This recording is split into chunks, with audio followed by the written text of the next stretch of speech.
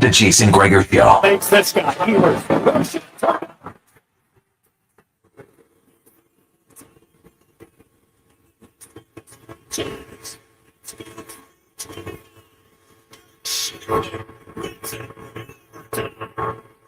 On Sports 1440.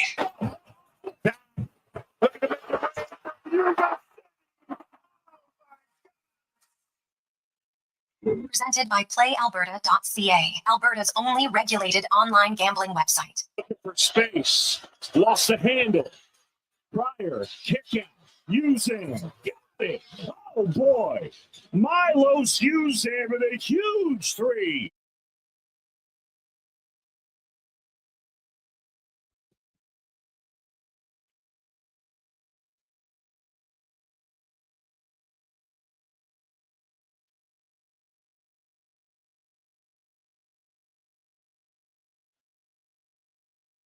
Well, a tremendous Tuesday afternoon. Welcome to the Jason Gregor Show on Sports 1440, Oilers Nation, YouTube, Facebook, and X, as always, presented by our title sponsor, PlayAlberta.ca, where you can get in the game, use the promo code Gregor50, and get a free $50 play. PlayAlberta.ca. Also, it is Tuesday, and you can get your tickets for Lotto Max tonight. $10 million up for grabs at PlayAlberta.ca.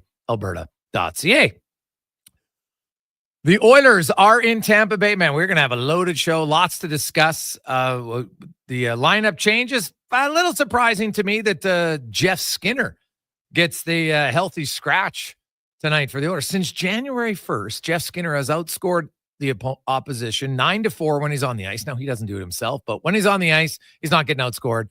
He also is tied for second in goals at 5-on-5 with 5, and he's third in points. And he's also missed 5 of those games. He's been a healthy scratch.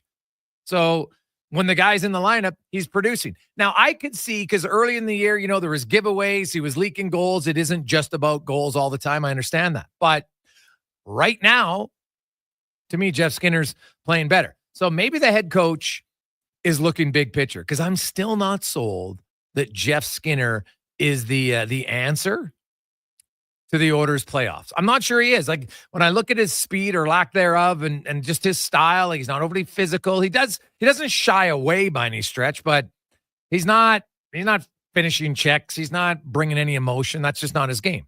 Totally fine. It never has been. I don't expect players to be what they're not. He's never been that guy. Right? Dylan Holloway would stir things up a little bit sometimes. Even Fogle, not a lot, but some. And they don't have that. And they're obviously quicker. So the coach, clearly, maybe he's looking at it. Maybe it's like, I'll give Arvidsson one final chance to get going here, because Arvidsson's going to play on a line with McDavid and Hyman. Draisaitl will go with Podkolzin and Matt Savoy. Hopefully Matt Savoy gets a little bit more ice time there. Nugent Hopkins was with Janmark and Brown.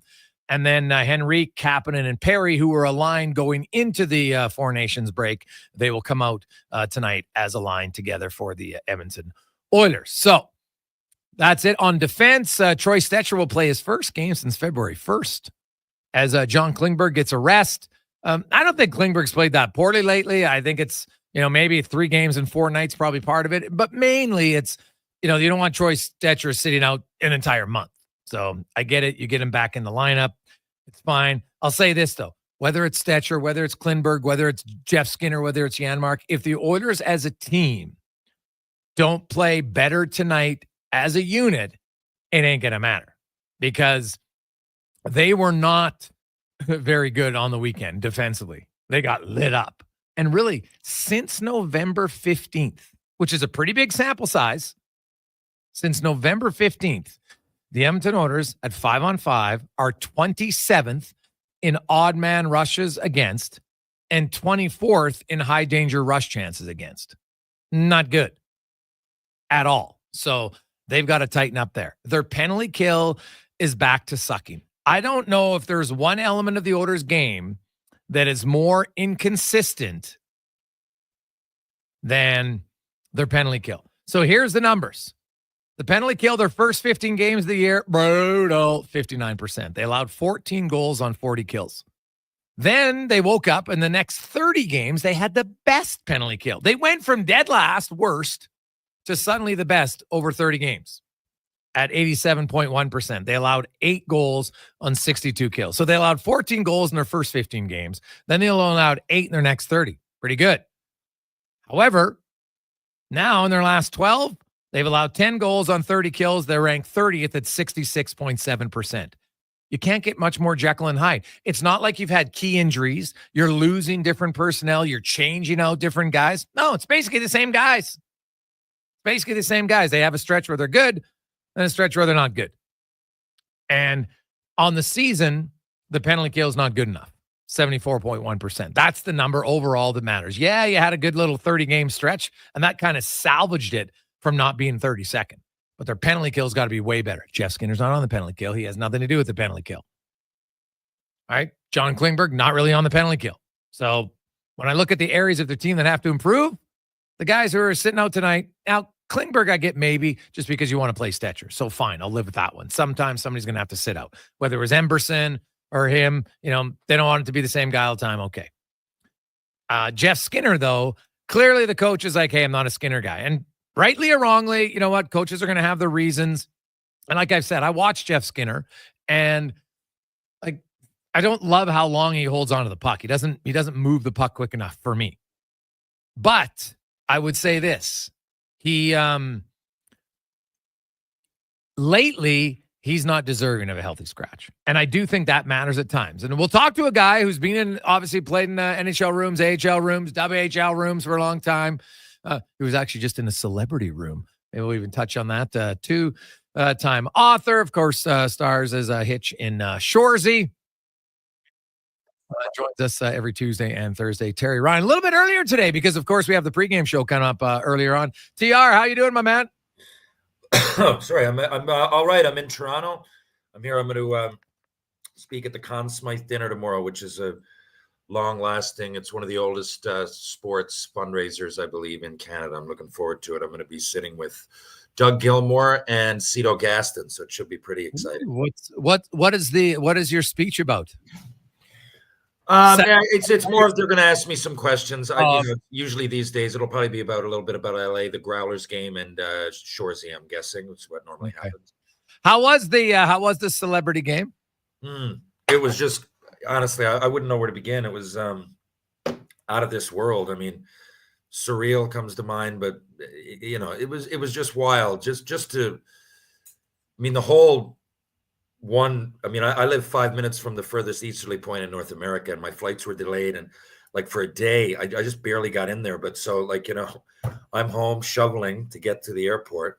And I half a day later, not even landing in LA and getting off the plane and going down to the JW Marriott right by Crypto Arena. And it all got underway immediately. And I wanted to get over there myself, Jordan Nolan, and Mark Montefiore, who's one of the executive producers of Shoresy. He was out there. I mean, he was just delighted how it all worked out. But we all went over really early. Said, you know what? We got red carpet and stuff waiting for us. What are we doing? Let's just get over there, meet people. And it was a great decision because I got over there. I was first, so I took out my tunes. I was controlling the room, the tunes in the room. And JR loves it when I do that. So he's got, there's a hierarchy. And JR was in there next to me, Ron McLean, Danny Heatley. Dion Phaneuf, BXs. So these are guys that I've met along the way and not my best buddies, but it's great to see them every once in a while. So we started there. Then Vince Vaughn came in. Okay. He was one of our coaches, Kobe Smulders. And it went from there. And all the celebrities were in and out, and, Snoop Dogg and Steve Carell, Will Ferrell. I mean, I could go on and on. It was just like one after the other. It was sensory overload. It was actually numbing. Well, that's good, buddy. Looks like it was a lot of fun. Raise some money. Now, I want to get to the orders. So now I want to preface this by saying I don't think Jeff Skinner's the answer for the Oilers' woes long term. I don't think he's fast enough. I don't think he moves the puck quick enough. However, lately, since January 1st, second on the team in 5-on-5 goals. He's +5, 9-4 goals for against 5-on-5. Only Corey Perry's better at 14-2, funny enough. And so when I look at this team who's leaking goals all over the place, they're not getting a ton of production. At least based on recent play, I can make an argument that Jeff Skinner should be in the lineup. I agree. His overall game, I don't think fits with what the Oilers are doing. So maybe that's a coach saying, yeah, okay, whatever. He's played better, but he's still not the answer. What do you make of the decision to sit down Jeff Skinner by the coach today? Yeah, I mean, the view from afar is an odd one, because why did you get him in the first place to do exactly this, didn't you? Like he was struggling for so long, and he catches fire a little bit. I don't know if you want to say catches fire, but he's more of himself lately, and that's a big, momentum and confidence have a big part of that. And lately, I don't think he's playing poor. Like of his whole year, of the resume that is 2024-25, I think he's playing his best hockey as of late, or at relatively late. He scored again the other night. So I don't know. Like, why did you acquire him in the first place if you're going to sit him when he's doing what you wanted him to do? And like I said, clearly confidence plays a part in most people's game. But I mean, with his, you could see it early in the year. He was getting sat out. He was getting benched. He was squeezing the stick. Now you got him where you want him, and you risk going right back to that, that dull part of the early of the year that he wasn't really doing anything. So I don't know. It's puzzling to me, but then again, I'm not in the dressing room. And ultimately, I'm not sure it matters. Like, let's be real here. The Edmonton Oilers, if they're going to go far, like here is the number, TR, that if you look at that has to improve for the team. Hey, Stuart Skinner, your starting goaltender, he's got to make a few more saves. No question about it. Team defense has to be better. They're giving up way too many odd man rushes. They're giving way too many high danger odd man rush chances. The other thing is, lately, Connor McDavid, TR, I'm going to give you some numbers. I know you're sitting down, so that's good. I bet you're going to talk about giveaways, but go ahead. No. In his last 4 games, Connor McDavid at 5-on-5 has been outscored 8-0. He's been outshot 38-23. And he has expected, if people are like, yeah, but he's not getting any chances, terrible goal. No, his expected goals for is 33. Like, he's getting murdered 5-on-5. Now, I know it's 4 games. It's actually 5 games. But the one game he got outscored 1-0. They did outshoot the opposition 15-7, so it wasn't bad. The last 4 games, 5-on-5, he's not been good. Giveaways are up, yes, by his standards. Not a huge amount, but up. But it's more so just to play like that top line with, and here's the other number. So when he plays Leon Draisaitl in that same time, if you look at his numbers recently, Leon Draisaitl in 48 minutes away from McDavid, outscoring the opponents 4-1. In 18 minutes with McDavid, gets outscored 2-0. Like, it's crazy to think, but right now the funk from 97 is even impacting Leon Draisaitl. Like, I know people never want to talk about it, but the Oilers, the reason I think they'll get better than their late games plays, because McDavid's not going to be like this for long. But I'd have to go back and look, and I'd be stunned if he ever had a 4-game stretch where he got outscored 8-0 5-on-5 and got outshot 38-23 in his career. I don't think it's ever happened. Yeah, I don't know the stats there, but I would really be surprised. That's why, honestly, this is a 1 out of 10 as far as worry for me. He'll snap out of it. Not only is he a great player, he's one of the best leaders. And a lot of people would say, he hasn't won anything. Yeah, really? You didn't see him lead last year when they went to the final Game 7. You didn't see him put the team on his back at numerous times. You didn't see what just happened with Canada, which also could be a little bit distracting. I mean, a lot of emotional and physical wear and tear there. I'm all for it. I loved it. The 4 Nations was awesome. But, I mean, for the guy who scored the winner, think of and had a lot of pressure on him. Think of all those thoughts, and you might not even seem rattled. You might say, I'm totally cool. But there's a weight, there's a tension on your shoulders, in your neck, in your head, that just goes with it. And we're at the time of the year. I used to hate this time of year.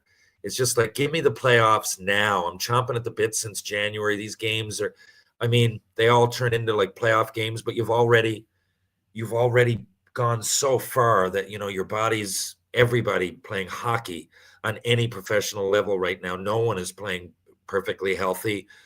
So this tends to be when I think a lot of mistakes are made and people squeeze sticks.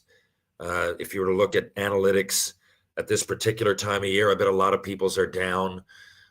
When it comes to positive analytics, I think we're just in a little bit of a funk. That's an outlier.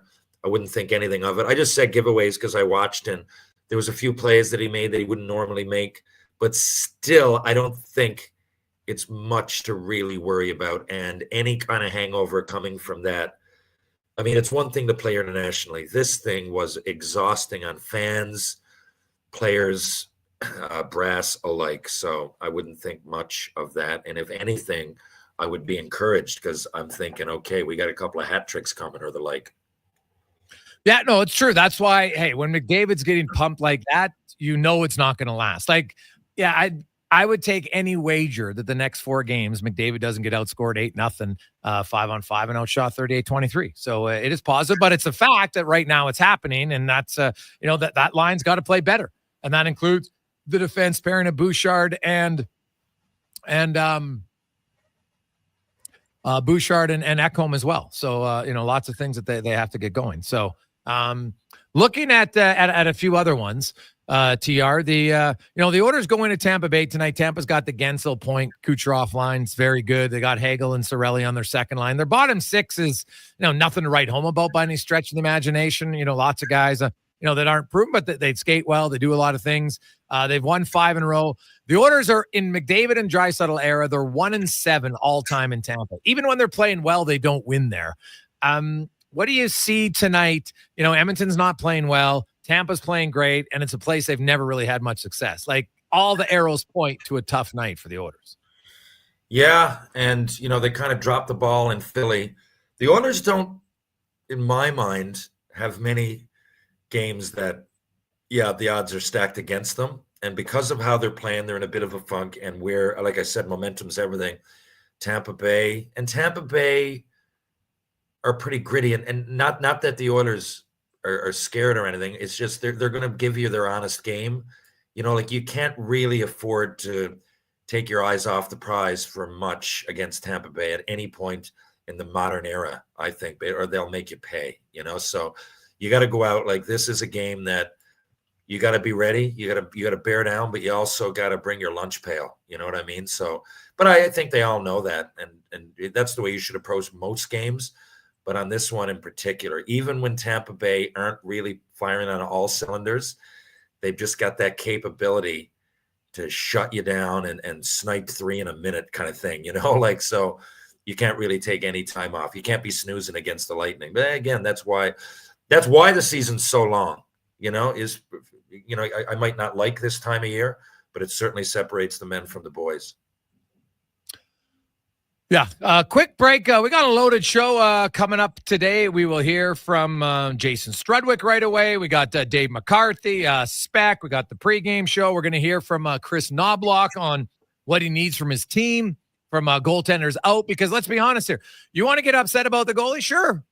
Goaltenders need to play better. But you can't say the goalies are the only problem when the Oilers have been leaking chance after chance after chance their last few games. Like getting obliterated. Giving up way too many good chances. Then you throw in too many guys not producing offensively. So the penalty kill is awful again. It's stunning that they've played 57 games this year, and the Oilers were out for 30 of those games in a row. They had the best penalty kill in the league. But the other 27 were so bad that they're actually 24th. Like, Matt, that's how bad they were. 59% in the first 15, and now 66% in the last 12. Like there's no in between here. Just get around 80% for a while would be a saving grace. So we'll talk a little bit with Struddy about the PK woes next on the Gregor Show, presented by PlayAlberta.ca. And we'll get your thoughts 833-401-1440 in our email inbox. 90 days? You're telling me I can buy a 2024 or 2025 Buick or GMC from Wolf GMC Buick and make no payments for 90 days? Whoa. And you're telling me there's more? It's the final days of GMC's employee pricing on remaining 2024 Sierra HDs and Yukons? Clearly now is the time to buy a new vehicle. I'm heading to Wolf GMC Buick, corner of 184th Street and Stony Plain Road. It's mere seconds east of the Anthony Henday. Wolf GMC Buick. We're making it easy. Day or night, tasting just the right. You can order Oodle Noodle at oodlenoodle.ca, delivering you the news almost right away. Remember, you can order Oodle Noodle at oodlenoodle.ca. So sit on your couch all day and oodle-oodle-oodle.ca. Oodle-doodle. I'm Colin Livingston, president of Cantork. Since 2016, we've been at the forefront of hydraulic torque wrenches in Canada. I'm delighted to share our latest venture, in-house production for quicker turnaround, superior quality, and heightened versatility. Experience excellence at cantork.com. It may sound cliche, but it's true. Building something new starts with a solid foundation. At GS Construction, we're growing Edmonton subdivisions with deep utility services and infrastructure that lasts. Every new project begins with skilled people like you, building communities from the ground up. GS Construction is hiring. So if you're a foreman or a pipe layer that's looking to put your skills to work for Edmonton and area in 2025, we'd love to hear from you. Visit gsconstruction.ca and join a team that digs deep and builds stronger. The job isn't done until the last load is hauled, and having a semi-trailer out of commission is not an option. Whether replacing or adding to your convoy, Edmonton Trailer has a huge inventory of new and used semi-trailers, trusted by the gravel, logging, oil field, fluids, and freight industries. Find a trailer right for you online or at one of their 3 locations. For sales, service, parts, rental, and finance, when you're in it for the long haul, Edmonton Trailer. Are you tired of waking up tired? Are you tossing and turning all night and stiff and sore the next morning? If your sleep is suffering, it's time to visit the Brick Mattress Store. Their sleep experts will help you find the right support for a restful night's sleep. Back sleeper, side sleeper, hot or cold, there is a perfect mattress for you. Plus, with next day delivery, your best night's sleep could be tomorrow. Check out the Brick Mattress Store locations in Spruce Grove, South Edmonton, St. Albert, and Leduc, and start waking up refreshed. Ritchie Brothers Auctioneers presents a massive 3-day unreserved heavy equipment auction at their Nisku site, February 26th to 28th, 8 a.m. Live on site and online. On offer, core construction heavy equipment, trucks, trailers, nearly every industry covered. Register to bid online. It's free. Priority bids and on-site view days and timed auction are on now. Sale starts tomorrow. Demand for equipment is strong. Contact your local territory manager to consign. More at rbauction.com. Hair Aware with Dr. Vance Elliott. Hey, Dr. Vance, does a hair transplant have to look like a hair transplant? There's a guy at work, his is totally obvious. My goal is to give every one of my patients a full natural-looking head of hair, so I stay up to date on the latest innovations. This is science, and more importantly, an art. I do things differently and move more hair than is normally done, resulting in a thicker look that is also more natural. Trust a world-renowned expert in hair restoration. Book an appointment at drvanceelliott.com today. Pickleball is the fastest growing sport in North America, and by sponsoring the upcoming NAPP pickleball tournaments, you can grow too. Reach a dedicated, expanding audience of pickleball fans and boost your brand's visibility through NAPP events and social media. Visit napptour.com/sponsors to learn more and get involved in this quickly expanding, wildly popular sport. Connect with the passionate and active pickleball community today. That's napptour.com/sponsors.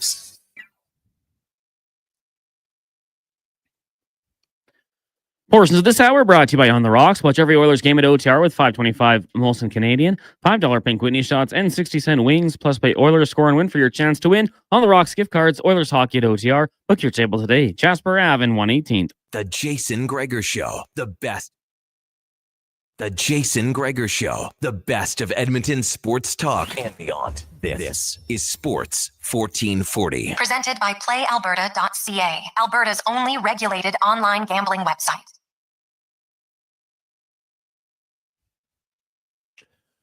Well, welcome back. Gregor Show presented by PlayAlberta.ca. It is game day. Oilers and Tampa Bay.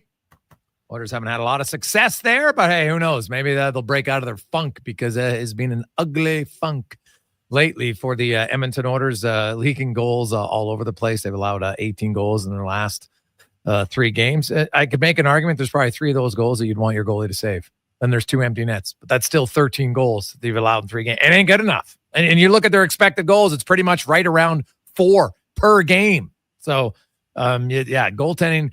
I know people want to always get upset about it because at times it's easy, but it isn't just the goaltending right now. No question about it. They need to be much better as a group. Let's get to Struds on now, brought to you by ACK Nation Electrical, and hey, they can help you be better as a group. You can earn a refundable federal tax rebate up to 30% of a solar's project capital cost. Right now, learn more, actionelectrical.net. The Jason Gregor Show presents Struds On. I don't believe in tea bags. I use loose leaf tea. It is so much better than the tea bags. I'll eat tea bags. I'll Struds On. I'm not a huge DJ guy. I mean, I guess if you had me a couple glow sticks and a tight white t-shirt that I can get wet, maybe I'd be into it. Struds On. There's a lone steakhouse I used to go to down in Kentucky, and they had bowls of peanuts. I wasn't sucking on those ones. I mean, you need to have clean nut. I'm talking about the kind you get in the bag at an Elks game. You know what I mean? It's time for Struds On. Well, Struddy, the Oilers have been sucking on some nuts lately, that's for sure. Have not been playing very well. How you doing? I'm good. Yeah, it's tough because, they've built their game really on a good defensive style of hockey for, I'd almost say since, a couple of weeks into Knobloch's time with the team. And this last little stretch has really not been that up to their identity. Yeah. Let's start with a few things. So I outlined the numbers. The Oilers' top line has been getting shredded lately. McDavid outscored 8-0. Ekholm outscored 7-1. Hyman 5-1. Bouchard 5-1. Like, not good in this 4-game run here for them. Now, those numbers are the number one reason why I don't think the funk will continue that long, because McDavid's not putting up plays like that very often, right? It's just not going to happen. But it is happening. And what are you not seeing from the top unit? Yeah, I think the last 2 games, Connor's -6. And whether you believe in plus minus or not, I mean, that's not ideal. It's pretty rare you see that back to back for that guy.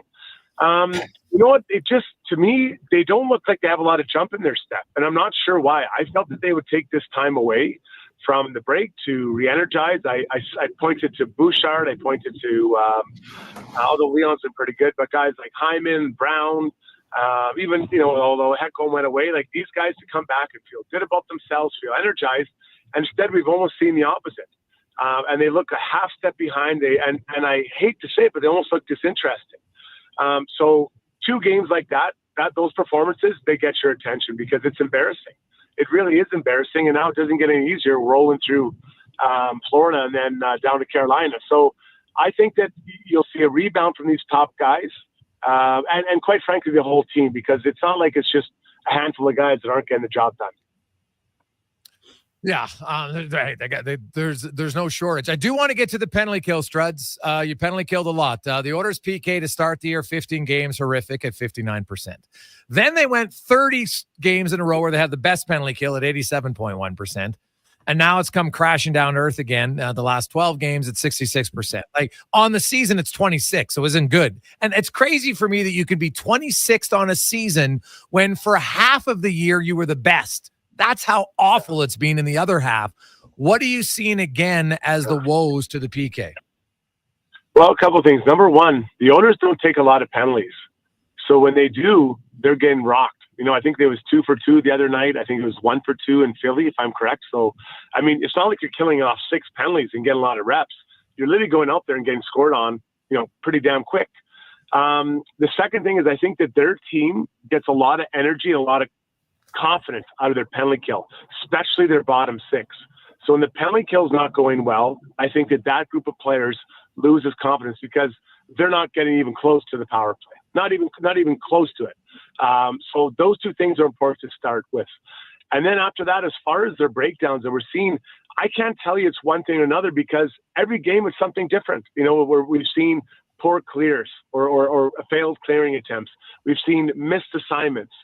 We've seen getting beat up the ice too easily or beat out of their zone too easily. So it's a little bit of everything. So again, it's not just one guy. But for that bottom 6 to feel good about themselves, they need to kill a lot better and get their confidence going on that penalty kill. PR?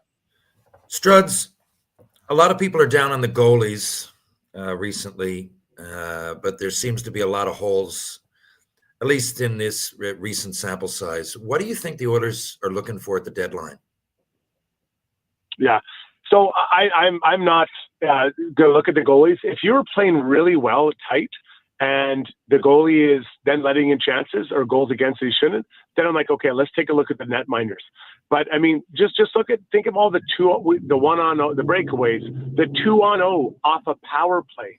Like you're a coach, you should never see a 2-on-0 off a power play. I think the Philly players are so surprised they didn't know what to do, and they didn't get a goal. They were so surprised. So there's so many chances against they're giving up right now that are preventable, and they're gifting these to the other team. The other team isn't creating them; they're gifting them. Think back to when Bouchard got poked off. They're trying to send it down the ice. Couturier gets his puck or stick on the puck, and now he goes backdoor, and Bouchard doesn't react fast enough. And now the backdoors happen. Mistakes happen. They do. But when they do, they don't want to compound it. All they had to do was turn sideways, recognize the danger of Couturier backdoor, put your stick in that lane, boom, and that's shut down. It wasn't the guy in the corner that was going to score. It was always going to be the other guy. So I don't. Can the goaltending be better? Yes. But the play in front of them can be much, much better. As far as the deadline, I think that the challenge that Bowman, if he decides to have a goalie, okay, we're going to trade for a goalie. And let's assume it's going to be someone to add more depth. Maybe that Hamelka out of Utah. I don't think he's a stand on his own top goalie. I think this is a guy now who becomes like a 1A, 1B. You don't want to lose Pickard because you want that depth. You want that flexibility for an injury behind him as well. So I'm guessing then that means you have to carry that extra contract and 3 goalies for the rest of the year. And from my experience, I've never seen 3 goalies work. There's only 2 nets in practice. The starting goalie gets all the reps. The other guys are, fighting over the scraps. So I think if you're going to trade for a goalie, you got to carry 3 goalies, and now that's 1 less player and 1 less player contract, skater contract, I should say, that you can have. You mentioned Bouchard. He's been making some bad plays, some giveaways in the wrong play, getting the line the other night just for no reason, making a move that it wouldn't have mattered anyway. Now, when he's on his game, like last year's playoffs, he's lights out, one of the best D in the league. What is it? What does he need to do to play well? Is it systems? Is it who he plays with? What is it? Or is it just hot and cold? Yeah. I mean, we've seen him play at such a high level last year in the playoffs. And I felt at that time what he was doing is he wasn't shooting himself in the foot. So he has the puck on his stick a lot, right? He's a talented guy. He moves well. People want it on his stick. But then he gets it, and sometimes some decisions he makes for no reason. And often it's not under pressure, right? It's a play that is like, oh, he just misfired or misread the play, or you're talking about that zone entry, I think, on the first goal against Philly. Like, there's nothing there. So don't try to create something that's not there. And maybe it's coming from a place where he saw from Darnell Nurse. He's trying to force plays that aren't there. Just shrink your game a bit, take the plays that are there, move the puck quick, and be sure-handed. Because you look at his numbers, he's still well above 500 as far as his goal share. But it doesn't mean that he can't just clean up those errors and then even elevate his play and the teammates around him even more. Jason Strudwick joins us on Sports 1440, a co-host on the Got Your Back podcast. Struds, what you said about Bouchard's bang on. Like, what's interesting about his struggles is it comes at the best element of his game, which is puck handling and moving the puck. It's not like we're seeing Bouchard, consistently out of position, missing reads. No, it's from turnovers with the puck on his stick. And that's the one area of his game that should be the most sound. So confidence is a factor, Struds. And even offensive guys go through bouts of where they struggle with confidence. And I think with Bouchard, you're seeing that because he's making plays with the puck that are very outside the norm for him. Like, you're always going to have some turnovers as a guy who carries the puck much, but man, he's had way too many. Yeah, so let's just compare him and me. So I was at my best when the puck wasn't on my stick, and I was just pounding guys, trying to hit them, trying to be physical, defending on the penalty kill. That is what I did well. Now, or tried to do well. Now, let's say if I wasn't hitting or I was missing checks, and then I started missing my assignments on the penalty kill, you're like, well, that's what you do. So if you're not doing that, what's the problem? That's your bread and butter. So Bouchard, yes, his numbers are pretty good, but he could be so much better because that's what he does. We want the puck on his stick. When you look around that team, you're like, I want that guy on his stick because he's usually sure-handed. He usually makes good decisions, and he makes those around him better by how he delivers the puck to them. So I truly feel, Greg, that it's coming from a place. at times he's trying to do too much. Just see the play. Sorry, make the play you see. Don't try to make the play that you want to see. And I think that is something that he could simplify his game. Simplify doesn't mean unskilled. It means just make the play you see as quick as you can, and then those special plays will develop from there. You know, every shift doesn't have to be a home run. Sometimes it can be 3 singles in a shift. You know what? That's probably good enough, especially with some of the forwards you're passing to. Looking ahead to tonight's game, you know, what's your? It's only been 2 games, but what's your thoughts on Matt Savoy early? And is it hard to know because the team, you know, around him did not play very well? No, I mean, I think Matt is a very smart player, and it is hard to shine when everyone's kind of around you struggling. But I think he's had some really good moments. I don't think that he's the answer this year. For a solution, I think long term he will be. But I like that he gets in on the puck quick. That he skates well. That he's heavy, and you could see when you know, especially against Philly, Leon was looking for him. Like, because Leon probably trusts him and says, hey, if I give this guy the puck, there's a chance I'm going to get it back. And we saw that on the goal that Leon scored, assisted by Savoy. So I think there's a player there. I don't know what his minutes are going to look like, and I think he was 10 last game in Caps. So he still lets him get a few more minutes. But there's a player in there. I just don't know that he's the guy to fill a hole or to take a spot in this stretch drive. You see Stan Bowman making a significant addition before next Friday? You know, Greg, honestly, buddy, I think everyone should be asking you. I saw your tweet about Evander Kane, and I mean, do you think they have clarity on him about where he's at? is he not going to come back? And you know way better than I have no idea. I feel like maybe they don't know, and I don't know how they can know. In my experience, when you get injured, now this is a little bit different injury because there was multiple injuries and multiple surgeries, but usually the communication between the player, the trainer, the coach, even the GM is very open and very, very clear. Hey man, like this is usually 4 to 6 weeks. We, you know, the short term, you might be back January 15th. Long term, it might be whatever, January 30th. And it's very clear. And you kind of know what's going on. And in this case, it doesn't feel as clear. Now, I don't know if they're trying to, get him on LTIR or maybe he wants to play. I don't know, but I feel like they better figure it out because I can't answer your question, Grace, till I know, but I'm going to assume that he's going to stay on LTIR. So if they do that, then I think they will try to fill a spot or two. I don't think it'll be a netminder. Maybe they try to add a D man, but they got to be careful. They don't have a ton of assets to be handing out. And I don't think you want to give up on the young guy that got in the first rounder, or was it O'Reilly? And then on the guy we just talked about, Savoy, even Bo Akey. Like they need some players because I'm assuming McDavid's signing back for another 8 years. They need someone to play with these guys over that time. And I know that's not what Oilers fans want to hear, but you do have to look ahead a little bit. Yeah, it's true. Now for Kane, it's a very valid question. So I can say this with very confidence. He's not going to be back in March. Just because a guy skates 60%, he hasn't skated in 8 months, right? It's his first time really on the ice, and he was skating about 60%. I was told by sources. And to get up to 100 is it's not just like, I'm skating for a week. Like you're coming off major double hernia surgery, torn abductors that were repaired. Like it's going to take him a while to get back up to speed. And then, you get up to speed. Then it's like, okay, well, where's my cardio? Can I go stop, start, battle, push off a guy? You know how that is. Like it's, you'd probably do a better job explaining like 60% to 100% isn't as quick as people think. And I think with Kane, the concern is what if on April 10th, he's like, well, I'm ready to play. And I think anybody knows that Kane, he's like, well, he's not shy of saying I'm ready to play. So then what do you do if you've used up his LTR? Now, maybe you do it anyway because you're like, well, someone else could get injured, which is very possible. Or there is the one out card that I know some people don't understand, but it's very true. Due to Kane being on LTR for as long as he has, normally when you go on a conditioning stint, Struds, you count on the NHL roster.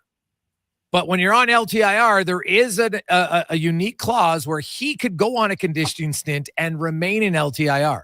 So if they put him on a conditioning stint for a week, he could go play 3 games in the American League and he wouldn't count against the cap. So if they think he's ready, even if they're like, well, geez, he's concerned. Now he'd have to agree to it. That's the other wild card. But if I'm Evander Kane, why the hell wouldn't I agree to it? I'm getting paid the same money, and it's going to be a lot easier to play 3 games the American League and get up to speed than it is to try to play 3 games the NHL. Yeah, and they have to figure that all out in a week, or whatever it is, Yes. where we had, and so I think that's where it becomes so complicated. And that's an interesting wrinkle, because I thought in conditioning skin automatically you're on the roster, but I think it's a really tough one. And just you're talking about the working out. Like, I saw your 60%, and it is a long ways, because you first got to feel decent with your stride, and you got to start working towards getting in shape. And then there's the conditioning about battling against someone else. And I think at least it's 6 weeks. And I think that's on the very low side. Now, Kane's a pretty good athlete, so, I'll give him the benefit of the doubt, but at least 6 weeks. So I think there's a path here that the NHL if the owner said he's going to be on LTIR all the way till playoffs, I can't see the NHL saying, no, this is crazy. We've seen some other things that happen. But you're right. Maybe Evander wants to come back sooner. And they have to talk to him and figure out what does it look like. And I'm just guessing here, because they haven't decided, haven't come out and said it one way or another. Yeah. Well, because honestly, I think they're waiting for more information, right? Like him getting on the ice, you talk to the doctors. Again, everybody knows he had the major surgery. But Struddy, you might recover in 5 weeks, might take TR 6, might take me 7 or 4, depends on it, right? Like, that's the hard part. You don't really know. Some guys think they're better healers. And then the other thing is, and TR, you can talk about this, that guys think they're ready. They say they're ready, but they're not really ready. Right? Yeah. I mean, especially guys with strong personalities, right? Like, so you don't really know. And I commend them for it. He seems like a guy who's biting at the bit. For me, if I'm a coach or I'm a player, I love that tenacity in guys, but it also stands to reason that, you don't want to hurt the team either. So it's a fine line. And I guess, that more people, there's an example, there's a lot more known on the inside here than we'll ever know. So if I had to bet with Evander Kane, I would bet he's coming back. But, and when he wants to, he's going to let you know that, but that's just me. Yeah. Well, yeah. And that's the thing, like this, because I think, hey, could Mark Stone have played a week before the end of the regular season? Maybe. He might have been able to, but why wouldn't you wait at that point? We talk about it, Struds, all the time. Don't rush a guy back. Don't rush a guy back. So, but it's, will Kane be that guy? He beats to his own drum a little bit. And would he go to the minors even for those 3 games? Yeah. Right? I mean, I would think most people would, but I don't know. Yeah. Like you should, right, Struddy? We've seen guys do it. There is a big advantage, like just trying to get your timing back. Like you're down in the American League, no one's watching. It's a lot easier to do it, especially because he's getting paid the same money. It's not like he's going and getting paid less while he's there. And even just getting the routine back, and like he hasn't played for a long time. Now, the one thing we didn't touch on, boys, is that this will be the first time he'll skated in a long time and felt really good. Yeah. Right? Like he'll feel really healthy. Now, you think about the preparation he tried to do to get in those playoff games, and it was all that injuries going on. So now he's going to be feeling really healthy. So he may be able to push himself even harder than we think to get himself back up and ready. But practicing is not even close to games. And they'll get him out there with the extra guys, and they're going to toss him around, and he's going to battle. But when you have to skate, 200 feet and get into a battle with a monster, then skate all the way back and then got the puck out, it's not the same as skating laps with one of the smoothest skating coaches, David Pelche. Wow, that's true. Struddy, what's your prognostication? What do you see happening tonight in Tampa Bay? I really think the Oilers are in one of those dips, and we've seen other teams take dips, like we saw the Winnipeg Jets. So I think they'll play better but lose again. Yeah. And I think the next couple of games are going to be tough. I think maybe they'll win the last one. This is not abnormal for a team to have dips in the regular season. We just look at the top 3 teams in the Pacific Division. I think before the finish of the game last night, they're all 5-4-3 or something, like in their last number of games or whatever it was, or 5-3-2, whatever the math is. So I think they're going to dip a little bit, but start getting better, lose games they should probably win. And then they'll find themselves on steadier ground when they return to Rogers. Awesome stuff, Struddy. Thanks, man. Enjoy the game. We'll talk to you next Tuesday. Yeah, can't wait, boys. Thanks, guys. There you go. That's Jason Strudwick, brought to you by Action Electrical. Jason Gregor, Terry Ryan. We got lots of texts to get to, lots of questions on the Oilers, and hey, I understand why, because the last few games, ugly. We'll get to all that and more on the Gregor Show, presented by Alberta's only regulated online gambling website, playalberta.ca. Mr. Rooter travels the world. Buongiorno, Italy. Nothing beats immersing oneself in another culture. Ooh, look at that. What an intricate design. Huh, wow. What a weird way to turn on the shower. OMG, a dedicated porcelain bidet. Do I try it? Well, when in Rome. Oh my, this beats that robot toilet in Japan. All plumbing roads lead to Mr. Rooter. Edmonton's premium live music and party venue is On the Rocks. Check out Bingo Tunes on Monday. Perform on the best stage in town with karaoke on Wednesdays. Learn how to salsa with Salsa Rocks on Thursdays. And every weekend, OTR goes live. With your favorite bands on the OTR stage and DJ Kenny K. For everything that's going on at On the Rocks, give us a follow. Facebook, Instagram, or Twitter. At On the Rocks, EDM. Eat well, party hard. On the Rocks. On the Rocks. On the Rocks. Open every day till 2 a.m. Okay, how about you give us your star winger for a bag of pucks? What if I throw in some Will Hawk beef jerky? Yourself a trade. With Will Hawk beef jerky on their side, the Alberta teams definitely have an unfair advantage this trade deadline. Pick up some today and use it for trade leverage in your fantasy league. No way, man. It's way too good. Will Hawk beef jerky, only available in Leduc. Get yours today, because you don't win trades with salad. Attention drivers, it's the midwinter tire clearance sale at Fountain Tire. Right now, you can save up to 20% off all in-stock winter tires. That's right, premium brands, unbeatable safety, and incredible savings. But don't wait, this sale ends March 8th. And once they're gone, they're gone. Contact your local Fountain Tire for complete details. Introducing the new McSpicy from McDonald's.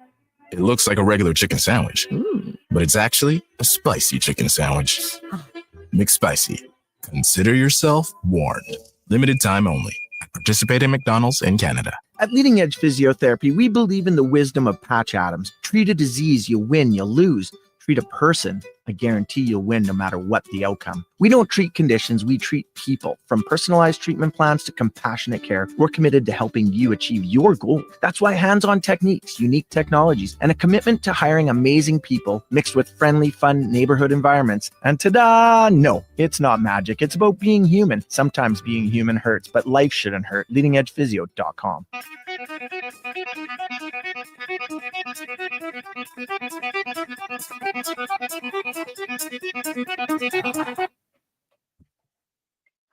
Portions of this hour brought to you by Culligan for all your residential water needs, your local water treatment company. More than just big bottles, Culligan.com. Tricks, touchdowns, and home runs. Get it all with the Jason Gregor Show on Sports 1440. Presented by PlayAlberta.ca, Alberta's only regulated online gambling website.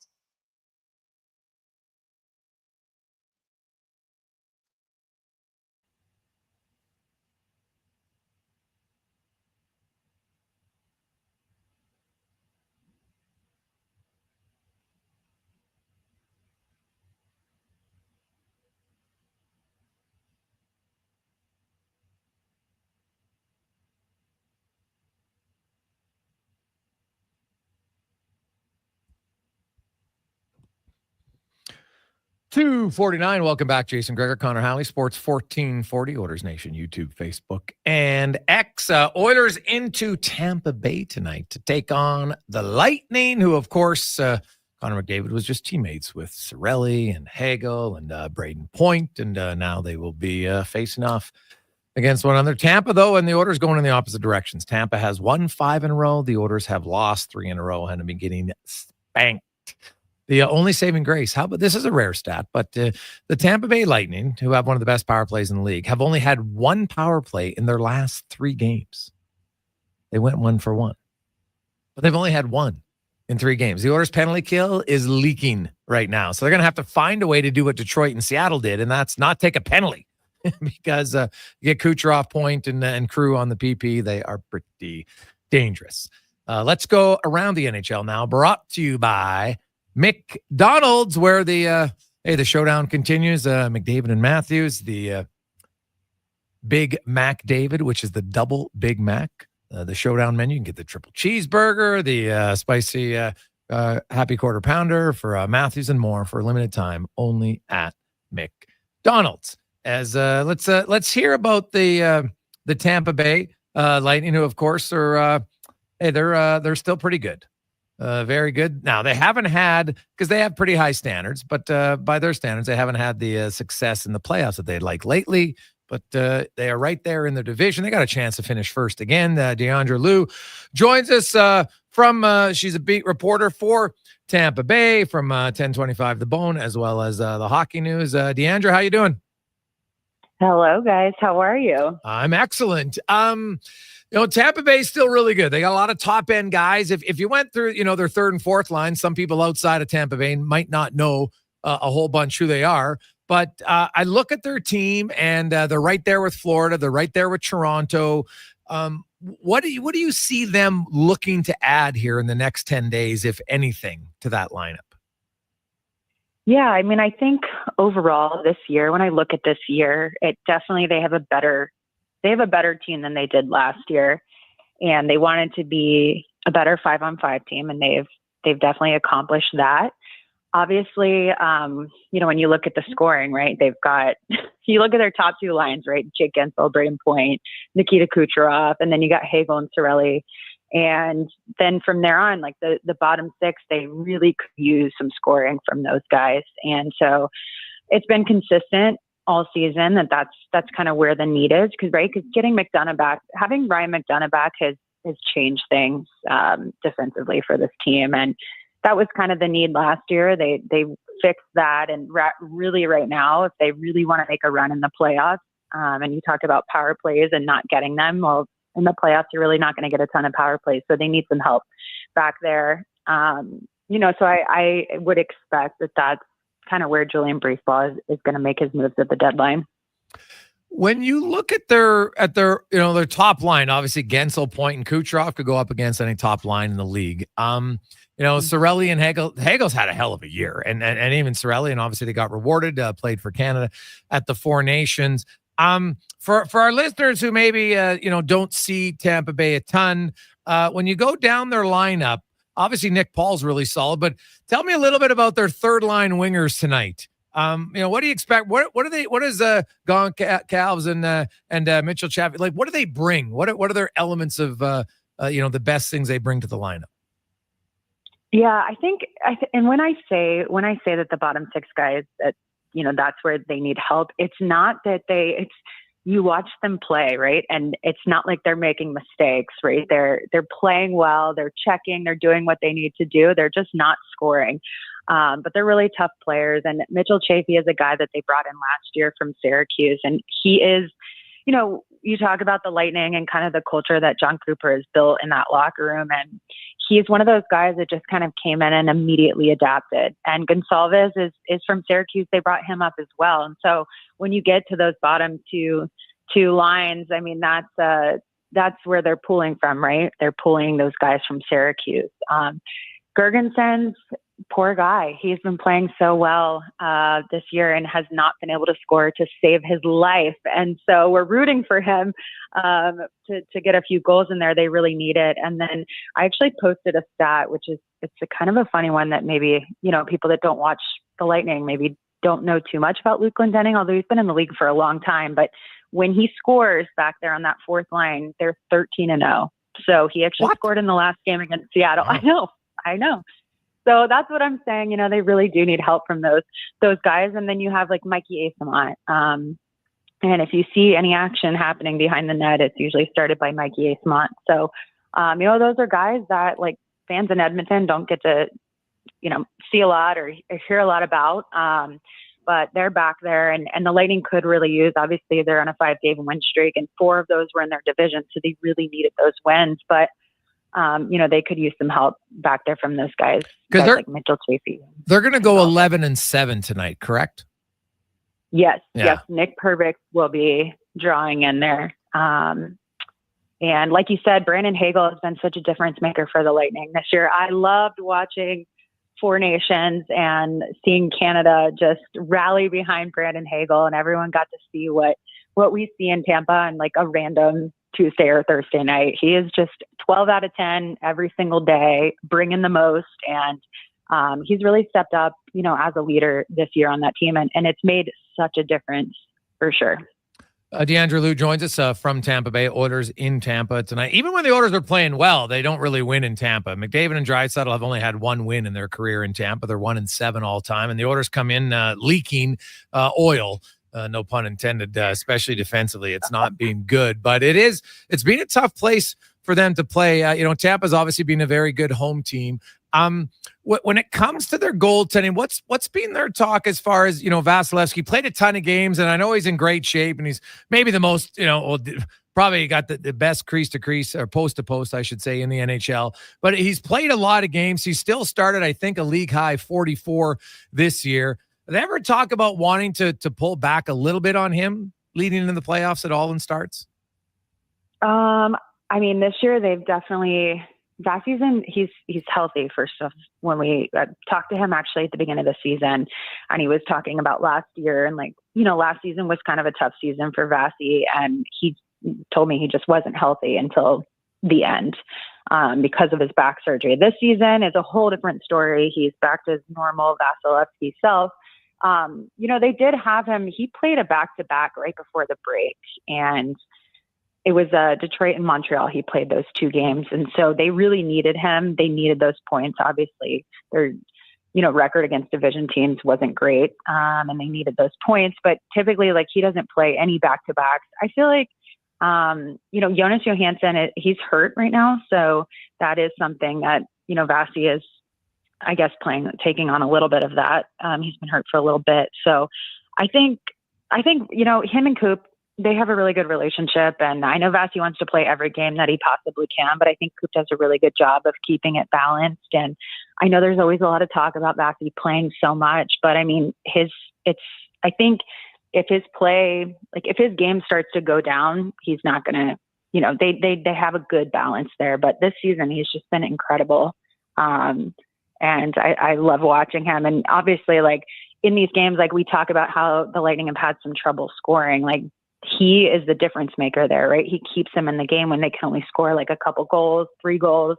He keeps them right there. So I think he's been off the charts. I'm sure he'll have I don't want to jinx him, but he'll come out and play really well tonight too. DeAndre, thanks so much for this. We appreciate it. Enjoy the game and enjoy the weather in Florida, Tampa Bay. Yeah, thanks for having me on. It is sunny and beautiful here today. I'm not going to lie. Yeah. It's a good day for a hockey game. You know what? We had a cold snap of a month, and it's +4 here today. So it's t-shirt weather for us. So it actually feels pretty good. Oh, my God. So, so it's actually pretty nice. So nice. Awesome. A little colder, though, than what you're used to right now. That's for sure. A little bit, yes. Awesome. Thanks. Enjoy the game. All right. Thanks, guys. That's DeAndre Lou joining us from Tampa Bay. And so obviously bottom 6 help, but that's quite the stat on old Glenn Denning. 13-0 when he scores a goal. Guess he scores some timely ones. If a guy doesn't score very much, that's a crazy stat, actually. Crazy stat from DeAndre on him. 2:59. Let's get to the con man on a Sports 1440 update. Brought to you by Legacy Heating and Cooling. They are hiring HVAC installers and plumbers. So you get great wage. Also, for the right candidate, you can get a hiring bonus. You'll also get RRSP matching, as well as tuition reimbursement, and a great place to work. Apply today at legacyheating.ca. This is a Sports 1440 update. It's game day. The Oilers in action tonight down in Tampa, set to take on the Lightning. Puck drop 5:30. We've got pregame coverage for you right here on Sports 1440 at 4:30 with Andrew Walker and Jason Gregor. Elsewhere on the NHL tonight, Flames in Washington. Flyers host the Penguins. Canadians take on the Canes. Ducks in Buffalo. The Bruins hosting the Toronto Maple Leafs. Rangers meet the Islanders. Blues host the Kraken. Panthers in Nashville. Wild take on the Red Wings. And to wrap it all up, Utah hosting the Chicago Blackhawks. In the association, the Raptors will host the Celtics.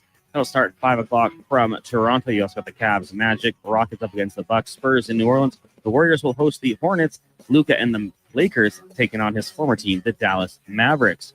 From the WHL, the Oil Kings on the road. They're in Moose Jaw taking on the Warriors. That gets going at 6. In the AJ, one game tonight. Bonneville heads to Whitecourt to meet the Wolverines. That'll start at 7. And in the PWHL, Montreal hosting Toronto. Puck drop 5 o'clock. From the NFL, the Buffalo Bills rewarded wide receiver Khalil Shakir with an extension. He signed a 4-year deal worth up to $60.2 million, 32 of which is guaranteed. For his career, Shakir has 125 receptions, over 1,500 yards, and 7 touchdowns in 46 games. Coming up in hour 2 of the Jason Gregor Show, we will once again be joined by our co-host Terry Ryan. We'll also hear from Dave McCarthy of Sirius XM and ask 5 questions. I'm Connor Halley. This has been a Sports 1440 update. Sports 1440, a Stingray radio station broadcasting on Treaty 6 territory. Download the free iHeartRadio app and listen to CKJR wherever you go. Oodle Noodle Origins. In 1864, Francis Oodle took over his dying father's business as a leatherman. He was quite proficient, but his heart was never truly in the trade. After his father's death, Oodle met a cocksure young man named Vladimir Nudel, who was a trailblazer in the popular new art of food boxes. They formed a partnership and aimed to ply their trade in the New World. At Ellis Island, Nudel was renamed David Noodle, and henceforth, the franchise has been known as Oodle Noodle. You've got a go-to coffee spot, a trusted barber, even a lucky game day jersey. But when it's about looking your absolute best, there's only one name you need. Mr. Dirk. Family run since 1939. We're experts in crafting impeccable tailor-made suits and offering a wide variety of everyday styles. Pair that with personalized one-on-one fittings and the convenience of on-site tailoring. Mr. Dirk. Elevate your style game. Visit our Edmonton store or explore MrDirk.com. Score big on style with Mr. Dirk. You've probably heard the word rehab before, but when GS Construction talks about rehab, we mean bringing aging infrastructure back to life. Water and sewer systems that keep our communities flowing. GS Construction needs skilled pros who know how to get it done safely and efficiently, and that's why we're hiring. If you're a foreman or a pipe layer, apply to a company that's building for Edmonton and area for 2025. Join a team that's as solid as the infrastructure we restore. Visit gsconstruction.ca and join our crew today. For Japan, we've been warning Edmontonians on the hazards of our stormwater facilities. While they may appear to look like still ponds, there is moving water beneath the surface, which makes the ice dangerously.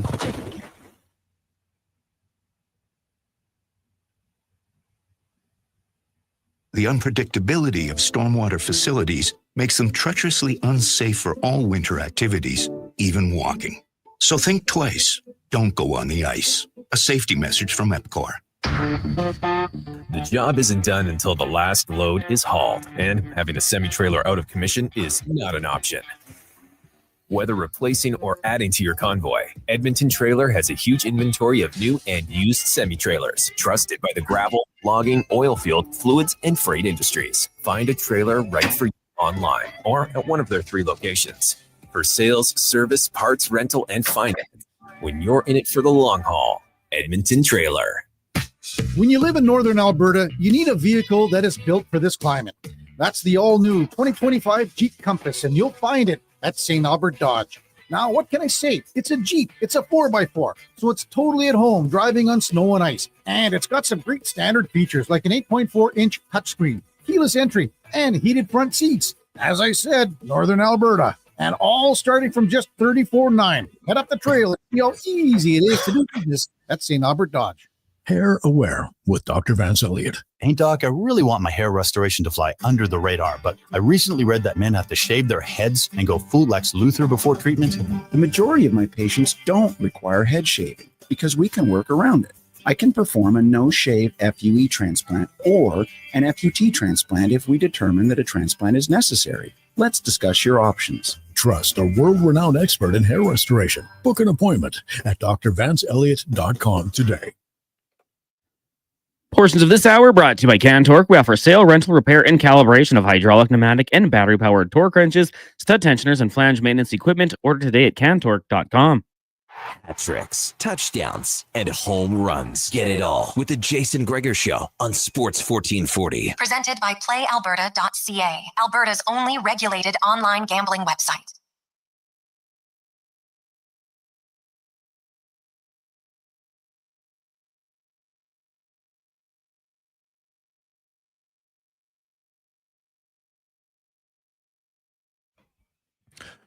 Just after 3 o'clock. Welcome back. Gregor, Halley, Terry, Ryan with you. Sports 1440, Oilers Nation YouTube, Facebook, and X, and Instagram. Thanks for watching the show, listening here on the radio. Of course, at sports1440.ca. Many of you got it on the app as well. Thank you very much at Radio Player or iHeart. Radio Player app and the Stingray one I find are the best. Just me. We got a lot of text to get to. 833-401-1440. Hey guys, is there a possibility the Oilers move on from Kane? His no trade clause expires at the deadline, does it not? From Stu Lou. Well, he has a full no movement clause, and then on March 1st, he has a 16-team no trade list. So he still has that for the remainder of his deal. I don't see Edmonton moving on. I guess it's possible before March 7th, but I would think most of the teams on his no movement clause would be teams that aren't playoff teams. So, now, and the other thing is trading Kane doesn't help you at all because it just eliminates your LTIR space. So I would say 0 chance it happens. There's no benefit to do that. He doesn't count on your books. So you trade him, and now you have no LTIR space. So no, I don't. Plus, there's an upside. He's got a lot of intangibles that are very desirable. It's easy to be out of sight, out of mind, but when he's on, he's a huge commodity that most teams would want. So I just like you said, risk reward and all that. I don't know. There's not much point, right? Getting rid of him. No, I don't see it this season at all. And Kane offers a unique element. Now there is the can he stay healthy? That's probably the next question, right? Like that's some serious surgery. And you hope now, Kane has said, man, it's the best he's felt. He's pain free for the first time in a long time. So, that in itself, and I'm sure you've played hurt, Terry, like it's hard to describe, like, okay, just put it out of your mind, don't you? But it does impact you because guys play hurt and there's difference playing a little bit injured, but you try to get through it. And we've seen lots of players who just, you're not the same guy. You don't have the explosiveness. Like you're healthy enough to skate, but you can only skate at maybe 80%. And if you're not McDavid, and even McDavid, if he's banged up sometimes, you don't see him, dominating to the level you're used to. Like it makes a difference for any player when suddenly you have to play with an injury. Huge. You just described my career-ending injury. It wasn't a life-threatening thing that hurt me forever or anything. It was just like I lost the step and I didn't have that to lose. Unfortunately, I lost it at 22. But, when you get older, that's the one thing is that, yes, injuries you recover from, and he's had a lot of time off. He might be pain-free. But as you grow along in the tooth, you might feel great. You might feel better than you have in 8 years, but your body's also 8 years older. And recovery is one thing, but just getting it done and being the same dynamic player, that you might be starting at a little bit of a decline. Now, how do you deal with that? Some players, look at Corey Perry. I mean, he's dealt with it amazingly and adjusted his game. The most obvious example, I think, in sports is a pitcher who gets a little bit older. Extreme example being R.A. Dickey, who came up with a knuckleball, and then all of a sudden, you adjust, you evolve. He ended up being a Cy Young winner with the knuckleball. But we don't have that in hockey. But I'm just saying, so you never really know. But for me, it's still Evander Kane. And if he plays with the same attitude, and I'm not saying, it's not like the guy's 45 years old, but I'm just saying, he had an injury. It's something to be aware of, but it wouldn't be a red flag or anything yet for me, And what do you got to lose? You haven't really even seen him play yet this year. He can only help. Now, it's an outside chance, but yeah, for me, Evander Kane, and everything that goes along with that. It used to be attitude, but I think his attitude's been pretty good for the last few years. Just can he stay healthy or not? Yeah. A few other ones, 833-401-1440, 833-401-1440. This one comes in. Hey, TR, I'm curious. I know you've talked about you played with an edge. Do you think other guys, like the Oilers have a lot of guys who don't play with an edge. Do you think some of them can get it? Or is it you are what you are at this stage of their careers? That comes from Mike. That's a great question. And you're only going to go so far outside of that comfort zone, most people. I mean, a lot of people reach inside. Again, I was one of them. I wanted to contribute somehow. And if I started to see the tea leaves going, you know what, I'm probably not going to be first two lines on this team. Okay, this is where I'm, then the gloves might come off a little bit more, finish more hits, try to play defensively. But not everybody has that capability. A good example, I would say, is Mitch Marner. I spoke about it the last time we were on, and I think it was the Thursday, and they were going into the final that night. I said, just if he can play a little bit intense, maybe block some shots, maybe finish some hits, because he's not going to drop any gloves or anything. But if a guy like that shows intensity just on any level, then it really goes a long way. It's no different than Kane dropping his gloves, So I think that can definitely be a factor. And anybody that doesn't have the capability to sack up a little bit, give their balls a tug, for lack of a better way to put it, shouldn't be in the NHL. There are rare examples, but I remember even a guy, remember Alexei Yashin? I remember playing against him and being like really disappointed because he could have done a lot better. Look, yes. He's a lot better than I am. I'm not trying to compare. So before I get these flood of emails, who the hell do you think you are? I just didn't think that guy really gave a crap a lot of the time, and it was really noticeable. And I think it would drag down a lot of your teammates. Hence, I don't remember him being on any winners, and he was one of the main players wherever he went. So like that, I think you can lead by example. I mean, McDavid is the obvious leader in Draisaitl in Edmonton, but everybody can be a leader. And there's been times over the course of the last few years that they just need people to go out and just play solid and finish hits and just not get scored on a lot and just carry the ball. And I think all of the Oilers are capable of that. Hey, boys, tell TR I love the new season of Shoresy, Murray and Regina. Now, I haven't got to the point. People have been asking me if I've seen the karaoke scene, but I knew there would be one singing. It's just you probably, like, how much did you slide him a 20 spot, or did you slide him a 100 to ensure that you could get a karaoke scene? No, Jared knows that I'm really into music. So all that tune stuff, I remember I said those words. Sometimes he writes on the spot, and it was around, we were in the first season, like first couple of weeks, because I do what I do there, what I do home. It's Friday. It's time to, when work's done, okay, I'm going to tie one on one day of the week. It's usually Friday. You can't be boozing when you got lines to learn and everything. It's just way too hard. So we really look forward to Friday, Saturday. So I just said to the guys, hey, come over in the afternoon. Hey, Keith, you want to come over and play some tunes? He said, what? I said, hey, just come over and play some tunes. He goes, I've never heard of it referred to like that. So that he put that into the show with Pam and I, and then we I give a lot of records. We got talking because the music's great. I'm not responsible for picking the music, but I think a lot of them might be influenced a little bit, not a lot, but some of them on my requests, or definitely my likes in each genre. But Keith's most of that all on his own, and we talk about music a lot. Okay, first of all, so I know he knows I love that song. It's Sheriff, When I'm With You. Now he did. Once in a while, I'll get a phone call and he'll say, hey, guy, do you like this song? Do you think you could sing it? And then I know where he's going with that. So that was probably 3 months before it happened. And I was like, yeah, man, whatever you need. I read the little blurb that he wanted me to do. I was nervous because I said, we could go with a bit easier of a song here. It's a beauty song. The guy's voice, Jet's voice, I can't remember his name, but he's just got an angelic voice. And at the very end of the song, little known fact here, the very end of that song, it's the longest held note in the history of Billboard Top 40. He holds it for over 20 seconds at the very end. I didn't have to do the very end, but the song is associated with fantastic vocal clarity and vocal range. So I was nervous, but I went 2 weeks before that. I didn't, usually I smoked the odd joint. It was none of that. I drank tea with honey, didn't booze, nothing. I didn't raise my voice. I just wanted to be, I said, I got an opportunity here.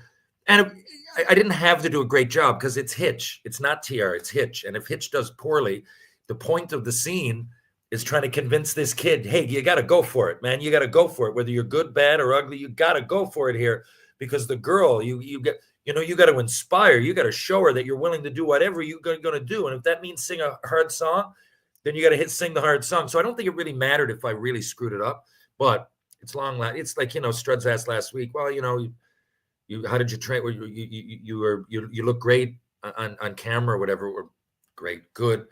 with your shirt off. But I'm like, yeah, when you got 3 months and you know it's going to happen and millions of people are going to see it, of course, you prepare. So I just figured this is going to be lasting. I might as well take a shot at it. And it kind of worked out. But it was nice that, well, you'll see the scene as it progresses, the guys kind of get behind me and it becomes a bit of a team thing. But it was definitely one of, and probably the favorite thing that I've ever done on camera. It really lasted. We had a lot of fun that day. The boys supported me, and you can see we're laughing on there, and all those laughs are real. Okay. Now a few other ones, 833-401-1440, 833-401-1440. Back to the Edmonton Oilers. And, you look at, hey, they're in a funk. Struddy said, you go into a funk. It's going to happen at times during the season. And, right now, I think it gets magnified because the Oilers are coming off a 2-week break, right? And fans are like, all right, we're excited. They just won. They being Canada. Just won. McDavid, of course, scored in the final 3 games. Huge goals for his country. Great. They come back, and they don't lay 1 egg. They lay 2 eggs. And they were ugly, right? Like, they soiled the sheets really bad. And they had soiled the sheets. They didn't play that bad against Colorado, but obviously they had some plays that, a few goals Skinner would like back for sure. But, the Chicago St. Louis games, they find ways to win, blew leads and weren't playing very well. So it's been kind of coming. And then coming out of the break, you're like, oh, they were tired. They'll come back and refresh. Well, they're not. So I think it increases the stress level of fan. And I think it's totally valid and fair to look at it. And to me, I'm kind of curious, like, now you're in Tampa, Florida, Carolina, like 3 really good teams, right? Like, that's 3 of the top 6 teams in the East. They could easily lose all 3 of these games. Now, it doesn't mean their season's over. It means that their funk is being extended. But I wonder kind of how it plays on the mindset of the players, but more so management. And if all of a sudden you have a 4, you win 1 out of 7 going into the trade deadline, if all of a sudden maybe the GM panics more. I'm curious. Yeah, and I think there's something to point out. Like, they went to Game 7 last year. They went as far as they possibly could. That little break was like one of the biggest breaks they've had in a couple of years, even including the summer. Like, they've gone a long time. And I think Washington didn't have anybody at the tournament. I could be wrong there, going down the lineup in my head. So Washington had a true break, and that can also be evident. But for me, I know, like look at teams. I think it was LA went to the final a few years in a row, or 2 at least. Chicago, in recent 10, 15-year history. And these funks happen because you get in a groove, and, in the back of your mind, you're like, if we want to do it, like, we got to go a long time. Like, we got to go another 5 months. Everybody's saying, oh, the season's winding down. Yeah, I guess. But you still got a long way to go. So sometimes these like lulls in the season that seem long and monotonous, they really are for a player. And for me, it was more mental. I don't mind the physical beating. You might feel the pain, but it's a bit of a mental grind. And you're on the road and you're coming out of things, and the weather might suck. There's a lot of things going on that of all the months in every year, including minor hockey, I hated February. I really did. So, maybe I'm speaking for myself, but, on top of everything, they just played a lot of hockey. I wouldn't be alarmed. Quick break. When we return, Dave McCarthy from Sirius XM will join us as we continue. Busy night in the NHL. No surprise, it's Tuesday. Lots of games on Tuesday, and it is Tuesday. So Lotto Max, get your tickets for tonight's draw. 10 mil at playalberta.ca. Edmonton's premium live music and party venue is On the Rocks. Check out Bingo Tunes on Monday. Perform on the best stage in town with karaoke on Wednesdays. Learn how to salsa with Salsa Rocks on Thursdays. And every weekend, OTR goes live. With your favorite bands on the OTR stage and DJ Kenny K. For everything that's going on at On the Rocks, give us a follow. Facebook, Instagram, or Twitter. At On the Rocks, EDM. Eat well, party hard. On the Rocks. On the Rocks. On the Rocks. Open every day till 2 a.m. Bringing every project to life requires the right team. By joining the Japa Machinery Group service or sales teams, you can be part of setting a new industry standard. Celebrating a legacy of excellence with Japa. Learn more at japamachinery.com. Hey, did you know you can get a free drink today?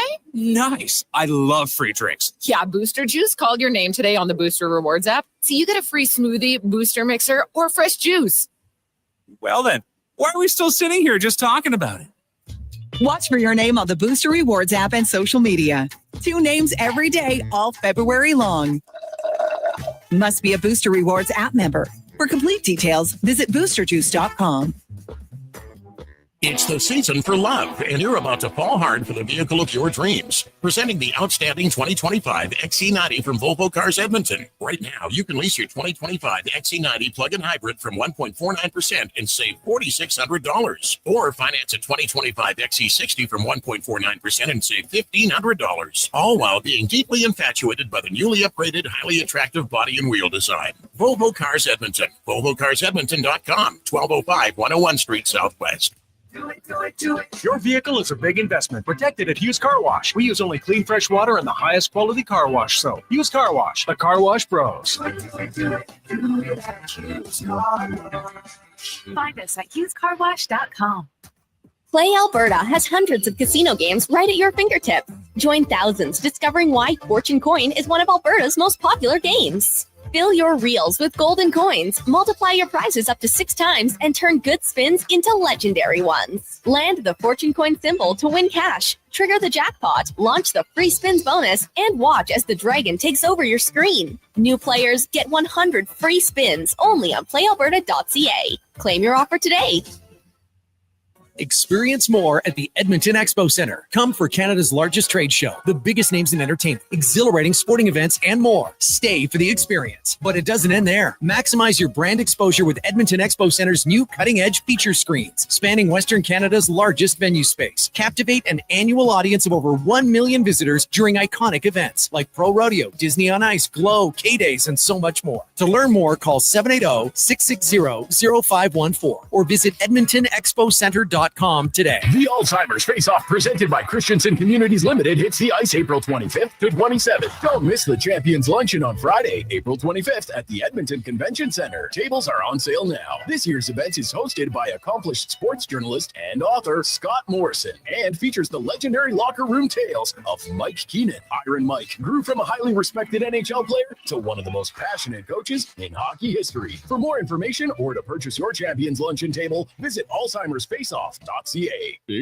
Ritchie Brothers Auctioneers presents a massive 3-day unreserved heavy equipment auction at their Nisku site, February 26th to 28th, 8 a.m. Live on site and online. On offer, core construction heavy equipment, trucks, trailers, nearly every industry covered. Register to bid online. It's free. Priority bids and on-site view days and timed auction are on now. Sale starts tomorrow. Demand for equipment is strong. Contact your local territory manager to consign. More at rbauction.com. Dang. Last season, you bought new clubs to fix your game. You spent the entire season trying to learn how to hit with your magic clubs. And guess what? Dang. They didn't help your game. Now you're convinced it's your swing, but it really is your clubs. Even though you were told the ones you bought were the best ever made, if they were, you would have gotten better. Every day at Fitted Golf, we continue to prove the right clubs make all the difference in the world. From beginners to pros, Fitted Golf makes all the difference. Yes. FittedGolf.ca. The Edmonton Firefighters Rooftop Campout for Muscular Dystrophy is happening now. Edmonton firefighters are again braving the elements by camping on the roof of Fire Hall number 2. But this year, they've decided to add a little twist and will be starting the rooftop campout with no camping equipment. The more money they raise for muscular dystrophy, the more equipment they'll get to survive an Edmonton winter, with the final goal of getting off the roof and helping this incredible cause. Donations can be made now at any Edmonton Fire Hall or online at edmontonrooftopcampout.ca. This is the Jason Gregor Show on Sports 1440. Favorite us right now. Powered by playalberta.ca. If you gamble, use your game sense. Learn more at gamesense.ab.ca.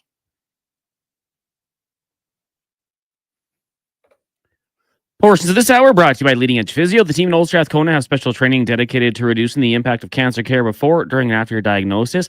From lymphedema to the management of fatigue and side effects of chemotherapy and radiation, they can help. Learn more at leadingedgephysio.com. Tricks, touchdowns, and home runs. Get it all with the Jason Gregor Show on Sports 1440. Presented by playalberta.ca. Alberta's only regulated online gambling website.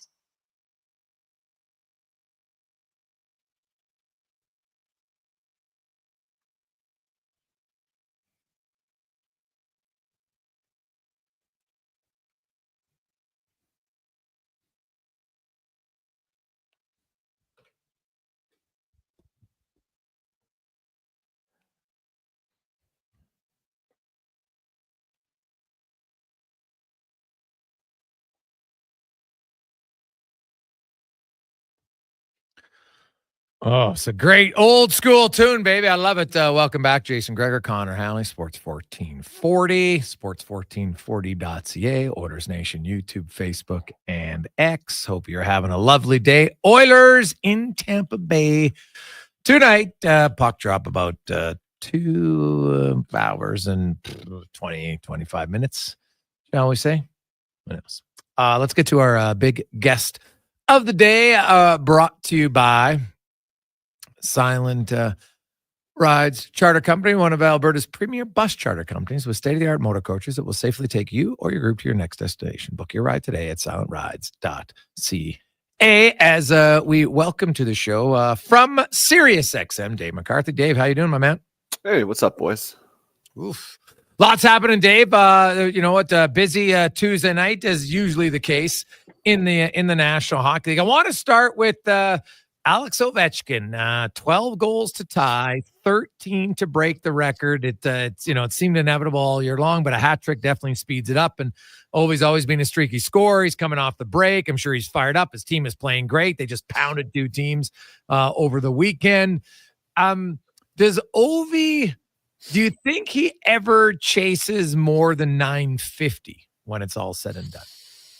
More than 950. It's a good one because you have to figure that would take him. Let's assume he finds a way to break it this year and gets to 895. Call it 900, which is insane considering he missed 16 games with a broken leg. And even coming into the year, we thought, would he? Maybe not. It might be tough. Misses 16 games. You're still like, I don't know. If you're betting right now, I feel like there's a pretty good chance that he finds a way to do it this year. So let's call it 900. 950. You're basically saying another unbelievable year next year where he gets 40 plus, which at some point, Father Time is going to start to tap on his shoulders. What does he have this year and 1 year left after this? Is that the duration of his deal? Yeah.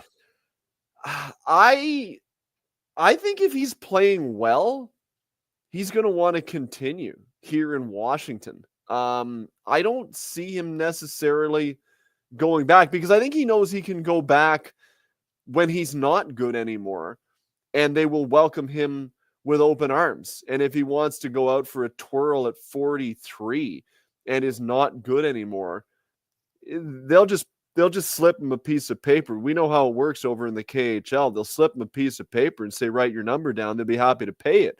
So it's not like if he doesn't go at the end of next year, he'll lose that opportunity. I think if he's still playing well and the Capitals are good, which they have been this year, and I think they will continue to be because a lot of what we're seeing this year from the Capitals is born out of that next wave that they've incorporated into their lineup. Yeah, I think he does flirt with 950. I'll go on the record. I'll say yes on that one, boys. Yeah. All right. With that response of all right, I trust you, beg to differ. No. I honestly, I think he's going to get 950 because I don't think he's going to slow down. I think knowing him, he'll push 900. Obviously, I could see him saying, I think I could play 3 more years and average 30 and get to 1,000. Maybe get to 1,000. Yeah. That would be something, wouldn't it? No, 900 is crazy enough, man. Never mind. Crazy. Yeah. It would be lights out if he did it. The Oilers are taking on Tampa Bay. When you look at Tampa, Florida, and Toronto, and they're all very close in the Atlantic, separated by 4 points. Tampa has a game in hand on Toronto and actually 2 on Florida. I don't see a clear-cut best team in that division, Dave.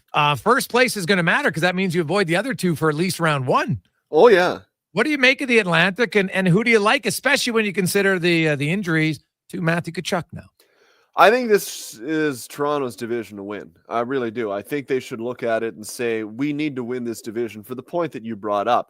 Once again, the 2-3 matchup in the Atlantic is going to be difficult. You're not getting a lousy team there. Florida, Tampa, you're rolling the dice. These are not automatic first round opponents if you're the Maple Leafs. So I think they got to look at it and say, we got to win this division because you won't necessarily get an easy team. But if the playoffs started today You get Detroit. I'd probably bet on Toronto to beat Detroit. Florida, Tampa Bay, it's a toss-up. Matthew Tkachuk, we'll see how long it takes him to get back. Paul Maurice said he's not concerned. He pushed back against reports over the weekend that Tkachuk's season could be over with. He found his way to the Jimmy Fallon show last night, so I guess he can walk around all right. We'll see how long it takes before he can get his gear back on. But I don't think it's imminent. Like maybe, a month or so. But it doesn't sound like it's imminent. So now is the time to really put down a good run of play if you're Toronto. And if you look at it, going into the break, they went 3-1 on the road trip. And then they came out of the break when a lot of good teams, right, including Edmonton, kind of stubbed their toe and tripped back into the unofficial second half here. Leafs played 2 pretty good games. Like they were the better team against Carolina. Got a little dicey in the third period, but they came away with two points. And they were never really in doubt against Chicago. So I thought that was a really encouraging sign to see from Toronto. Now, big game tonight against Boston. We'll see how they play. Boston always seems to have their number, especially in that building. But I look at it and say I think Toronto should be the team to win this division. I don't think Tampa necessarily has the horses. I don't necessarily think they care as much at this point. But for Toronto, I think it's really important. So I think it all sets up well as well for Toronto to win. They got some head-to-head games coming up against Florida and Tampa. That would be a sign of progress and improvement as a group to make sure they see that opportunity, seize it, and take advantage of it. And then in the process, your game will continue to build as you head down the stretch because you've got something to play for here. Leafs are not in the business, boys, of saying, first doesn't matter and just get it. Like you haven't won anything in the playoffs. You don't have the luxury to yada yada the regular season. If there's something to play for, seize it, accomplish it, and they will be better for it because it would most certainly give them a more favorable matchup. TR? Buzz about that? Is anybody giving him any credit for having a big game? I missed 3/4 of what you said there, bud. Say that again. Really? Can you guys hear me? I got you now. Okay, sorry about that. I was just asking about Marner. Is he getting any credit in the Toronto area for actually coming through in a big game, being very much similar to Game 7? I was wondering where the credit lies. Are people talking about that? Is it a buzz or is it still, hey, you haven't proved anything? The Leafs haven't won yet again. Yeah, well, he's getting credit, as he should. He was great in that game. He came up with 2 massive assists when it mattered most. And in a style of play that was playoff type hockey. People got really excited about the overtime goal against Sweden. I got to be honest with you, that didn't float my boat at all. It's 3 on 3, right? Like it's 3 on 3. Yeah. That's to don't take it the wrong way, but that's quote unquote Mitch Marner hockey. Congratulations. He scored 3 on 3. He scored 3 on 3 in a regular season on numerous occasions in overtime. So everyone said, he finally vanquished his demons. He showed up in a big, it was 3 on 3. Like it didn't even register to me. And then he kind of faded into the tournament and you didn't really notice him against the United States and against Finland.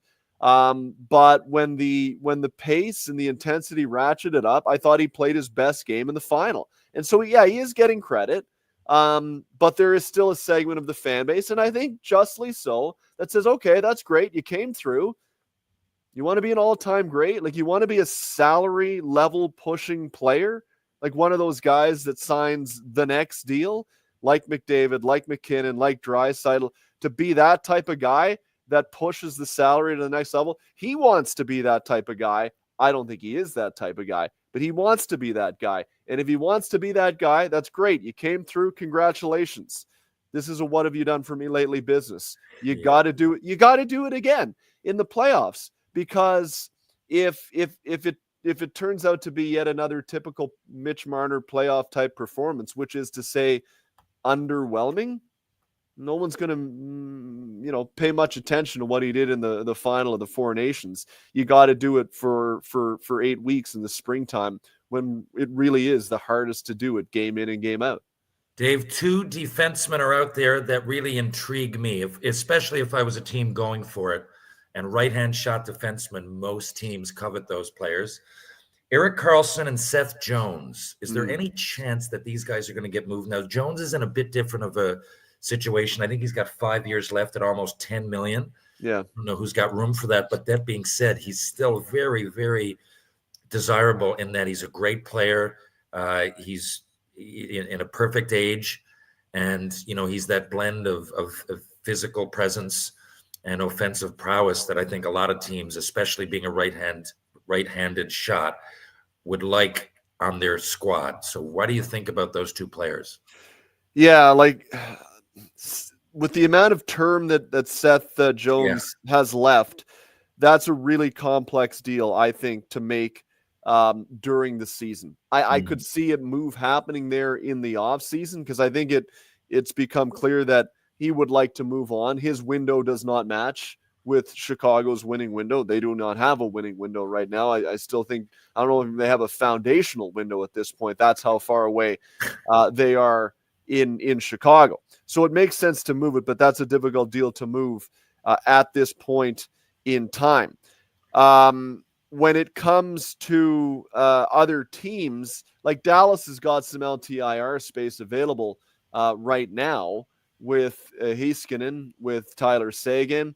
Could they put that to use? Maybe, but then it also becomes a situation of what do we do with that money years down the road? And there's some guys that are going to earn some money with Dallas. And I think Jim Nill's taking that into account. So I do think he gets traded. I just think it's too complex of a deal to make during the season. As for Erik Karlsson, I don't really have any interest at all, to be honest with you. I think when he's played in Pittsburgh this year, he has not been good. I didn't really notice him all that much at the Four Nations. And to me, if you're a contending team, you probably already have a guy like Erik Karlsson. In other words, a guy that can move the puck effectively and play on the power play. What you're probably looking for is somebody to shore up things in your own end, be physical, be a guy that can grind away 16 to 19, 20 minutes a night. He's not that kind of a guy. You're bringing Erik Karlsson in to play on your first power play and to be a guy that moves the puck in an offensive situation at even strength. And I just don't think contending teams need a guy like that. And he doesn't satisfy the other aforementioned roles. So I wouldn't have any interest whatsoever in Erik Karlsson because it's just been too long since I've seen him be a player of consequence in this league. It's been like 3 years. The New York Islanders should maybe be the most active team, right? They're not making the playoffs. They got some veterans. Brock Nelson's going to have a lot of interest from team. I think Kyle Palmieri, you could see teams being interested in. Like they've had to change that roster for a long time, Dave. And I wonder if this is finally the time that Lou Lamoriello says it is time for a change. Yeah, because I don't see the way their roster is comprised right now being the type of team that has the chance to be any better next year, right? So I think they've got to make some hard decisions and recognize that it probably is time to turn things over a little bit. And if you've got attractive unrestricted free agents, as you mentioned, Nelson, Palmieri, who are pending UFAs, it would now be time to move those guys along. If they squeeze in, great, but I don't think they're going to. They've got to find a way to turn this roster over. Now, the fact that Matt Barzal is hurt does not help them this year, but he's going to be back. They've got Bo Horvat. They've got a guy in Noah Dobson who is a really good player, who is an RFA, is going to cost some money. So they got to get him signed long-term because he's a year away from unrestricted free agency. He's going to command some money. Ryan Pulock, Adam Pelech, they're quality players at actually quite nice numbers now and still with some term now that the salary cap's going up. And they got a goalie, as I mentioned. So, they've got some pieces in New York on the island, but it's not going to be this year. And I think it would make sense for them to try to maximize the assets that they do have to move to try to kick this forward maybe a little bit more quickly. They're certainly not buyers in my mind, boys. And if they are, I think that's a huge mistake on the part of Lou Lamoriello. No chance, buddy. No chance. Davey, enjoy the games tonight and this week, and we will inch closer to the trade deadline. We'll talk about it next Tuesday. And on your show on the brunch on Sunday on Sirius XM. Have an awesome day. Beautiful. See you, boys. See you, buddy. McCarthy from Sirius XM. Jason Gregor, Terry Ryan. We'll come back. We got 5 questions. We got Speck coming up. He'll join us from Tampa Bay. We got the pregame show with Andrew Walker, myself, Connor Halley on a busy Tuesday on the Jason Gregor Show presented by PlayAlberta.ca. We got a lot of texts. We'll get to all those. 833-401-1440. 833-401-1440 in our eWell inbox. Attention drivers, it's the Midwinter Tire Clearance Sale at Fountain Tire. Right now, you can save up to 20% off all in-stock winter tires. That's right, premium brands, unbeatable safety, and incredible savings. But don't wait, this sale ends March 8th. And once they're gone, they're gone. Contact your local Fountain Tire for complete details. Fourth annual Blades of Steel 3-on-3 pond hockey tournament hits the ice Saturday, March 1st at Cattail Crossing Golf and Winter Club. Men's and ladies divisions, teams of up to 8 players, and cash prizes. $2,000 for first place. Entry just $600 per team, including jerseys, hot lunch, and a drink. Register now at cattailcrossing.ca. Don't miss out. Hockey, prizes, and community fun await you. The Blades of Steel 3-on-3 pond hockey tournament. Information and registration at cattailcrossing.ca. Legacy Heating and Cooling offers no payments and no interest for 1 year on your new furnace. So when you wake up to no heat, call Legacy. Call Legacy. If you need it immediately with no overtime rates. If you need it immediately and want to combo it with AC. Call Legacy. Call Legacy. No payments and no interest for 1 year on your new furnace. It could only be Legacy Heating and Cooling. Introducing the new McSpicy from McDonald's. It looks like a regular chicken sandwich, but it's actually a spicy chicken sandwich. McSpicy. Consider yourself warned. Limited time only. Participate in McDonald's in Canada. At Papa John's, we're not just in the business of making better pizza. We're in the business of making everything better. Ambitious? Perhaps. Delicious? You better believe it. Monday? Make it a pizza party. Sick of parenting? Get Papa John's on dinner duty. Date night? We've got the recipe for romance. With our never frozen dough and always fresh toppings, Papa John's is committed to making it all better. Get better today at papajohns.ca or visit any of our 50-plus locations across Alberta. Papa John's. Better ingredients, better pizza. My utility bills are going through the roof. How can I take advantage of the sun and put my lazy roof to work? Sounds like a job for the men and women of Action Electrical. Energy team reporting. When you're ready to make your home or business more efficient, Action Electrical has the power to install solar panel systems and EV chargers. Facing an electrical menace? Call on the men and women of Action. Operating throughout Alberta with supercharged skills and strong family values. ActionElectrical.net. The temperature has dropped, and so have our prices. Join us at Vision RV now through Sunday for our free indoor sale. During this massive event, you'll save up to 30% off your new RV with no payments for 6 months OAC. Trailers for just $12,900. Over 200 RVs in stock, 40 units indoors, so you can shop in comfort. We're clearing them out to make room for spring inventory to beat the tariffs. So don't miss these deals now through Sunday here at Vision RV, south of the Yellowhead on Highway 60.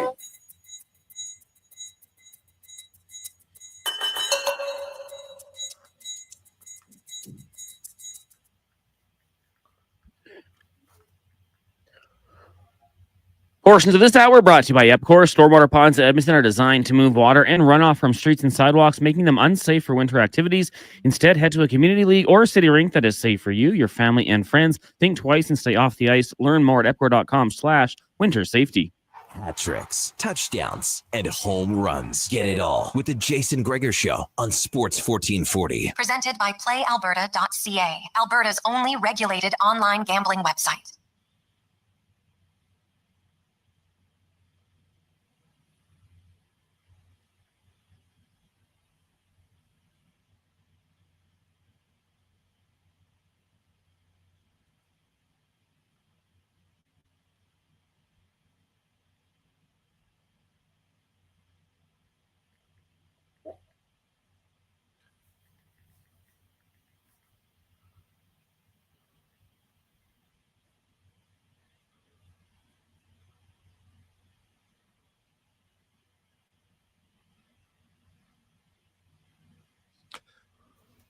Jason Gregor, Connor Halley, Terry Ryan, as we continue on a lovely Tuesday afternoon, and it's time for 5 questions brought to you by The Brick and the Brick Mattress Store, where they have specialists who can ensure you get the best night's sleep. Have you been tossing, turning, waking up more tired than you were when you went to bed? Well, you need the proper mattress. Stop in now at The Brick Mattress Store. It's time for 5 questions on the Jason Gregor Show. All right, guys, as we usually do here, let's get a score, and I'll throw in a bold prediction for tonight's game between the Oilers and the Tampa Bay Lightning. I'm going to go score 4-3 Oilers. I'm looking at it the other way around the more I think about it. They know they're in a funk. They got great leaders, and Tampa Bay are not. They got to pull out of it, and I've got confidence in them. I'll say 4-3, and I'm going to go Nugent Hopkins had a nice one last. Let me go Nugent Hopkins gets 2. Ooh. Oilers are 1-7 all time in Tampa Bay. So even when they're playing well, they can't get a win. They're not playing well right now. I don't see it happening. So I will say the Oilers lose 4-3, but Matt Savoy scores his first NHL goal. All right, I like it. Question number 2. If you were making the call, would Jeff Skinner be in the lineup tonight? And if so, where is he playing and who's coming out? It's a good question. Do I think Jeff Skinner is the answer long-term for the Oilers? I do not. I don't think he skates well enough. I don't think he moves the puck quick enough to help in what they want to do. So in that regard, I don't have a problem with it. However, based on recent play, I think you can make the argument he could be in, and I could have kept Janmark out for another game. I don't think he's done very much. Their penalty kill is atrocious since January. He hasn't scored. So what's he really bringing? And Skinner's not getting scored on. He's outscoring the opponents 9-4 or 5-on-5. So I could have kept out Janmark for another game. And if not, I could have taken out Connor Brown. Yeah, I would have him in. I think I've spoken about that. I think momentum and confidence are big, especially for a guy who started the year poorly, let's say, for lack of a better word. And there's no need to rush Janmark back in. Question number 3, in terms of percentages, what are the chances the Carolina Hurricanes do not retain Mikko Rantanen next season? This is wild. I was going to ask Dave that. It's a unique situation as far as I'm concerned for a few reasons, but I'm guessing someone there knows something I don't, or they wouldn't have made the move in the first place. So I'm going to go, and I think I'm in the minority here, but I'm going to say he stays with him. I just think I don't know if it's enough time for him to get comfortable in the team, everything else, right? He's playing fewer minutes than he's used to. So there's some adjustments. You've needed a difference maker for a long time. Now, supposedly they offered one deal that's long-term, so they want to keep him. And that's different than last year. They never offered Jake Gensel anything significant up until a week before free agency. And then he was like, man, too late. So I think they've learned from that. Say, hey, man, we respect you. They didn't give an offer that's like insulting. So no, I think they're going to keep him. All right. Question number 4. The Tennessee Titans say they are taking calls for the number 1 overall pick in the NFL draft. If you were them, are you making the pick or would you trade down? Well, there's no star quarterback probably to take a number 1. So, you know what? I believe in the NFL. If you could trade down and get a few really, and you're staying close and like you're staying in the top 10 for sure, right? You're probably I wouldn't think you'd go past 5, right, Connor? So if I get that and another pick, yeah, I'd do it all day long if I was Tennessee. There you 5, anything less than 5? And I would say no. I mean, that number 1 pick, I'd be really hesitant, man, if I was in that position. But given the circumstances, you're still getting a really high. I don't know if I'd trade and go down to 18 or something. But, if you can get the best of both worlds or close to, why not? But those first picks, man, they're coveted, even though it's not a quarterback. I think there's an edge rusher. Is it Abdul Carter? Is it? I watched the thing the other day, and there's a cornerback, I believe. There are players that, although they're not quarterbacks, they have the potential, at least at the college level, to take over a game. Now, does that translate? Who knows? But so I've given you an answer on the fence, but that's what I'm saying. Anything less than pick number 5, no, I wouldn't do it. Final question for you guys today. It's kind of random. You're in a convenience store. You get 1 bag of chips, 1 chocolate bar, and 1 pop. What are your picks?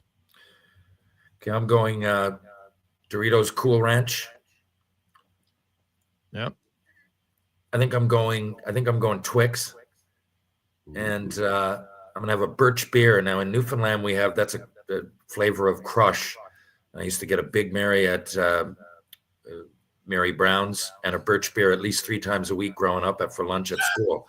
Now, I don't know if you guys have birch beer out there. If you haven't, there's a lot of Newfoundland connections. Get someone to bring it out. It is deadly. What does it taste like? It's red. It has a like cream ginger soda? beer flavor with a little bit of sweeter. Is it like cream soda?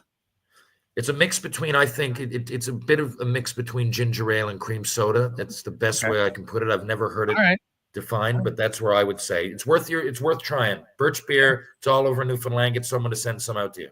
Okay, and it's a pop, not a beer. Just want to clarify. It's a pop. Yeah, it's just a flavor of crush. Okay. If I'm walking in, I'm definitely getting an orange crush. Love the orange crush. My chips are going to be ranch all dressed. And my chocolate bar, ooh, this one's tough. No, it isn't. It's a Big Turk all day, every day. Oh, Big Turk guy. Cons? I'll probably say a mug root beer with salt and vinegar chips and a Kit Kat Chunky for me. Which salt and vinegar chips? Lay's or Old Dutch. Okay. You know, it's funny. I've never liked salt and vinegar chips. Like dill pickle, I would take ahead of them. And like ketchup, I would take ahead of them. Every once in a while, I like a good salt and vinegar. Never really got a drink to go along with that one.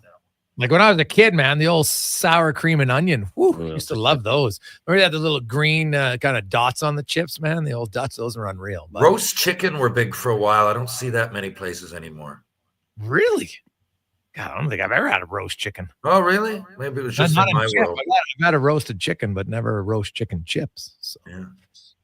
Well, I could. Yeah, chips are very much, you know what? Like, I can see how people like salt and vinegar. I get it. Like, you know, but that was just one chip I never really liked. You know, and then the classic ruffle chip, just a classic plain ruffle chip with the dip, right? Remember when you used to get the dill pickle dip in the white container? God, Oh, yeah, those are the classic ruffle or the all-dressed ruffle are my two ruffles. They're the go-tos there. The all-dressed too. You want an explosion of flavor. You want a salty explosion similar to the Skittles explosion on the sweet side. You go with that Ruffles all-dressed. Yag girl Candace says you can get birch beer at Sobeys. TR. So now I might have to try it simply because I've never tried it. For years, I know they own, and I don't know what, like you'd figure something big like Pepsi, although we do have a plant there, but you would think that, you know, some other big population would probably set that trend, but we've had it forever. And we had lime. I don't know. Do you guys have that crushed lime? Oh God, yeah, buddy. The crushed lime. As a kid, lime, grape, orange, loved them all. Well, there you go. Your next, try some birch beer and let me know.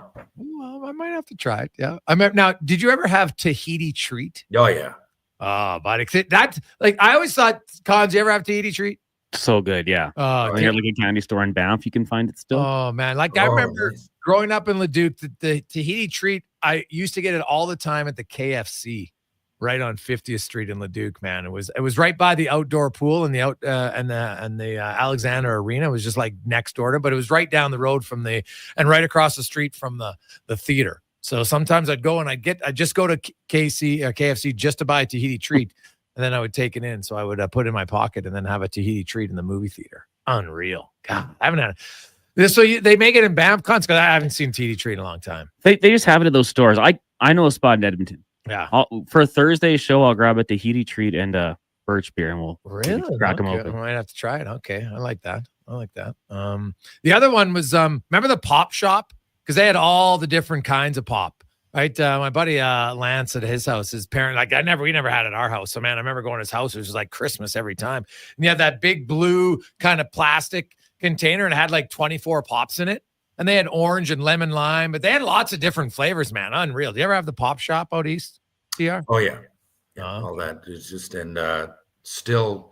We got one of those stores like Connor's mentioning in Banff. I forget what it's called, but it's all the old school. And by the way, I don't know where they get it. These things that have been extinct for 20 and 30 years, like Popeye cigarettes and stuff. I don't know where they're getting them. I don't know if they're just left over from back then, but I won't say I frequent it, but once a month I pop down. Why not? Oh, nice. The old Popeye cigarettes. Oh, remember when you were a kid, you thought it was cool to chew on a Popeye cigarette? Oh, yeah. Yeah, really. Well, and it was cool. Yeah, and a ring pop. I used to go around with the ring pop on. Remember that? Oh, yeah. And then, was it called Fun Dip? Remember you had that bag and then you had the little tab or whatever it was. And you'd stick it in there and then you'd lick it and then you'd stick it in. Oh, my God. So we used to go that. Like, we used to play. Sugar, eh? Oh, so funny. But kids actually, we moved around a lot. Like, you had to walk everywhere. You weren't just sitting around so you could eat all the crap. Now I'm not sure you can. Yeah, well, true. Speaking of, we would have road hockey tournaments, and then whoever won had to buy the rest of the other guys the ring pops, so like championship rings, and we'd all wear them around proudly for the afternoon, sucking on them. Oh, yeah, the old ring pop. That is a classic, because you're right, you'd wear it. Yeah, you'd wear it, right? It would be when you're 10 years old, it's a perfect championship trophy. Flaunt that around, yeah, I won this today. Hey, Greg's Happy Pop, the black cherry. Oh, that's a good one, Rod. The black cherry Happy Pop. That was another one. Oof. Loved it. Man. God, I feel like I want to go to the store right now. Fantastic. Fantastic. Hey, TR, have you ever had chicken in a can? Whole chicken. You mean like when you put it on the barbecue? Is that what you're talking about? Yeah, I've done a whole chicken on the barbecue. That's unreal with a little bit of beer in it. Have you ever done one of those? Oh, yeah. Yeah, those. I've never made it myself, but yeah, I've had it a lot of times. Oh yeah, it's great.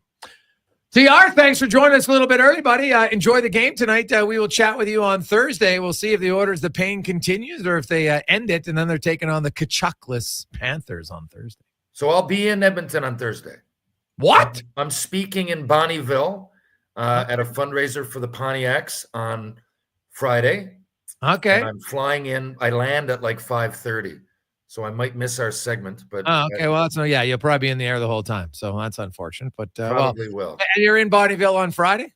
Yeah, I'm gonna go in early. I believe I'm gonna spend some time with the minor hockey team. What do you do? I'll talk to you off air. We might go for a beer Thursday night. Yes, why not? I'll be there. Yeah. Well, let's do that. That'd be maybe we'll go watch the game, have a beer, have some laughs.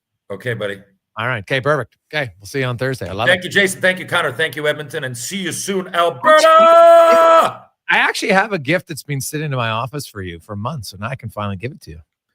There you go. You'll see me. It's not for me, though, but I could lie and say it's for me, but it's not. So okay. From one of our listeners. So now you've got my curiosity. It's perfect. I had to clear out the office, so now I better find it. God, they cleared that off, so they better not have taken it. I better go look. All right. Perfect. Okay, thanks, TR. Have a good one. You too. See you, buddy.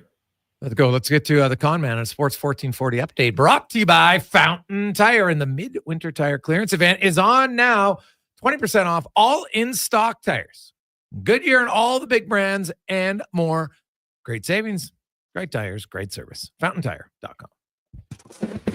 This is a Sports 1440 update. Game day, the Oilers down in Florida, set to take on the Tampa Bay Lightning. Puck drop just after 5:30. Our pregame coverage with Andrew Walker and Jason Gregor gets going at 4:30 right here on Sports 1440. Elsewhere, you got the Wings and Wild, Blackhawks taking on Utah. Preds host the Panthers, Kraken in St. Louis. Battle of New York at 5:30 as the Rangers take on the Islanders. Stars in Columbus. Caps host the Flames. Flyers up against the Penguins. And the Maple Leafs take on the Bruins in the association. The Toronto Raptors will take on the Boston Celtics. Tip off 5 o'clock from Scotiabank Arena. Also, Cavs taking on the Magic. Rockets up against the Bucks, Suns in Memphis. Warriors host the Hornets, and the Lakers taking on the Dallas Mavericks. In the WHL, the Oil Kings are on the road in Moose Jaw, taking on the Warriors. That gets going at 6. In the AJ, you've got hockey at 7. Bonnyville heading to Whitecourt. And in the PWHL, we're an hour away from puck drop as Montreal hosts Toronto.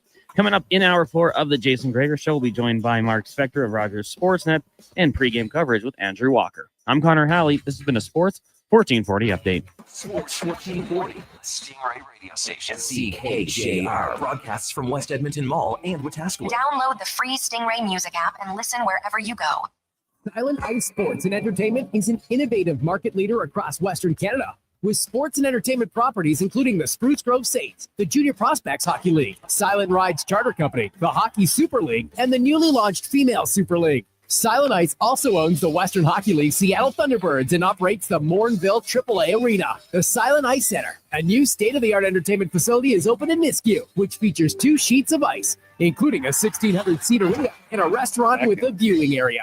Hey, sports fans, we've got a clear choice for you. At Crystal Glass, we provide customers with the perfect glass for any job. From home to auto and even commercial, installation or repairs, we're your team. Call 310 Glass or visit crystalglass.ca. Crystal Glass. Adventure just doesn't stumble into your life. It roars to life with Riverside Motorsports. Tearing up trails or cruising the open road, Yamaha ATVs, side-by-sides, motorcycles, and dirt bikes deliver the performance you crave. Built for thrills, ready for your next adventure. Yamaha's legendary performance and reliability take you there. Make Mother Nature your playground on a Yamaha from Riverside Motorsports. Located on St. Albert Trail. RideRiverside.com. Riverside Motorsports. What you do for fun is our business. Getting your vehicle sparkling clean doesn't have to cost a fortune. Take it into Hughes today and pay just $1 a wash. Find us at hughescarwash.com. Wow. Hockey fans, your partner in power just skated onto the ice. EWEL.ca, the new e-commerce website for electrical wholesalers Edmonton, is ready for the power play 24/7, 365. UL skates to where the puck will be in 5 years. Now that's forward thinking. Killer selection, slamming products from the best brands, and legendary service. Don't sit on the bench. Get your account today at ewell.ca and win that project. Plug into your partner in power. Get an EWEL.ca account today. Introducing the new McSpicy from McDonald's. It looks like a regular chicken sandwich, but it's actually a spicy chicken sandwich. McSpicy. Consider yourself warned. Limited time only.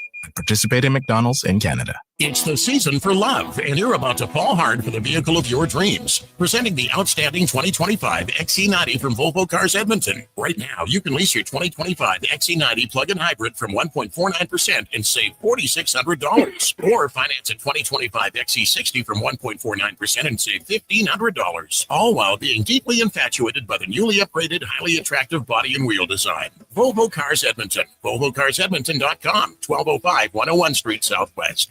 The Edmonton Firefighters Rooftop Campout for Muscular Dystrophy is happening now. Edmonton firefighters are again braving the elements by camping on the roof of Fire Hall number 2. But this year, they've decided to add a little twist and will be starting the rooftop campout with no camping equipment. The more money they raise for muscular dystrophy, the more equipment they'll get to survive an Edmonton winter, with the final goal of getting off the roof and helping this incredible cause. Donations can be made now at any Edmonton Fire Hall or online at edmontonrooftopcampout.ca. From the casinos of Vegas to the bingo halls of Leduc, everybody wants a piece of Lady Luck. And what thanks do I get? It's like I don't even exist. There's no such thing as luck. If you gamble, use your game sense. Visit GameSenseAB.ca.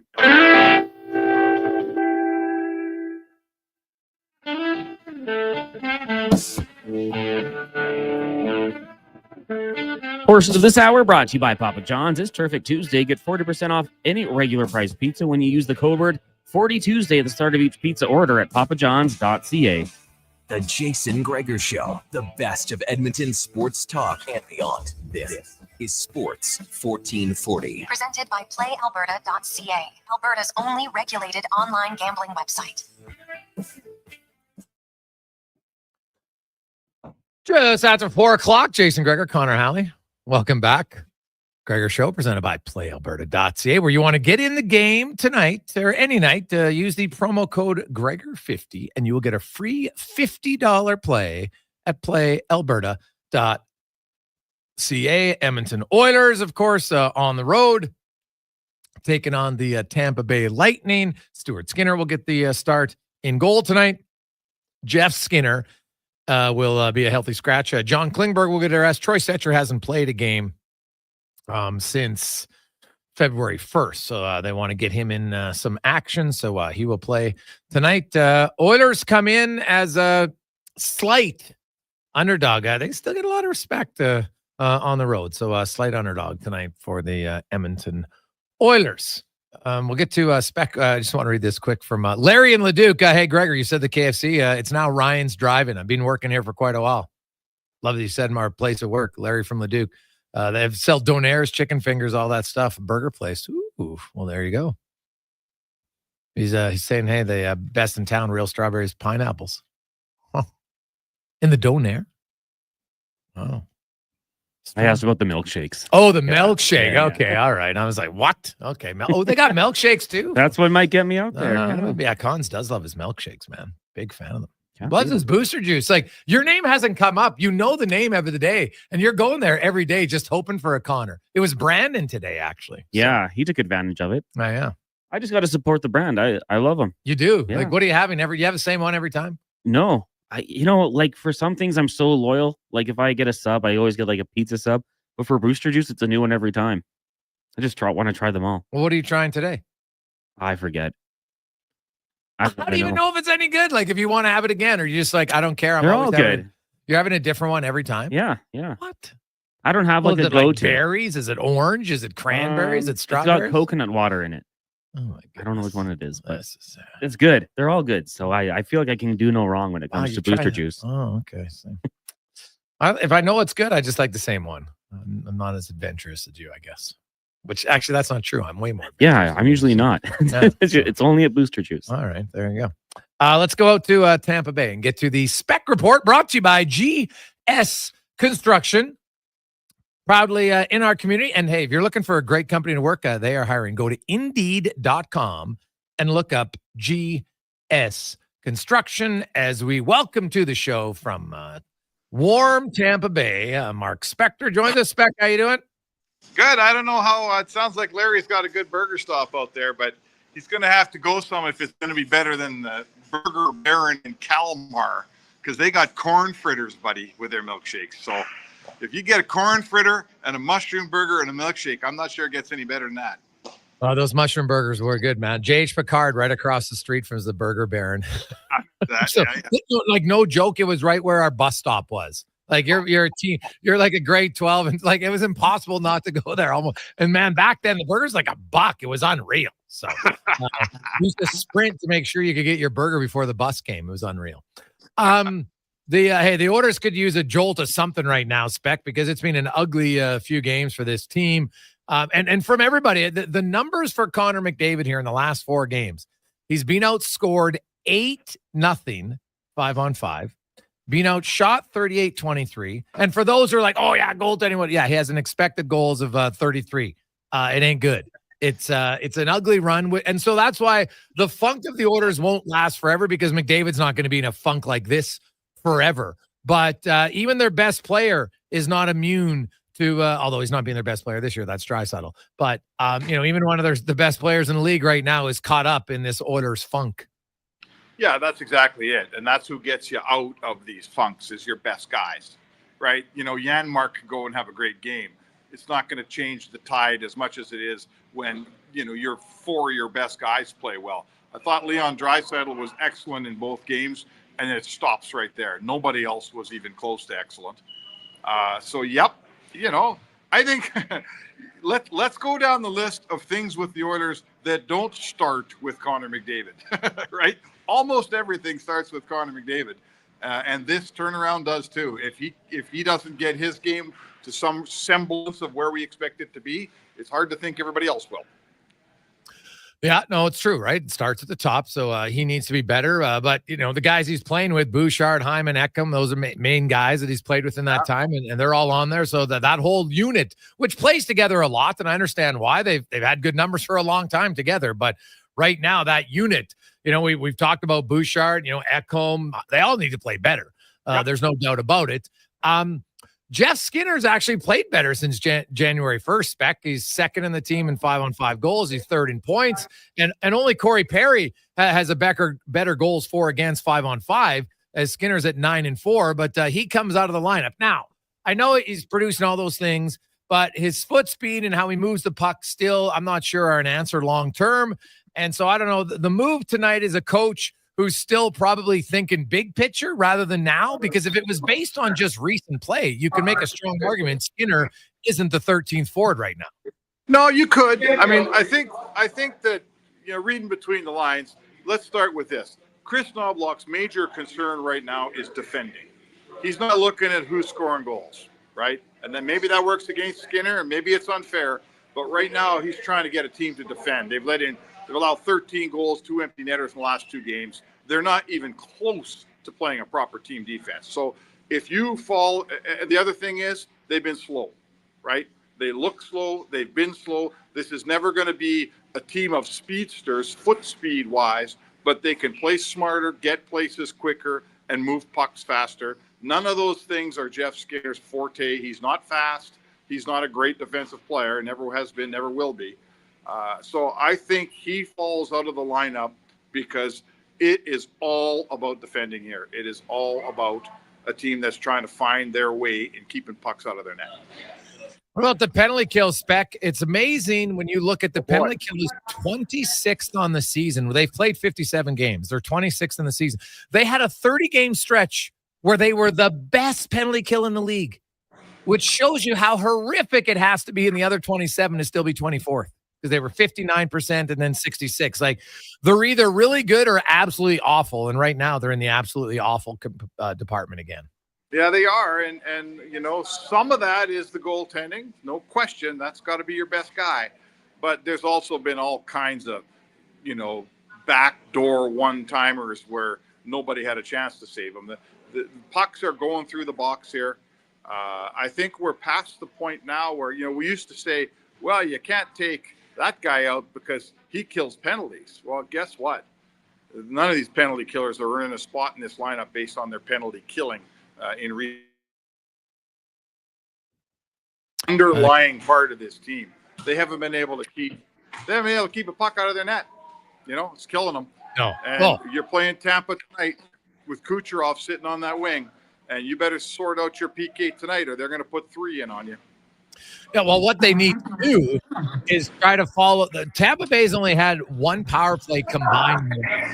Detroit and Seattle didn't take a penalty. Now, the 1 power play they had against Montreal, they scored. Their power play is very good, and you're bang on. But maybe the Oilers, now they've had 2 games all year without a penalty. So I'm not holding my breath that they're going to go penniless in the game. But it is odd that Tampa Bay only 1 power play in their last 3 games combined. That is an oddity. I know that power plays are down across the league because evidently they think everybody never breaks a rule. I'm not sure I agree with it, but nonetheless, that's how the numbers are going. John Klingberg, is this just a Troy Tetcher hasn't played since February 1st, so we get him a rest type of decision, or what's behind it? Yeah, I think there's half and half. John Klingberg, you know, I mean, I hate to pick a guy out and say he wasn't very good in Philly or Washington because everybody was garbage, but he wasn't very good in Philly and Washington, and it is time to get Troy Stecher a game. So, yes, I think it's a little of both going on here. You know, I'm trying, like we reserved, I'm trying to think of the guy. Well, it was last year with Brown. Remember when Connor Brown was hurt and we all said to each other, let's give this guy half a season to get over this knee before we reserve judgment on how he is and if he can play and all that stuff. I feel the same way with Klingberg. I mean, he got in like 5 games, then there was a 2-week break. Now we got in 2 more. You know, I don't want to come in here and say to you, he's not the guy to be a second pairing defenseman. They got to improve. He's not good enough. I don't know that yet, but they're figuring it out as we go. And at this moment, Klingberg has to find more of a game if he thinks, if anyone thinks he's going to be the Darnell Nurse's partner in game 1 of the playoffs. He's got to find more game. He may well. He's barely played. But right now, he kind of just looks like another guy to me, Jason. Yeah, he hasn't. And you're bang on, though. Like, I always said, hey, they're not going to find their answer at their second pair defenseman in 7 games before the deadline for Klingberg. It was like he had 27 coming out of the break, and they're probably just going to say, hey, that's when we hope that, you know, maybe he's up to speed. You see glimpses of his game at times coming into play, but he might never get back to that guy, and that's obviously the risk. So I'm very curious how Stan Bowman approaches the trade deadline. Like, I know I've heard some, wow, geez, maybe he'll be hesitant because of the Kane thing. You know what though? Kane isn't coming back in March for sure. So we're talking April now, and that's a few weeks. There is the LTIR exemption you get from being on to go on a conditioning stint if they want to use it. And Kane agrees. So really, it's like 10 days. I would still make the trade, Spec. Because someone else could get injured a week later that goes on LTIR, and then if Kane's ready, it won't matter. So you can switch them out. I don't feel. I understand Bowman. I look at his team, and they really want to win. They got to make some changes. They got to get quicker, overall as a team, and they got to get a little bit nastier and hungrier because I just don't think they have the guys. I don't buy once we get to the playoffs, everybody's going to flip a switch and suddenly become more physical. I think they have too many players who historically aren't physical, and that's not a knock. That's just who they are. I don't ask players to be what they're not. I'm trying to figure it out. Like, part of me says that a team that realizes how, that you need to keep as much as you can for a long playoff run might be going through this season and trying to keep a little in the tank. Now, that might be positive thinking. Their record is still good. Let's face it. We don't like the way they're playing right now, but they're still in the top 5 in the league or whatever it is. They're still right at the top of their division. It's not like they're a bad team or they're playing terrible. They're having a pretty good season. So, the other thing I'd say to you, Jay, is a player who's been injured as long as Kane, I don't think you can even have him in any concrete plans. He's a total bonus for me. If he comes back in the playoffs and helps, then that's so awesome for the Oilers. And we all know how he can play, right? We all know that his game is exactly what the Oilers need. And the Oilers hope he can play and are wishing that he'll be there. But he's been hurt for so long. Don't tell me that you're banking on Evander Kane coming back in the playoffs and helping you win. That's just not sound thinking. Guys look at Connor Brown last year, right? He didn't help you very much till, my goodness, till the very, very, very end, right? Yeah, 7 months, really, when you think about it. So I would wholeheartedly agree with that. The defense pairing of Ekholm and Bouchard. I don't know if you had a chance to talk to Paul Coffey or not, but it's like we've seen the other pairs change. At what point do you think they try something different there?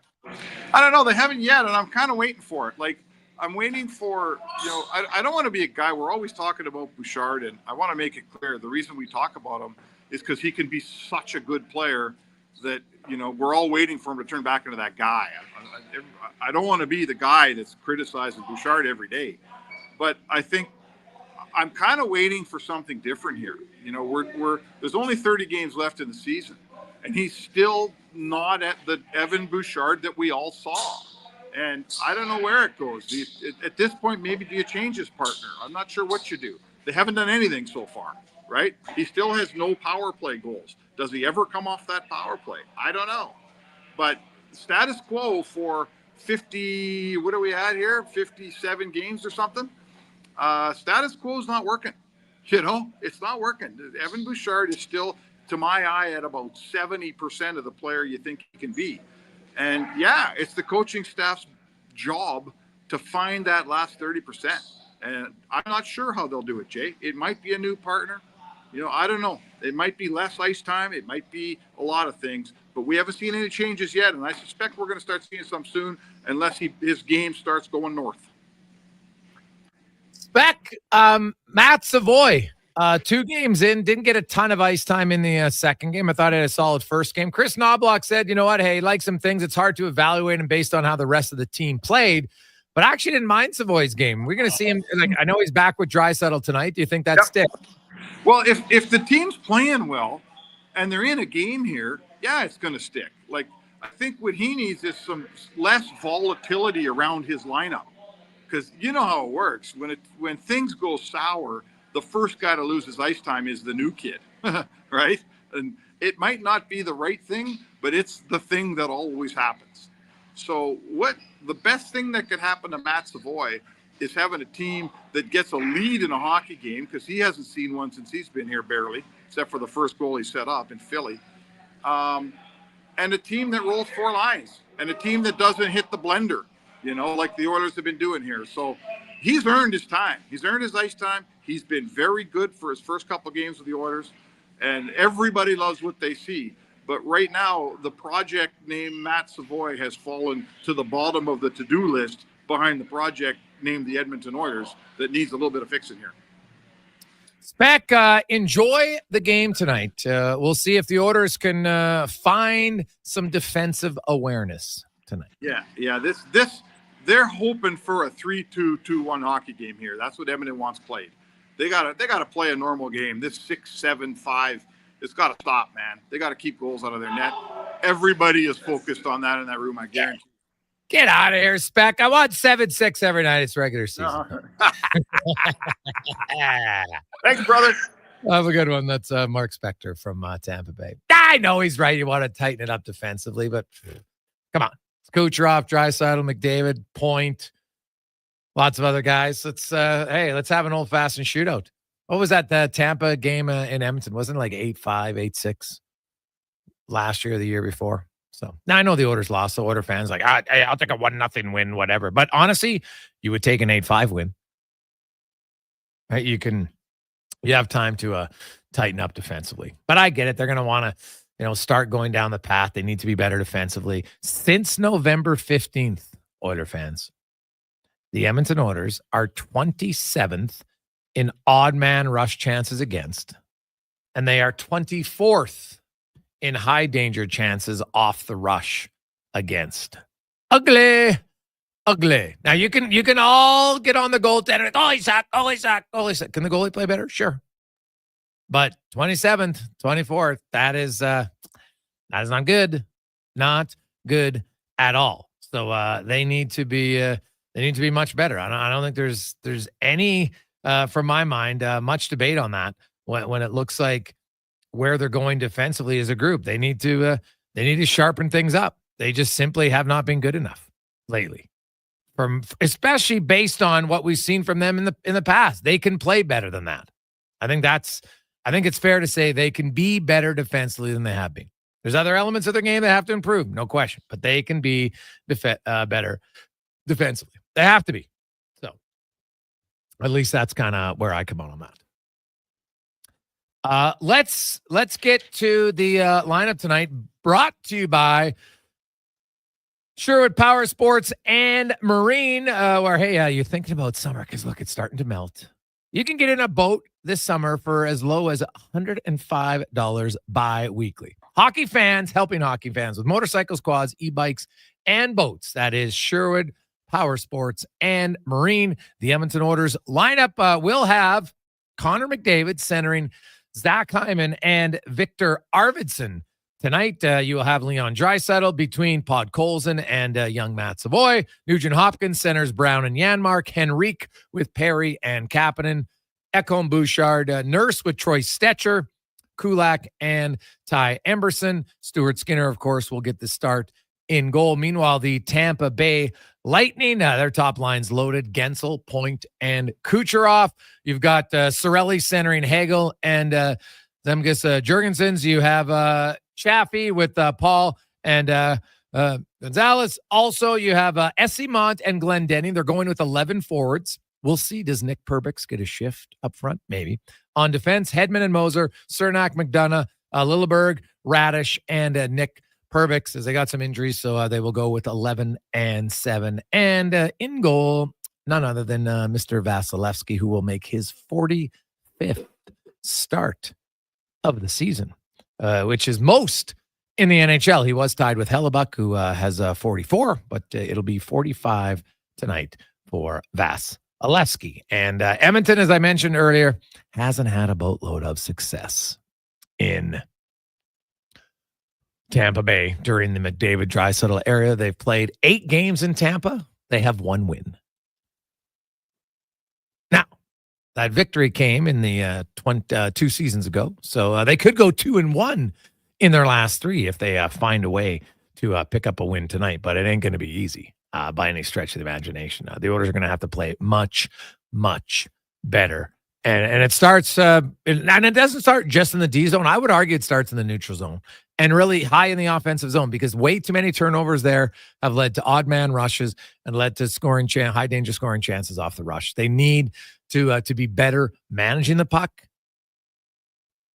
through the neutral zone and high in the offensive zone.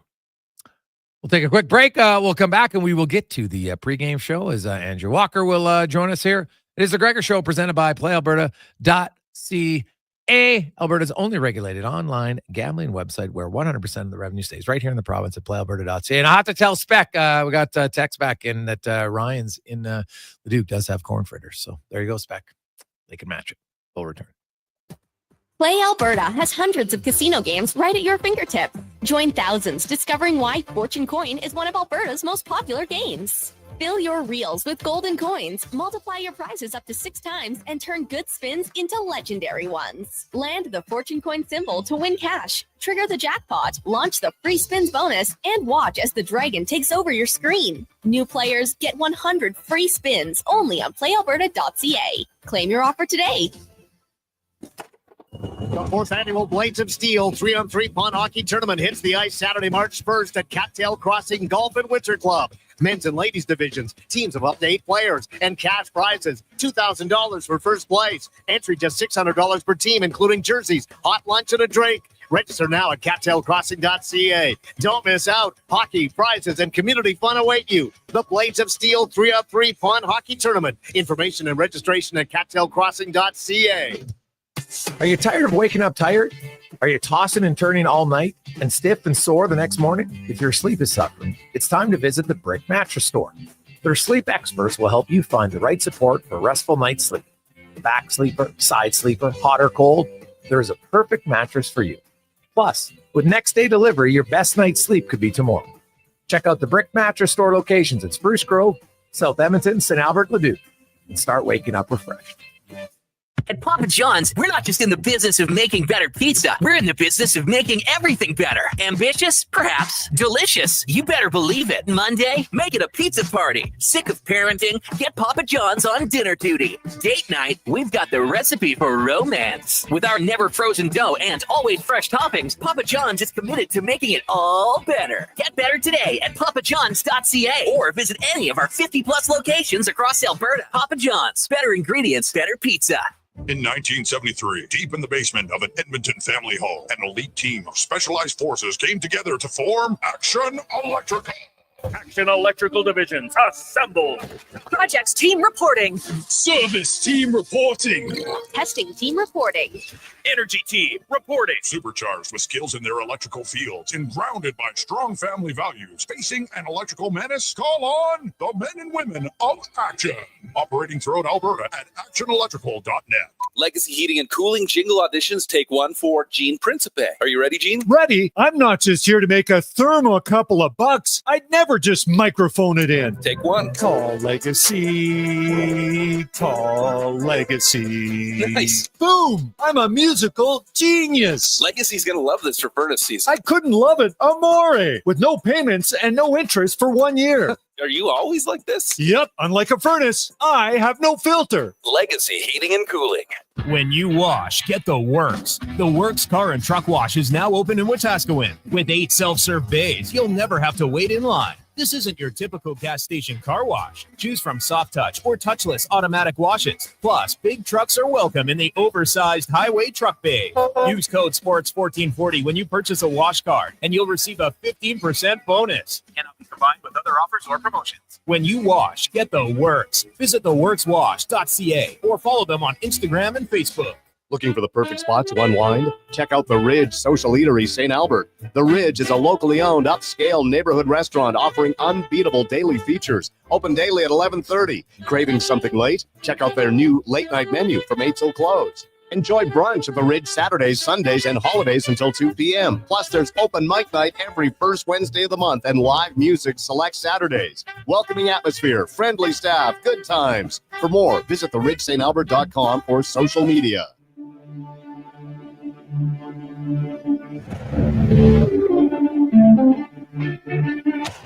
Sports 1440 presents the Cross Mitsubishi pregame show, powered by Cross Mitsubishi at 34th Avenue and 96th Street. They offer a huge selection of new and used vehicles. Check them out today. Now, here's your pregame host, Andrew Walker.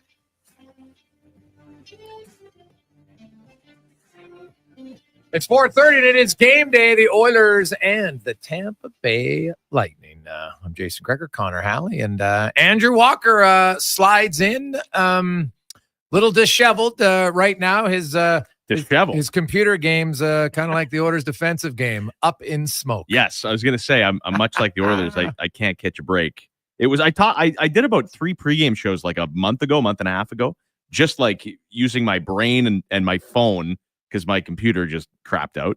And so I got a new one. Well, not a new one, I guess new to me. And about 5 minutes ago, the whole screen goes all Remember when you were Friday nights, and maybe I'm a different vintage than you, but your parents go to bed and you get up and you had maybe basic cable TV and you put on Showcase on Friday or no, you went to like the scrambled channels trying to, what you're trying to do.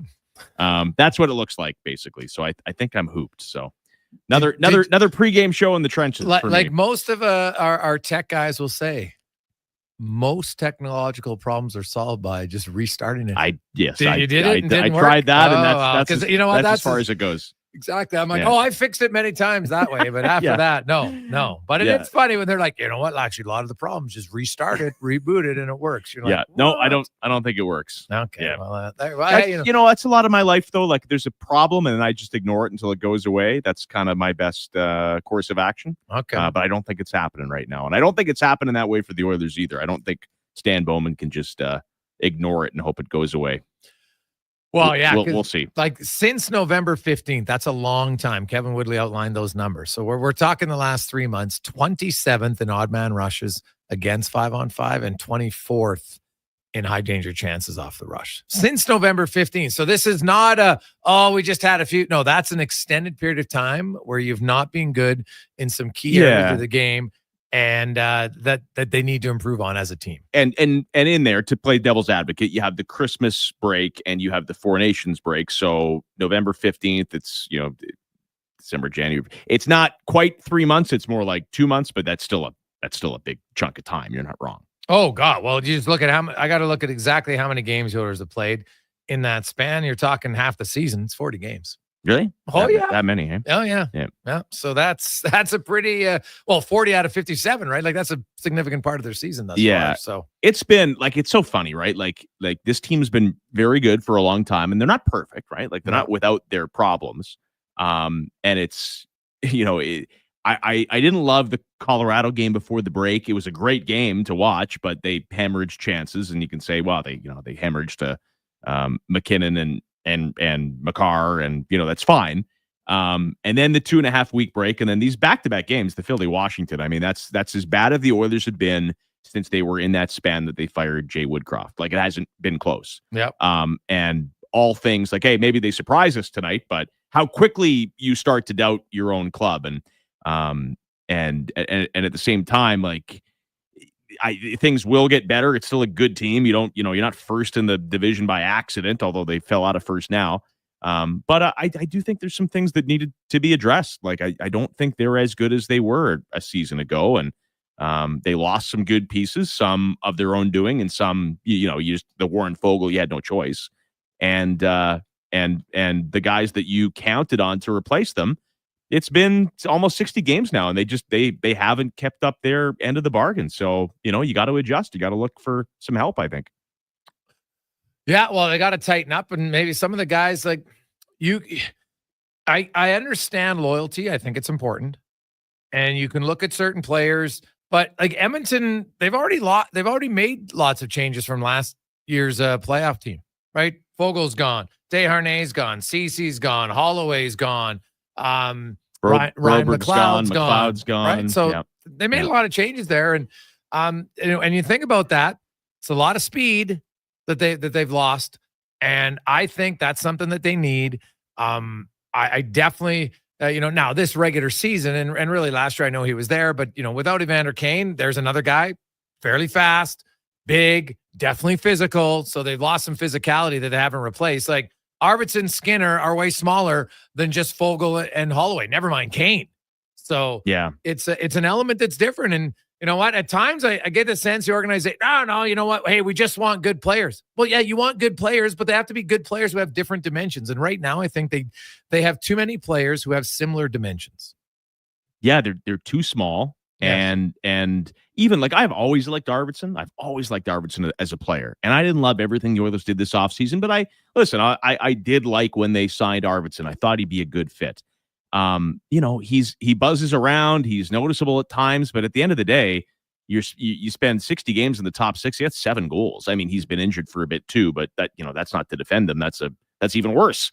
But he's got 7 goals. It's just not good enough. And Jeff Skinner, he can finish a little bit, but like, there's this whole debate on, give him a better chance. I don't care. He's not the answer. He's not that guy that is going to be the answer there. Whether he scores a few goals. Like I was talking, about this on the show the other night, Greg's. Like I love Corey Perry. Yeah. Love him, right? He's an inspiration, man. Like he loves the game. He's almost 40. He has 12 goals. Like he's been great. And at the same time, it's like, what are we doing? Dude, why is Corey Perry your leading scorer of guys that aren't your core? And he can be having a great season. And is he going to do that for another? Like you're going to count on him now? Corey Perry at the beginning of the year was the guy that we're talking about. I'm glad they re-signed him. It's for cheap, good leadership. Maybe you can get in 40 games, and when the playoffs come, he's a guy that can draw into your lineup once in a while and give you a bit of a boost. He's one of your most reliable players. That's not good. Yeah. Like it's like John Tortorella said this when he was coaching the Canucks years ago, and I think David Booth won like their Player of the Month or something. And David Booth, right? He was all right, but whatever. And they had better players than David Booth, and he had a good month and 9 goals or something. He won Player of the Month, and the media asked him at practice one day, it's like, hey, well, like, what do you think? David Booth, hell of a month. And he said, you know what? It's great for David Booth. It's bad for the Canucks. And that's how I feel about Corey Perry. Like he's having a great year. It's great for Perry. It's bad for the Oilers that he's one of your most consistent players. Hey, guys, can you explain why Victor Arvidsson keeps getting opportunities when he's not producing, and you have like a guy like Skinner who actually has produced recently but gets healthy scratch from Dylan? Missing the point. I understand the question, but you're missing the point. Like it's Arvidsson versus Skinner. Arvidsson has not kept up his end of the bargain, and there's this idea that if you magically give Skinner an opportunity, he's going to be Calder winner Jeff Skinner. Skinner was a bad signing from the outset, and Arvidsson has. I don't understand why there's no finish after a decade of finish. But I think arguments like that we missed the point. The point is what's out there that is not Arvidsson or Jeff Skinner. No, well, I think the point is like, hey, if you can bench Jeff Skinner 6 times in a stretch of games, in 21 games, this will be a 6-time scratched, where he has the second best goals, 4 goals against 5-on-5. The only guy better is Corey Perry, funny enough, amongst forwards. And he's tied for your team in 5-on-5 goals and 3rd in points. At least he's doing something. He's not getting scored on, and he's scoring. And Arvidsson, what's he doing? He's taking a dumb penalty. He's falling. It's like he's Scott Hartnell in Edmonton. And I just look at Arvidsson, and I'm like, I got no problem with sitting Arvidsson. Yeah, that's his question for a game. Now, here's the other thing, though. I think this is the coach making a clear message to his management team. I don't think Jeff Skinner's an answer for us down the stretch. And I don't actually disagree with that. Because Jeff Skinner's style, his speed, he moves the puck too slow. It doesn't work with how the Oilers want to play. And so is he better than some of the other bad options? Sure. But he's not the right option for your team. And at least with Arvidsson, he's quicker. He'll play with a little bit more edge. And I got to think at some point he'll find a way to score in the ocean. Right now, he's not going to score 33 goal pace. I don't think that's going to happen. But I do. If you said, okay, who do I think over the next 25 games gives me a better chance to help my team, I'd still go with Arvidsson. I'm 100% with you, and I haven't been happy with Arvidsson for the record. And it's this whole, Arvidsson versus Skinner. I don't think that should be the conversation. Skinner, like he pissed me off the other day in Washington. So they had chances. They had a decent start. That breakaway. Yes, I agree wholeheartedly. Like the breakaway. It's like it's the NHL. The defenseman's going to try to catch you. So move your feet and snap it early. And it was it was like a bantam play. Yeah. And then he scored in that game, which I do not care about. Right. That's classic Jeff Skinner. It's a garbage goal to make it. What was the final? 7-3 at the end. Mm-hmm. Right. And so you look and it's like, oh, another 5-on-5 goal for Jeff Skinner. Who cares? Like when the game mattered, there was the effort of, I don't even know what that was. Yeah. I think when they started looking at it, they call that score effects, right? Like certain times in the third period of a blowout game, sometimes you can't really take those numbers to heart very much. And I agree. I thought like there's certain times in games, like if you want to talk about a goalie making a save at a key time, very fair. A bad turnover, very fair. But when you have a breakaway in a 1-0 game on the road and you basically just ruin a really good scoring chance, to me, that's a really bad play. You're surprised by the defenseman catching you? How is that a thing? Yeah.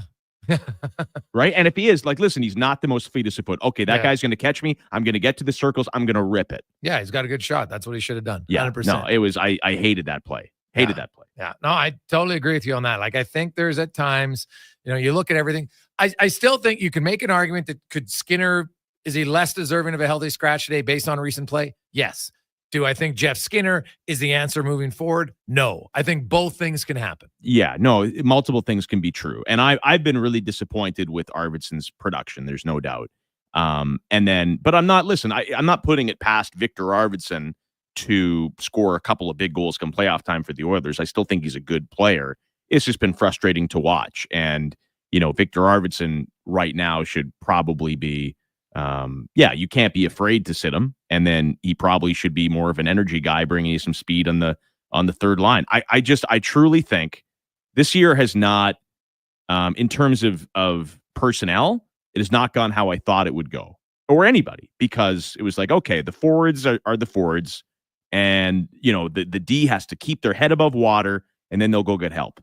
The D, you could make the argument, if you only get X amount of moves, you other than adding maybe a depth guy, you don't really even need to touch the D, right? They bring in Klingberg for some depth.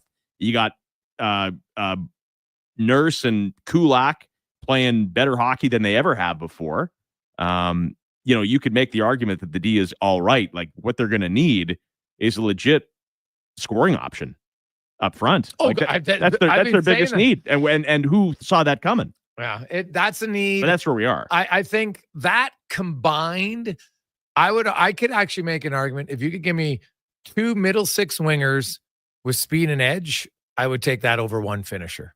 Because I think, I still think they score enough goals. They're fourth in the NHL in goals, sixth in 5-on-5 goals. I know they got a lot of guys not scoring, fair, but they still score enough as a team. I would take the other elements that they don't have, because right now, if you look at where the Oilers shoot a lot, everyone's like, well, look at their expected goals for. Yeah, expected goals for is basically one chart. It doesn't mean everything, and it's not perfectly accurate. It doesn't mean it's without flaw. And just like the Oilers' offensive zone attack, right now, they take too many points, too many shots from high in the zone with no traffic in front. They're wasted. Even if they're high in the slot with no traffic in front of today's goalies, rarely are you going in. And to me, they don't have enough guys, walks, who will go to the net consistently and win battles in front of them. Yeah, and I don't even necessarily think it's a will thing. I think it's, this league is really good, and all of a sudden you got a few guys that just aren't used to consistently scoring at this level. And like Podkolzin's a great example. He's done a lot of good things for this team. He's not afraid of going to the right areas. He just doesn't know the right areas. Like, it's not necessary. Like, you cannot count on a guy like that to score you goals consistently. Again, who are they counting on? It's been Corey Perry right now, and it's it's just not enough. I'm fixated. I'm starting to get fixated on guys like a little bit more big game hunting, to be honest. Like, I don't want Brock Besser here. I don't think he fits. I keep looking at Jared McCann. I think that might be the guy. But it's, you look at the stats last year, and this one kind of caught me by surprise too, because last year seems like so long ago. Evander Kane had 24 goals for this team last year. Yeah. Right? It feels like it's been forever since we saw an effective Evander Kane in the lineup. But Kane scored 24, and Foegele scored 20. Now, you weren't going to bring Foegele back. Like, that's kind of out of your hands. But, those are some big bodies that can skate really well. And like you said, go to those areas and can shoot the puck. They have not replaced it. Guys, Andrew, you've mentioned you couldn't bring Foegele back, but they signed Arvidsson for basically the same amount of money, and he had only played 18 games. Do you think they could have signed Foegele? Would you have not signed him for 3 years at that for what you signed Arvidsson at 2? Yeah, they could have. Don't get me wrong, right? The money was there. Well, that was from Dan, by the way. Yeah, I just think there's this element of, if they would have, okay, here's a guy Foegele is a great Oiler, and they traded Ethan Bear for him, right? What a trade. And he's Foegele, contract year, best we've seen Foegele, 20 goals, but still like a third line guy. How mad would those are the guys you don't pay. You just don't do it, right? Historically, it's you fair. let somebody else give him his career contract. Yeah. And that's what the Kings did. And they were happy to move away and sign a guy that has a better track record of top six play and healthier. Like the one thing about Fogle is healthier than Arvidsson, right? Yes. Yeah. No, correct. Yeah. And Fogel's on pace to actually have a better year this year. He's playing great. Hey, hindsight being 2020, I would have re-signed Fogle for Arvidsson's money, 100%. Yeah. Like for sure I would have. But I'm just saying there's certain things you can just absolutely rip up management for. I think the Holloway one is one of them. But I think it's cherry picking. Because at the time, it's like, well, listen, Fogle had a career year in his UFA season. Let somebody else pay him. Like, that's just how hockey works, generally. It's not very often you get bit by that. Yeah, no, it's very fair. 833-401-1440, 833-401-1440. Jason Gregor, Andrew Walker here on the pregame show. Yeah, the pregame show for Cross Mitsubishi. Head to Cross Mitsubishi today and drive your ambition, 9605 34th Ave.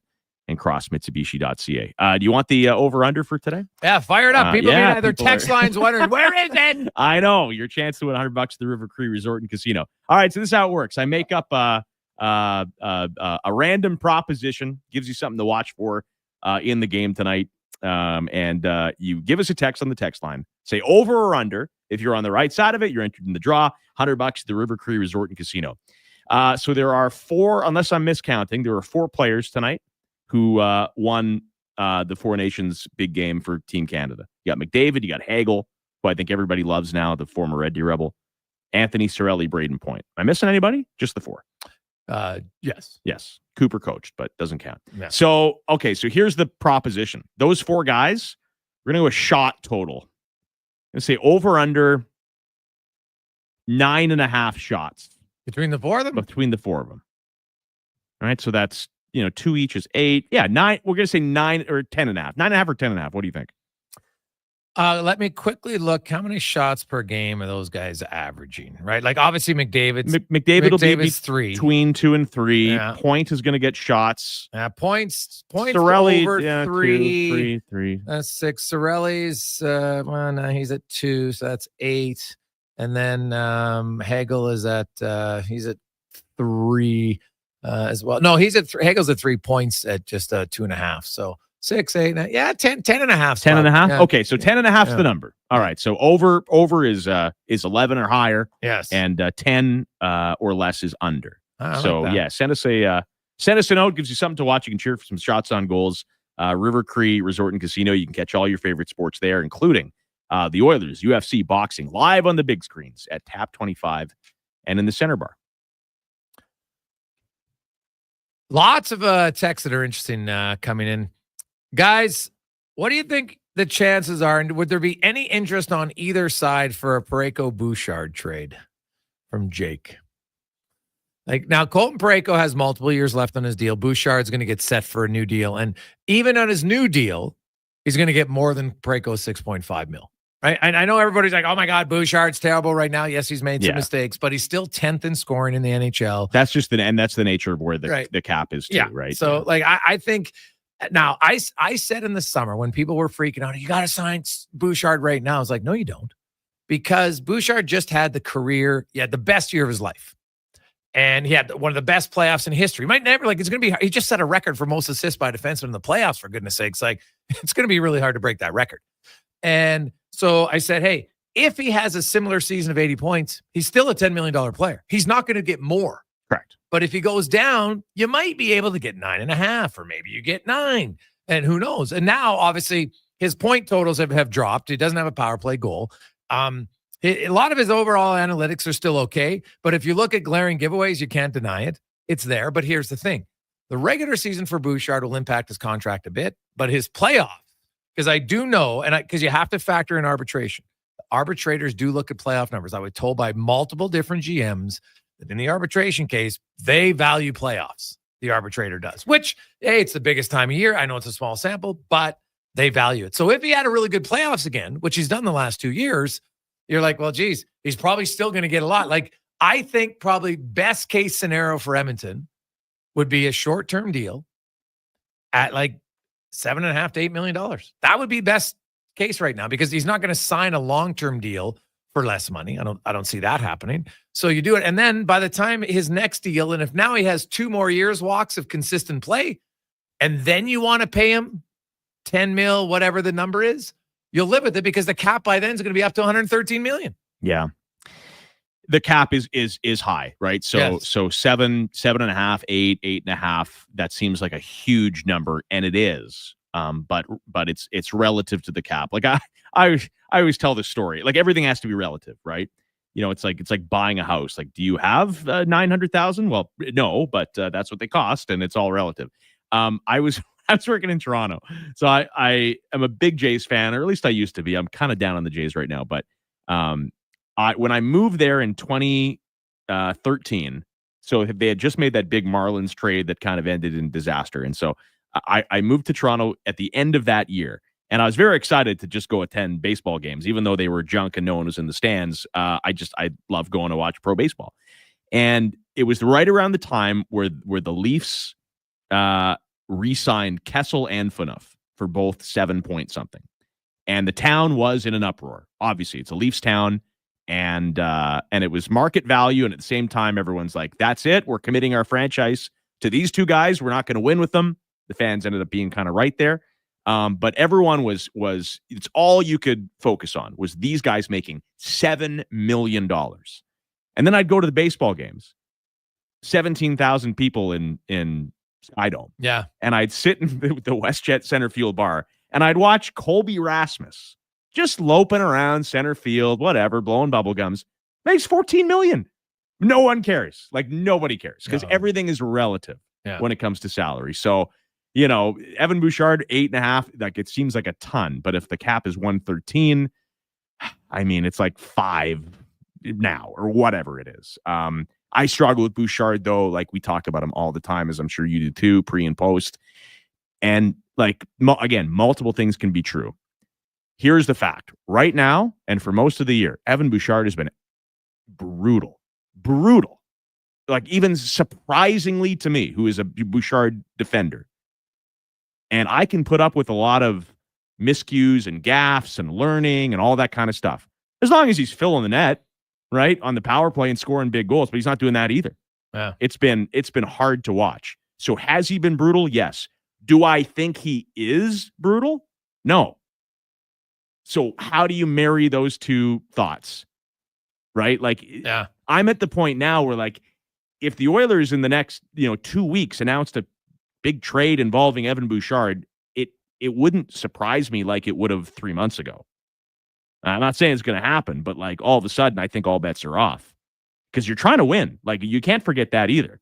When you have McDavid and Draisaitl in their prime doing their thing, you're trying to win at any cost.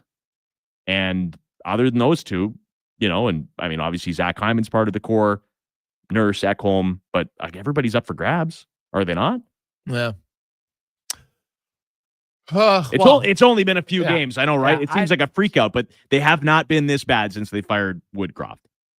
Yeah, this stretch of games here, which, you know what, they're still overall good. I don't think they're going to panic, but a Bouchard trade's a fascinating one because there's no middle on Bouchard, it seems. There's lots of fans who either love him and they're like, look at his numbers, look at his production, look at his analytics, it's great. And the other side is, look at his giveaways, look at this, I don't like it. And so like we got this one, guys. I honestly think Bouchard, if he's on another team without McDavid, would be considered more like Shane Gostisbehere. Solid player, puts up points, but isn't very good defensively, and his numbers are inflated because of McDavid.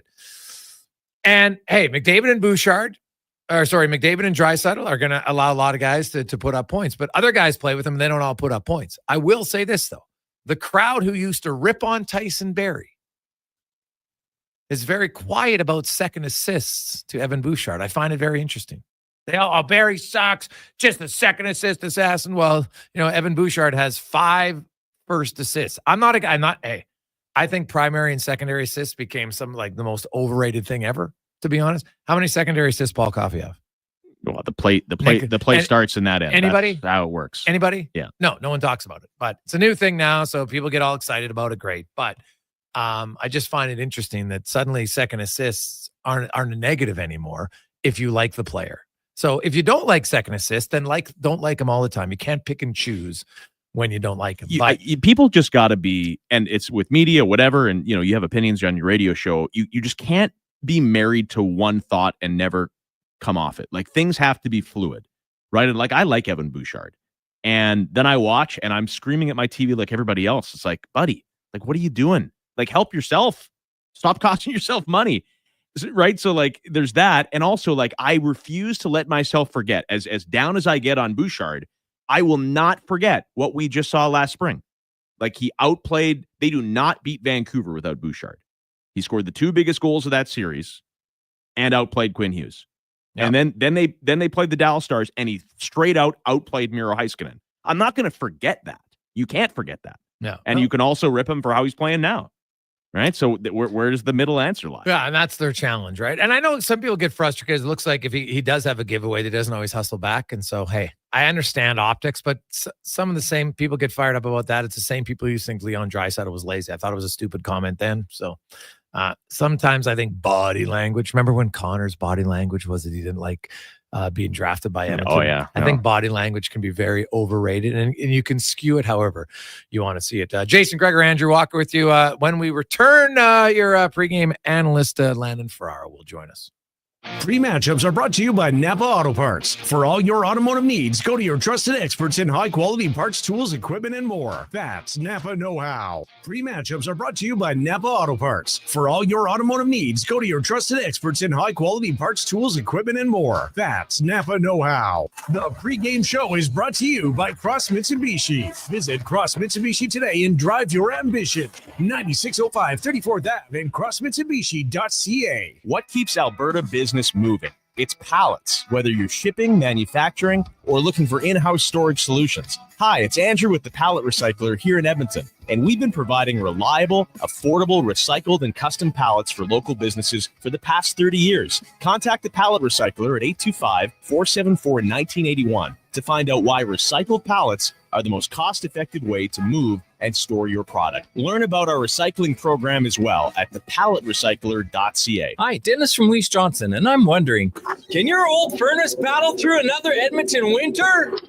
If not, replace it with an energy-efficient Daikin furnace installed by the pros from Lease Johnson. Book now and receive free duct cleaning, or maybe a Daikin air conditioner instead. You'll also receive free duct cleaning. Daikin, the best warranty in the industry from Edmonton's industry-leading furnace company, Lease Johnson. Visit wjaheats.com today. Lease Johnson. Diablo Boots and Canada West, the 2 best names in work, biker, and western boots. Diablo has been selling quality Canadian boots for over 60 years, from size 6E to 15EE. Why buy boots made in China like Ariat, Redwing, and Dakota, when Diablo Boots has the best quality for less? Made in Winnipeg. Plus, all of Diablo Boots have replaceable soles and heels for longer life. So save on boots by Save on Foods. That's Diablo Boots, 3340 Gateway Boulevard, on the east side of Save on Foods. Play Alberta has hundreds of casino games right at your fingertips. Join thousands discovering why Fortune Coin is one of Alberta's most popular games. Fill your reels with golden coins, multiply your prizes up to 6 times, and turn good spins into legendary ones. Land the Fortune Coin symbol to win cash, trigger the jackpot, launch the free spins bonus, and watch as the dragon takes over your screen. New players get 100 free spins only on playalberta.ca. Claim your offer today. Imagine a family get-together where the smiles are as genuine as the conversations.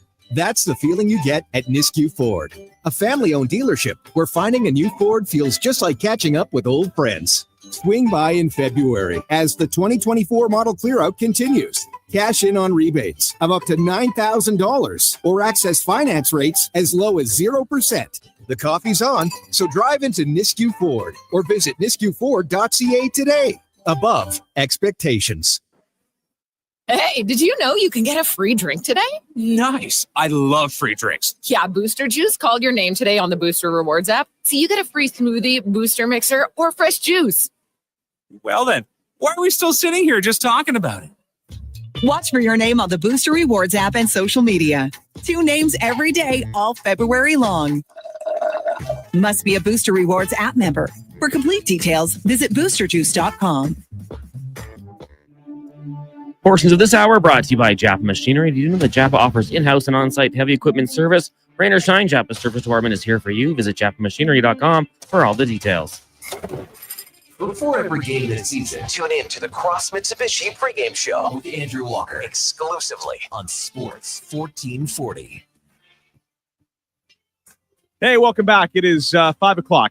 Andrew Walker, Jason Gregor, Connor Halley, Cross Mitsubishi pregame show here on Sports 1440. Visit Cross Mitsubishi today and drive your ambition. 9605 34th Ave, crossmitsubishi.ca. About a half an hour away from the Oilers, the Tampa Bay Lightning.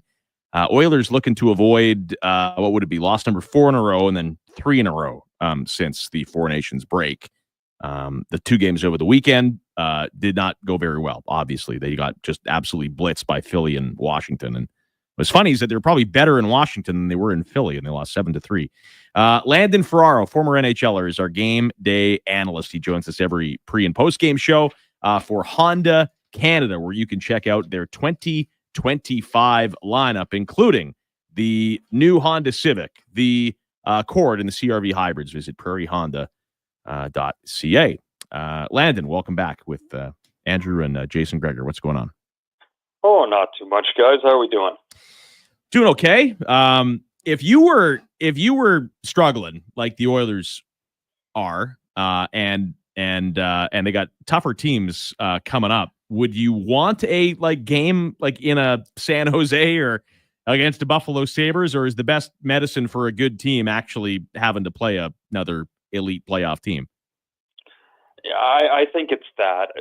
Playing against the best teams should bring out the best in your lineup, and yeah, the Oilers have been struggling a bit here, but like we've talked about a bunch, like this is a veteran team, like they will figure it out. But I think having to go against another group that can obviously put the puck in the back of the net, and they're a really good team with a very good goaltender in there, like you need to have your best. It's going to demand the most out of you. So I like it that way. When you look at how, and they're clearly in a funk, like when McDavid's getting crushed 5-on-5, you're in a funk. He's been outscored 8-0, outshot 38-23 their last 4 games 5-on-5. So it's impacting pretty much a team except Draisaitl. He seems the one that's kind of immune to everything this season for the Oilers, although they haven't had a funk like this. But we crunched the numbers from Kevin Woodley that basically for the last 40 games, Edmonton is 27th in odd man rushes against 5-on-5, and they're 24th in high danger rush chances against 5-on-5. When you watch now I see a lot of offensive zone turnovers, Landon, so I know that leads to some, but what else are you seeing that's allowing them to give up so many chances through the neutral zone and off the rush? Well, I think a big issue is like Edmonton as a team is not individually are not overly fast, right? And the way that they play is they're generally so stretched out through the neutral zone. And when they're on, it's because they'll have that one stretch person out there. But every time that long stretch pass gets made, there's 1 or 2 players coming underneath with a ton of speed, and they can back off the other defenders that way, and it works really clean. But when they're not on, those passes don't connect quite as clean. Now, the bump pass back ends up being a turnover because it's hobbling, or it bounces past the stretch person and it goes to the other D and it's a quick regroup. Like when they're in this funk, like to me, it just looks like everyone starts going one direction, and because no pass is clean, they kind of get slowed down, and then everything's coming right back at them. So, it doesn't make it easy when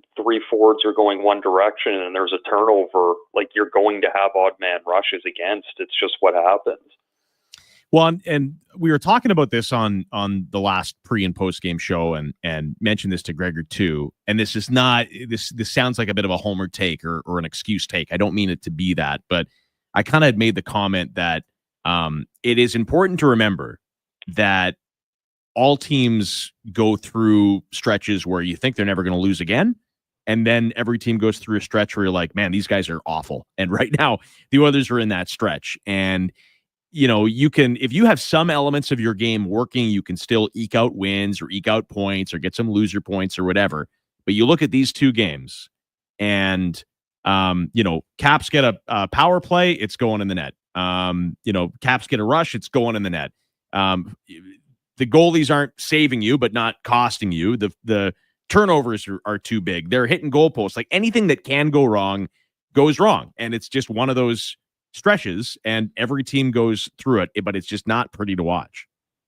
No, and I think the issue, or not the issue, but the thing that got me to perk up a little bit more watching the last two games compared to even early in the year when they were really losing games. But you knew they would turn it around because you could see that there was, Hyman was getting a ton of chances. Players were moving around and making plays, but in the last two, it's the lack of speed up front that whether things are going good or not, like that part doesn't change. And I think it just kind of highlighted, at least to me, how much this team, if the big two aren't going, like what is the saving, the next saving piece after that? Like there's, without speed, it's hard to generate anything. Like, if you beat the first player, but you're not really moving anywhere, well, the next player just files in behind and then the next guy can recover. Like you don't really escape anything. What did you make of the Jeff Skinner decision? I mean, it's interesting in the sense that, he's had so many different opportunities this year, and it's been, it's been interesting. Like it just hasn't quite worked. So to me, it makes sense. Like, if you're not going to be putting the puck in the net, on a consistent basis, then, what are you bringing to the team? And, it's something that, you can't really change, but, like lots of guys run into this. Like if you're a smaller skilled player and you're not producing, then, what is there? It makes it a lot easier decision to me. Yeah, like Skinner, funny enough, has actually produced more than most guys lately since January 1st. I think this is the coach saying, hey, even though Jeff Skinner's production is better, when I look at his skill set, and like Andrew talked about it earlier, that getting caught on that breakaway, not getting a shot early in that Washington game was like a horrific play. And so he doesn't have the speed, and then he doesn't move the puck, I think, quick enough that what they'd like. He likes to hold on to it, and he's not quick enough. He's not Draisaitl. Like Draisaitl can slow the game down and hold on to the puck, and you can't take it away from him. Skinner slows the game down. Completely different right? thing. Yeah, right? You can't do it. So I think this is the coach just saying to the management, hey, I don't see this guy as a solution to our problem long-term. Even though short-term he's had some production lately, I think long-term he's not the answer. That's what I think that's the message the coach is saying right here. Yeah, and I wouldn't disagree with that, but I would also look at, even with, some of that production as of late, like when is that production coming? Like there was a goal late in was it the Washington game? Yeah. Now that they're all, he scores, but like that game is already gone. And there's some the other way as well. So, like that's another part that gets played into it as well. Like if those were goals, the first goal of the game or one to tie it up, then yeah, like that's really bringing something to the team. But if you score, the third goal in a blowout game, then what is that as well?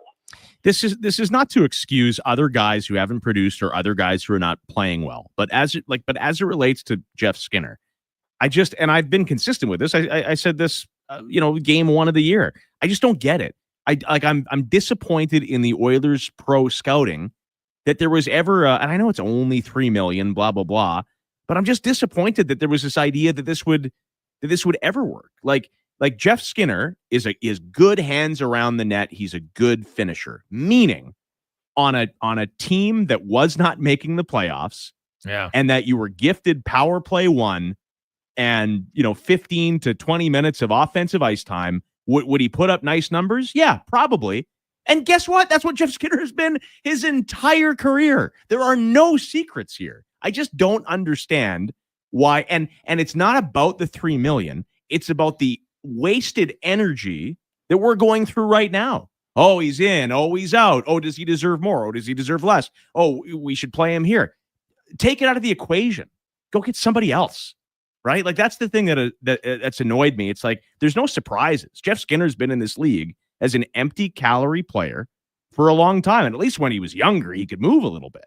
Like listen, could the guy score 25 if you just parked him in front of the net? Sure. But why would they do that? They have other better players to do that. Doesn't make any sense. Yeah, the Skinner for Holloway one, which is essentially what it was, that was brutal. It's an all-timer. Yeah, that it's looked really like a bad. That one hurts, especially because there's the speed there, there's size, there's some heaviness in the offensive zone, and that's it is a complete 180 from what you ended up bringing in, and I agree. Like, it's just not. When we were talking before the season, that first preseason game, like it was intriguing, but at the same time, it didn't make sense. Yeah. Oh, no, that's totally valid. Right. And so, I get people, hey, they look at the stats, great, but I don't think Skinner fits this team. And I think there's a few other guys that don't fit this team. My question is, do you think the Oilers, is Stan Bowman, like Stan Bowman went out, got Podkolzin after he came in, and, that's been fine. He gave up a 5th rounder. Podkolzin's an NHLer, so you win the trade. You play him $1 million. And the reason he makes $1 million is because he doesn't have to finish. Otherwise, if he finished all the chances he get, he'd be a $2.5 to $3 million player. I picked up Kapanen on waivers, cost him nothing. He's been a fine, Yeah, that's running its course in a hurry, though. Filling in a vat. But, I think Stan Bowman's got to do something here now. Like, you can't just sit there, wow, geez, maybe Kane's coming back. You got the LTIR space and you got it for a month and a half. You worry about everything else. They got to do something here to augment this team. Right? And do you think Bowman is going to go out there and make a few splashes? I'd be really surprised if he didn't. The only way it doesn't get done is if the asking price is just, astronomical. But, I don't know how, even when the team is playing really well, like, there's still pieces where you look and you're like, okay, like, there can be upgrades. Yeah, there. 100%. And if they're not going to be scoring, there's upgrades in pace and size. If you know that the bottom 6 isn't going to really contribute consistently on the score sheet, well, you might as well try and make sure that they contribute in, finishing on the other defensemen as much as they possibly can, wearing the other team down so that McDavid and Draisaitl's lines can go out and have, maybe have an easier bit of work. Yeah, I think I've gotten to the point, Landon. I think all bets are off, and it's only been a little stretch where the Oilers have been at their worst. But you're right. Even when we called this team a wagon, like they couldn't lose games. They were down 3-0 in Colorado. They claw their way back. There was still an element of, how are they doing it? There's just still too many guys that are kind of, non-factors, and there's some upgrades to be had. Teams have a better idea. I mean, deadline's coming up, and what do we got here? 9 days? Is it 9 days? 10 days? Yeah, 10 days. It's coming up fast. I think everything's on the table. I think it's not likely, but I think Evan Bouchard's on the table. I think that a number of things could happen because this team is a unique team in the sense of they're trying to win every year. When you have, and he hasn't even re-signed his deal yet. He will, but you try to win at all costs every year. Like, all bets are off.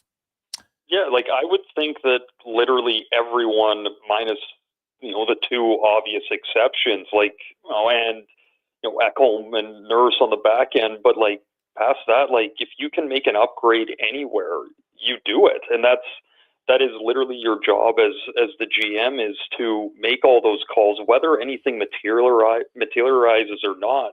Like, you have to be on the phones. You have to be trying to see where you can upgrade if that's a possibility. Because if it's there, you need to pull the trigger.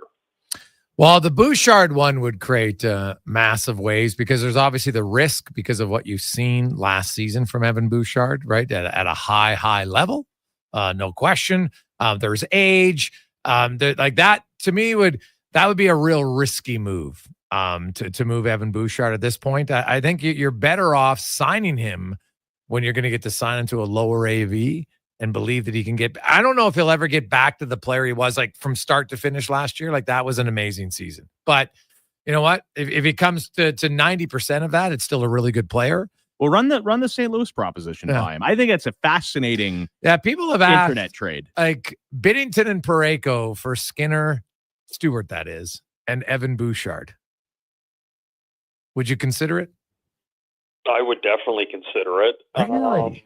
I mean, I don't know if I'm taking it, Right. but as soon as you throw it out, I'm definitely thinking about it. But do I really think that Binnington is that far ahead to make up the gap?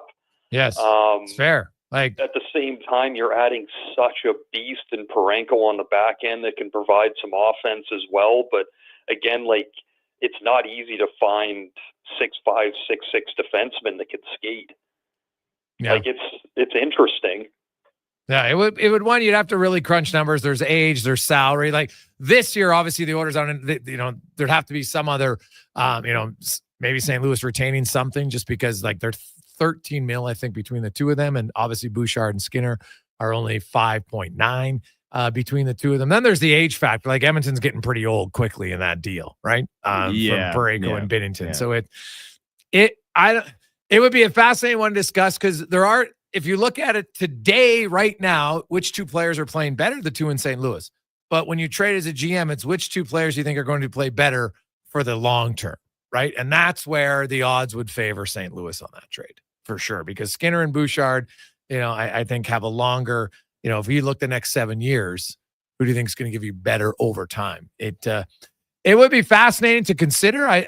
Just off the top of my head, I'm leaning no. But to crunch a lot of numbers and see other things, I'd be curious. You look at situations, but who's going to be the left defenseman to play with Parayko, right? Like, is it Nurse? And then does Ekholm play then with Klingberg, right? Like you move things around a little bit. Parayko can really skate for a big man, as you said, Landon, and it's he can defend. There's no doubt about that. He doesn't move the puck as well. That's why he might benefit more from a guy who moves the puck a little bit better. That's why I'm not sold. Nurse might be the best. And Bouchard's been sorry. Go ahead, Len. Oh, no, I was just going to bring it back on the goalie side, too, though. Like, you look at it, like, it's not like Binnington's stats are miles ahead. They're basically the same.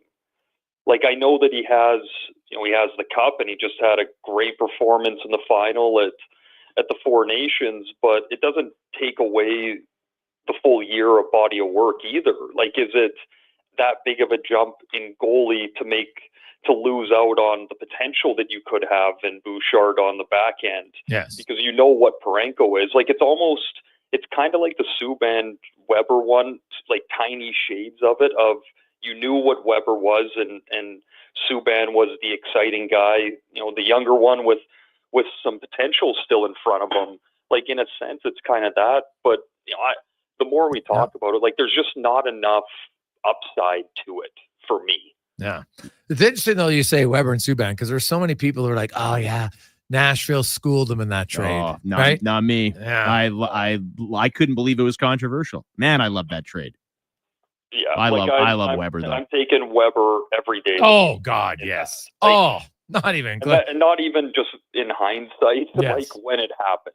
Yes. Yeah. I wholeheartedly agree. That was like Shea Weber. Injuries are the only in his Hall of Famer, for goodness sakes. People were surprised. Like, they put him in the Hall of Fame as soon as they could, and people were surprised by it. It's like, man, have you never watched Shea Weber? Yeah. Oh, man, what a trade. He was an absolute beast out there. And like one of the few guys that, like, when he wound up, you actually thought twice of getting into the lane. Yeah. Mm-hmm. There's such a heavy shot. Hey, the matchups for Napa Auto Parts. For all your automotive needs, go to your trusted experts in high-quality parts, tools, equipment, and more. That's Napa know-how. This Tampa team, they weren't even in a playoff spot a while ago. Like, it's easy to say they're not what they were, and then you watch the Four Nations, and there's Point, and there's Cirelli, and there's Hagel, and I mean, they still got Hedman, they still got Kucherov, and Vasilevsky, and you're like, man, maybe this team is still a contender, right? And I don't know if the Oilers have a Cirelli and a Hagel on their club. No, they don't. But if Cirelli's their second line center, then they have Draisaitl. He's better second line center for sure. Yeah, I mean, I look at Kucherov and Point, and then you got McDavid and Draisaitl. Yeah, right. But Kucherov and Point are on the same line. That's the one thing, right? Yeah. With Gensel, like that, they stock up their top line. Brendan Hagel right now, those playing great.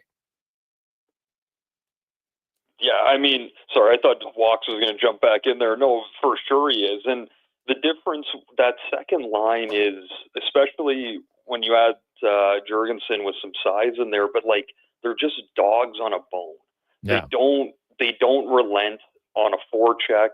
They turn the puck over. They already have an F3 over top, but the F2 and F3 are back checking hard, and they're going at it, trying to get it before the red line. So there's all that back pressure. Like, it's a different look. Yeah, as their top end skill, with Cirelli and Hagel there, No, but they have very good skill, but the work ethic is what separates them. Yeah, that's fair. Just a little reminder for people. I'm sure people are asking on the text line. My computer crapped out, so I don't have the text line. But the over-under is for the River Cree Resort and Casino. The over-under is 10.5 shots on goal for the Four Nations guys. McDavid, Hagel, Sorelli, and Point. So over for 11 or more, and then under for 10 or less. That is your over-under to win $100 to the River Cree Resort and Casino. Hey, thanks, Landon. We'll talk to you in the postgame. Yeah, have a good one, guys. Do you have the lineups by chance? Oh, I do have. You want to do the official lineups for Nisku Ford? The brought to you by Nisku Ford. Cash in on rebates of up to $9,000 or finance rates as low as 0% during the 2024 model clear out at niskuford.ca. Victor Arvidsson, an opportunity again. He'll play with McDavid and Hyman. Oh, he deserves it. Draisaitl with Savoy and Podkolzin. Nugent Hopkins with Brown and Janmark. Henrique, Kapanen, and Perry. They were aligned against Colorado right before the break. You got Ekholm, Bouchard, Nurse with Stetcher, and Kulak with Emberson. Stetcher playing his first game since February 1st. It just gets a matter of him getting some time in, and Klingberg not playing 3 and 4. Stu Skinner, of course, will get the start in goal tonight for the Edmonton Oilers. Meanwhile, the Tampa Bay Lightning. Top line's pretty good. Gensel, Point, and Kucherov. Then Hagel, Sorelli, and Jurgensen. So followed by Nick Paul. I still can't believe Ottawa gave up on him. With Geja Gonclaves as well as Mitchell Chaffee. And then they're only going 11 forwards. Luke Glendening. And Jandra Liu gave us a stat.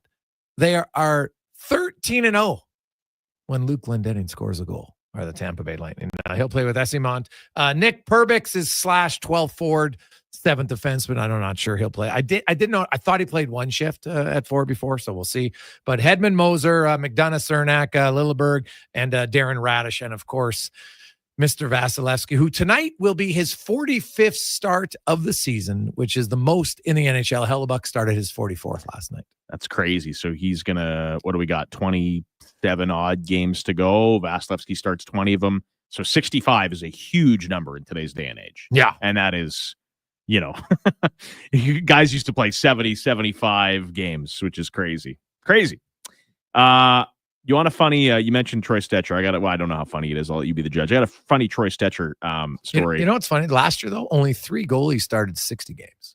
Hellebuck. And Vasilevsky was hurt for a while, so it wouldn't have been him. UC Saros, yeah. 64. And the other one that, if you remember, they basically rode him into the ground almost. And they still won a playoff round. Alexander Georgiev started 62 games last year. Right. And this year, and that would be my cautionary tale too. Because if you put up a poll for fans, you're like, hey, would you trade Skinner and Bouchard for Parayko and Binnington?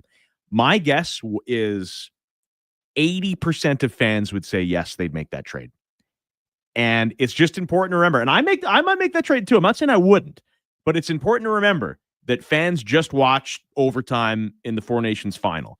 And then Binnington would get here and start 60 games for you, and you'd be just as mad at him as you get at Stuart Skinner, because that's goaltending.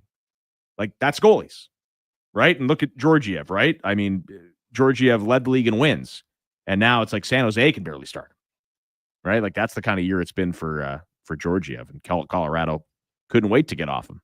So goalies are, I'm not reinventing the wheel. Goalies are weird and unpredictable. When we come back, we'll hear from the head coach on the way and get you set for the Oilers in Tampa Bay Lightning. It is the Cross Mitsubishi pregame show here on Sports 1440. Touch base on the Weiss Johnson text line. 1-833-401-1440. Free duct cleaning with your Daikin furnace or AC installation. Daikin, the best warranty in the industry. Visit WJHeats.com. Feel the thrill of the 2025 Mitsubishi Eclipse at Cross Mitsubishi. Lease for $239 a month with $49.99 due at signing. Enjoy 0% financing, a $1,000 trade rebate, and a $500 loyalty rebate. Equipped with a 10-year, 160,000-kilometer warranty. Offer ends February 28th. See Cross Mitsubishi, 9605 34th Avenue, or visit crossmitsubishi.ca. Cross Mitsubishi, drive your ambition. Diablo Boots and Canada West, the two best names in work, biker, and western boots. Diablo has been selling quality Canadian And boots if you for want, over we don't have 60 to get out years. right at From 5:30. size We can 6E just go to till 15 double E. Why buy boots made in China like Ariat, Redwood, and Dakota when Diablo Boots Yeah, it has the won't start best till quality 5:40 for anyway. less? Made in Winnipeg.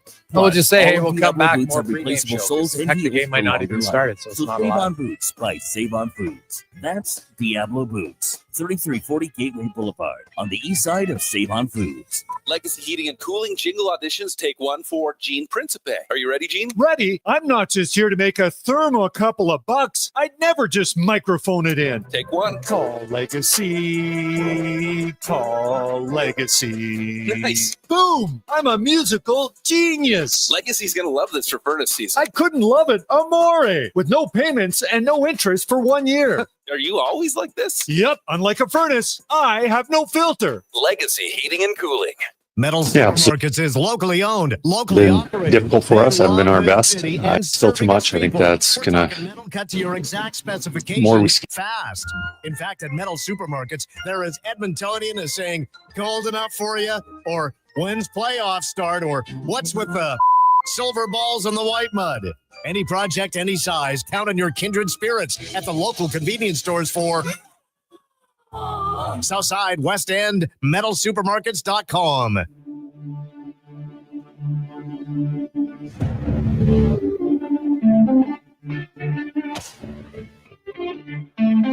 Portions of this hour brought to you by EWELL. Get your power play amped up with EWELL, supplying the city of champions and Alberta with quality electrical gear since 1975. EWELL.ca is your partner in power. Before every game this season, tune in to the Cross Mitsubishi pregame show with Andrew Walker exclusively on Sports 1440. Oilers Lightning, a little bit after 5:30. The Cross Mitsubishi pregame show here on the Jason Gregor Show. I'm Andrew Walker. He's Gregor. Connor Halley with us as well. Brought to you by Cross Mitsubishi, where you can drive your ambition. Check them out, 9605 34th Avenue and crossmitsubishi.ca. Each and every pregame, Easy Chill Rentals brings you the head coach from the locker room, providing mobile walk-in coolers and freezers for sales and rentals. Don't sweat it, just chill. EasyChillRentals.com. Oilers are struggling. Here's the head coach on the last two and how they get themselves out of it tonight. Yeah, absolutely. Our schedule isn't easy by any means. Last two games have been difficult for us, haven't been our best. I think for us, we need to be playing a lot faster, moving our feet. We've been a little standing still too much. I think that's going to, more we skate, more it'll create offensively, but the importance of defensively. We're just, we're in right positions, but we're not closing quick enough, and it's just allowing the other team to be giving them a little more time to make plays.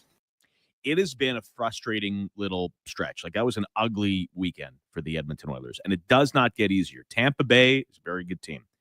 Florida, don't got to tell you, they're a very good team on Thursday, and then Carolina, that's another very good team on Saturday. This is a tough road trip, and you're coming off a 17-day break, and Oilers are an older team. They have proven that you got to crank them up a little bit before they get going again. As I sit here, Greg's like, I refuse to panic and say, oh, I knew it. Like, you play a run of contenders, and this just shows that they're not very good. I think the Oilers are a good team. I think they've proven to us enough that they're a good team. How that being said, this has been, and maybe if you really want to look glass half full, the fact that this is kind of happening and it really exposes some of your potential warts, which include scoring and speed or lack thereof, and depth up front and having versatility and size, all those things, they can be addressed. They can be addressed. You're not going to change the entire face of this team, but I'd be, like Landon said earlier, I mean, this comes 9 days before the trade deadline. I would be very surprised if there's not some eyebrow-raising moves, or at least attempted moves by Stan Bowman. Well, he's got to. There's no question about it. Yeah, he's there. The Edmonton Oilers, getting a lot of texts, Gregor, how can you say you wouldn't play Skinner tonight? It's not what I said. I said I would have played Skinner tonight. I have no problem playing Skinner tonight, but I don't think Jeff Skinner's the answer. Jeff Skinner isn't quick. He's not getting quicker. He isn't big. He's not getting bigger.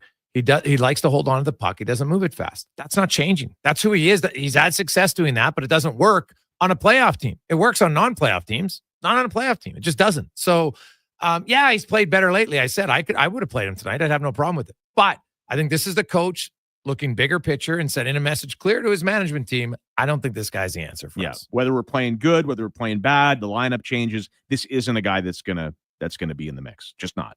And it doesn't matter how many goals he scores in a 7-3 game. I'm mad at management for making us talk about this, to be honest. Right? It should never have happened. Right? There was I think the McLeod for Savoy move was pretty good. I like what I've seen from Savoy in the early going. I like the Klingberg pickup. Obviously, I think the CC for why am I drawing a blank? I want to say Edmondson, but who's Emberson? Ty Emberson. Why am I got no guy the lineups in front of me? I like that move. Emberson has grown on me a lot. They walked from Fogle, you lost that element. You walked from Broberg. I get that one. The Holloway is more and more increasingly difficult to understand. I kind of boil it down to spite. I think that's why they did it, which I'm sure, feels good in the moment, but doesn't look good months later. They have some mistakes to correct. Arvidsson has not been what you thought. But listen, they have some time to correct it. That's why they have the trade deadline.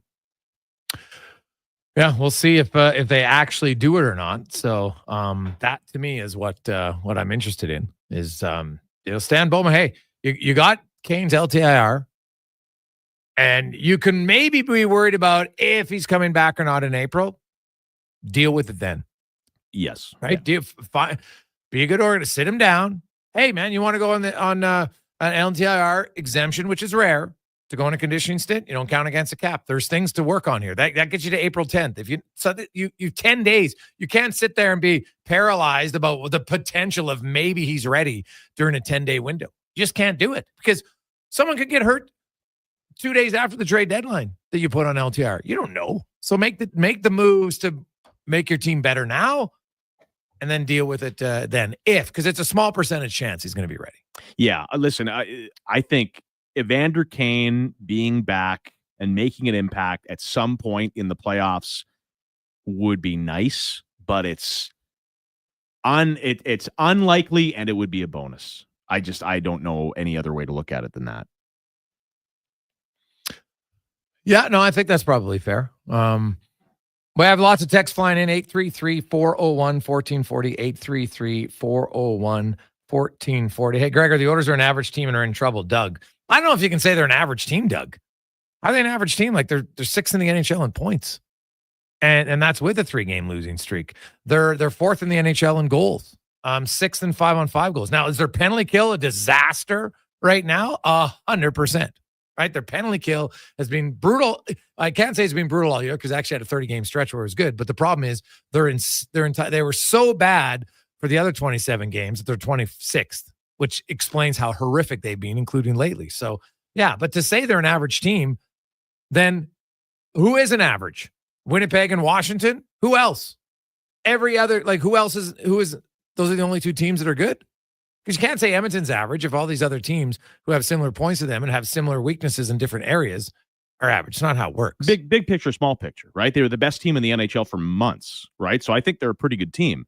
If you want to watch this team for the last week, then they're not below average. They're not average. They're below average. If you think that the Oilers are what we've seen the last 2 games, then they should be in the lottery mix. Like that's how bad they've been, and they're not that bad. We all know they're not that bad. If you have a brain, you know they're not that bad. Their floor is. Their floor, because they're not fast and speed does not go into a slump, their floor is a little lower sometimes. When they're bad, they're pretty bad.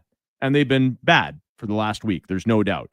And, tonight's interesting. I don't know if we're going to get an inspired, gutsy playoff effort and try to pull one out in Tampa, or if it's going to be more of the same. I think they'll manage the puck better. They're going to be careful, but they're certainly not playing very well right now. Yeah. And, this is not the reason why, but and again, if he wants to play, you're going to play him. I would have sat McDavid against Philly. Yeah, I find that a hard one to do, but I can see how people say it, rest, would it matter? Yeah, maybe. Hey, Gregor, weren't you in for the Skinner signing at the time? Never in exchange for Holloway. Never once did I say, hey, this will be an upgrade on Holloway. Never once said that. And I'll say this about Skinner. I was wrong on how much slower he actually is. When you see him every game, you notice it more. So you can say, hey, a guy can have a game where you're like, okay, I'm not really noticing. Yeah, it's all right. But he was always a productive 5-on-5 player. That he's never been someone who really padded his stats on the power play. That's a fact. That's just the truth. But his foot speed, every game that I know, it's very noticeable. That breakaway against Washington, Walks was I hated that. That was top of the line for me. That's like a play. A play like that is one of those seminal moments where you get back to your hotel room and you think it might be time. Might be time to hang it up. Like that's how bad that play is. Yeah. It's like you're surprised that the defenseman catches you on a breakaway. What are we doing? Hated that play. Yeah, no, that's very true. The Oilers, we'll see. Hey, they've got some talent on their team, but right now they're not playing very smart. They got lots of guys who can play better. That's the thing. It's not like if the Oilers were in the situation they're in, you'd be, well, geez, because outside of Leon Draisaitl, because let's be honest, Connor McDavid can play better. Connor McDavid's last 4 games been outscored 8-0, been outshot 38-23, so he can play better. Yeah. Bouchard can play better. Ekholm can play better. Hyman can play better. Nurse can play better. Skinner, Stewart, that is, can play better. Like, now you can go down the line of some guys. I'm like, hey, Podkolzin kind of is what he is. I don't think he's hurting the team, right? He's not helping a ton, but he's not hurting a ton. But, Henrique, I think, can produce more. Hyman, I never expect him to score 36 goals. I said at the start of the year, there's only 2 guys who scored more than 36 goals 5-on-5 in the salary cap era. So I didn't expect him to score 54 goals again, but he's on pace for his second best 5-on-5 goal scoring season. So it's not like he's having an awful year. It's a little bit down from last year, but I don't think Hyman's been awful. But outside of Draisaitl, has any other player on your team, well, maybe Calvin Pickard. If you look at his numbers for a backup goalie, you'd be pretty happy with that. If you said at the start of the year, a backup's going to win is this many games, because that's all. I don't care about a stat. You don't care about goals against or everything. All you care about is wins from your backup. Yeah, giving your team a chance. Yeah. I'd probably have to say him, but anybody else that you would look and say, hey, Perry, and that's the problem. Okay, good point. Corey Perry. Yeah. And that's the problem. Yeah. I think Zach Hyman is the perfect, whether you're a negative fan or a positive fan or whatever, Zach Hyman is the perfect cross section. Like, he is the Edmonton Oilers right now. We all know that Zach Hyman's a good player. We all know it, right? We've seen it. We've seen the sample size. He's had 3 playoff runs scoring a ton of goals for the Oilers. The sample size is there. Zach Hyman's good. Every team that had a chance to get him and didn't get him, you screwed up. Zach Hyman's a wonderful player. And it also doesn't mean he wasn't brutal and invisible against Philly and Washington. Like, he's the perfect example in this. We all know he's good, and he was just as bad as everybody else on Saturday and Sunday. That's where the Oilers are right now, right? They're not a bad team. It's irresponsible to say they are bad, but we haven't seen them play this bad since they fired Jay Woodcroft and they looked lost, right? And it's only a couple games. We might be talking on the post-game show tonight, later on after this one, about, oh, wow, what a gutsy win. Who knows? I don't know. Well, it hasn't been but they haven't looked that bad in back-to-back games for a long time, and it is a shock to the system. And so I understand when people kind of lose their minds sometimes. Well, that's very valid, man. That is very valid. I know you guys will have all of the post-game reaction. We'll come back and wrap it up. Some more thoughts on the Oilers Tampa Bay, and then Walks and Donovan Paulson will.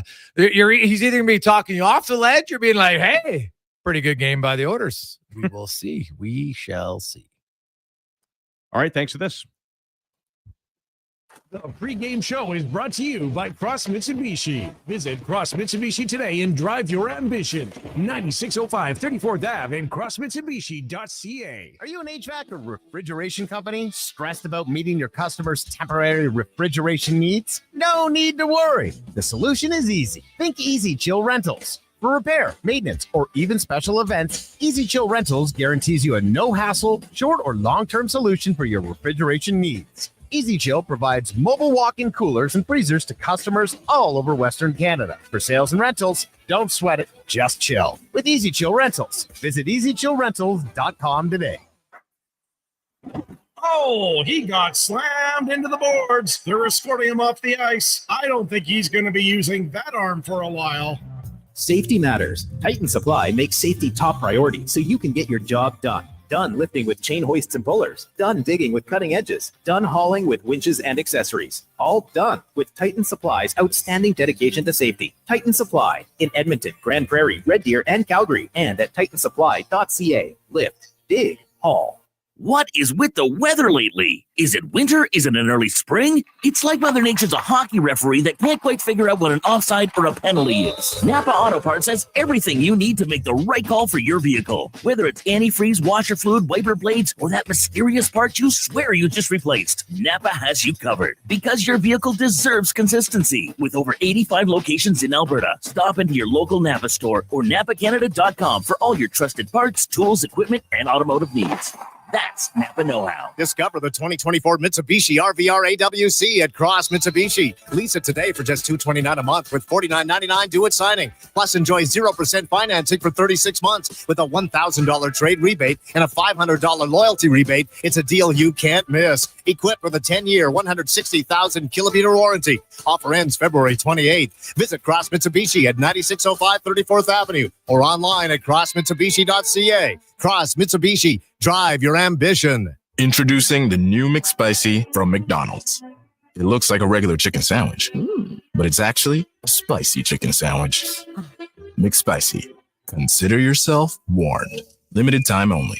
Participate in McDonald's in Canada. Is it Riverside Motorsports? No. It's Riverside Motorsports. Over 55 years in business, and people still get it wrong. Guess it's time to get it right. Riverside Motorsports. What you do for fun is our business. Introducing the Female Super League. Female hockey is on the rise with more women playing the game than ever. Join us as we pave the way for the future of women's hockey. The FSL is more than a game. It's a movement and an experience for the motivated female athlete. Teams will compete in a showcase-style format featuring consistent interprovincial competition. Come be part of the journey as the 2024-25 season unveils a 12U division, as well as the launch of a groundbreaking progressive body-checking 14U division. For more information, visit FemaleSuperLeague.com. It's the season for love, and you're about to fall hard for the vehicle of your dreams. Presenting the outstanding 2025 XC90 from Volvo Cars Edmonton. Right now, you can lease your 2025 XC90 plug-in hybrid from 1.49% and save $4,600. Or finance a 2025 XC60 from 1.49% and save $1,500. All while being deeply infatuated by the newly upgraded, highly attractive body and wheel design.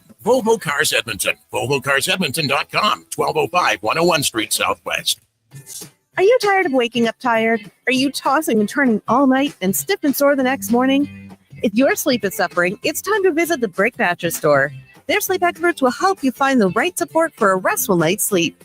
Back sleeper, side sleeper, hot or cold, there is a perfect mattress for you. Plus, with next day delivery, your best night's sleep could be tomorrow. Check out the Brick Mattress Store locations in Spruce Grove, South Edmonton, St. Albert, and Leduc, and start waking up refreshed. Play Alberta has hundreds of casino games right at your fingertips. Join thousands discovering why Fortune Coin is one of Alberta's most popular games. Fill your reels with golden coins, multiply your prizes up to 6 times, and turn good spins into legendary ones. Land the Fortune Coin symbol to win cash, trigger the jackpot, launch the free spins bonus, and watch as the dragon takes over your screen. New players get 100 free spins only on playalberta.ca. Claim your offer today. Dang. Last season, you bought new clubs to fix your game.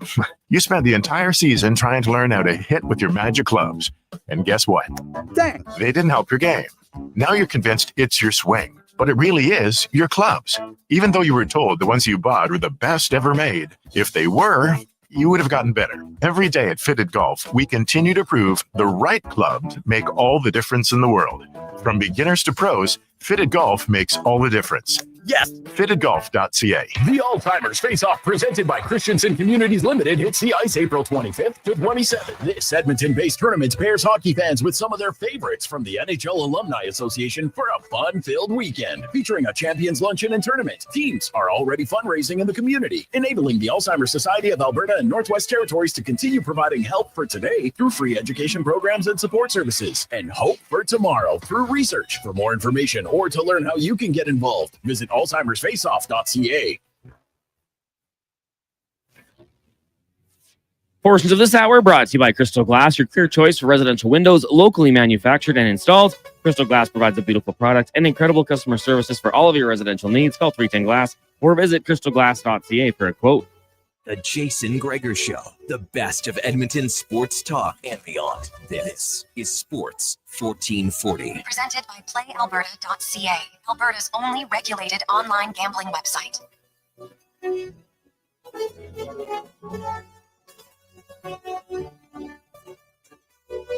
5:45. Welcome back, Jason Gregor, Connor Halley. Sports 1440, Orders Nation, YouTube, Facebook, and X. Hope you're having an awesome day. Oilers, hey, good news, Connor Halley. How many shots Tampa Bay got?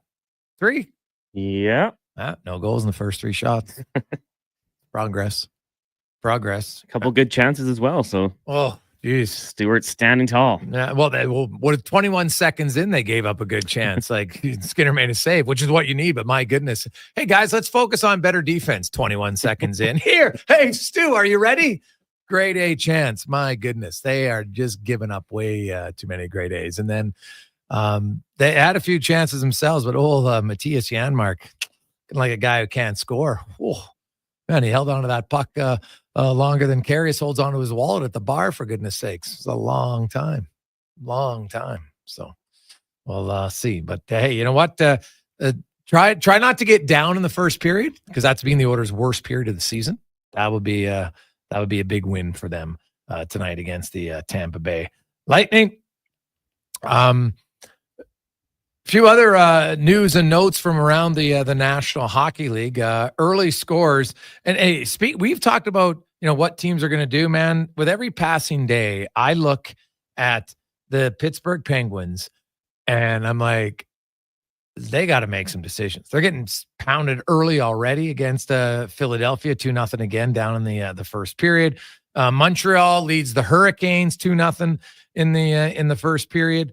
You have the Bruins up on Toronto 2-0 in the first period, although Brad Marchand's goal went in right off the face of McKay. I think that's his second or third goal this year that's went in off his face. That's ouch. That is a big ouch. Must win might be a little excessive, but man, for a team that's desperate for a win, the New York Rangers need one on the island, taking on the Islanders. And what about the Calgary Flames? Not going away easy. They're in Washington, and they are absolutely pumping the Capitals on home ice. It's 2-0 Calgary. They've outshot them 15-4 in the first period. 15-4, Cons. Like, Washington is one of the best home teams in the league. They haven't lost in regulation, I think, since like early November, for goodness sakes. But now it's only one period, but still, they are. And Matt Coronado has his 15th of the season for the Flames. So we'll see where that game goes. Vegas not playing tonight. The Oilers, of course, in the race for first place in the Pacific Division, need to get going. They do have a game in hand. If they win tonight, they are back tied with Vegas. Now, Vegas technically would be ahead because they have more regulation wins than the Edmonton Oilers, but they'd be tied in points, and the chances of being tied after 82 games kind of low, realistically. So, you know what? If you just find a way to keep pace while the Oilers can maybe rediscover their game, that could be good news for them, because they had a great run to close the gap on Vegas, and I think now the key is to avoid not falling behind in that regard. Hey, Greg's, I'll be honest, it was interesting listening to you, Lannon, and Walker discuss that potential trade. Do you think the Oilers will make a big trade that involves guys with term? Like moving out guys with term? I'd be surprised. I think there's some guys that they'd like to move out, but let's be like, right now, the players that you want the Oilers to trade, how many of them trade value is really high? I think it would be a mistake. Now, depending on who it is, but I think for most, you're going to regret if you move Evan Bouchard. Now, I had this one. Gregor, would you move Evan Bouchard for Noah Dobson? Now, that's one where I would have to do a lot of number crunching, man, because my initial reaction is I would definitely look at it. And I'd want to see, I don't think Dobson's next contract is going to be as high because he doesn't have the point totals as Evan Bouchard.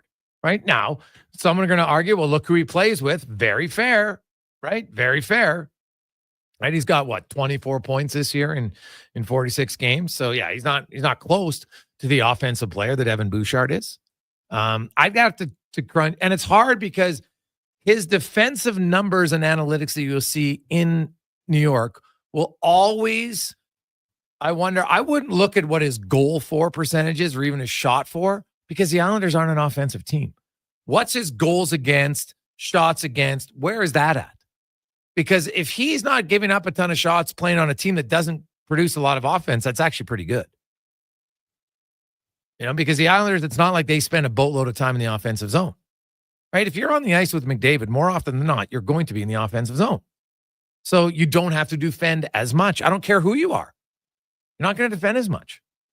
So it would be hard just to look at, I'd have to get scouting reports. I have to talk to some people. I think there's pros and cons in that deal. What's interesting about it is you got two guys who are in a similar boat in the far as they need contracts, they're same age, all those sorts of things, right? There's been rumblings, you know, Dobson just changed his agent. There's rumblings that maybe he's looking for a move out. So we would see. I don't think Dobson has the high-end offensive upside of Bouchard.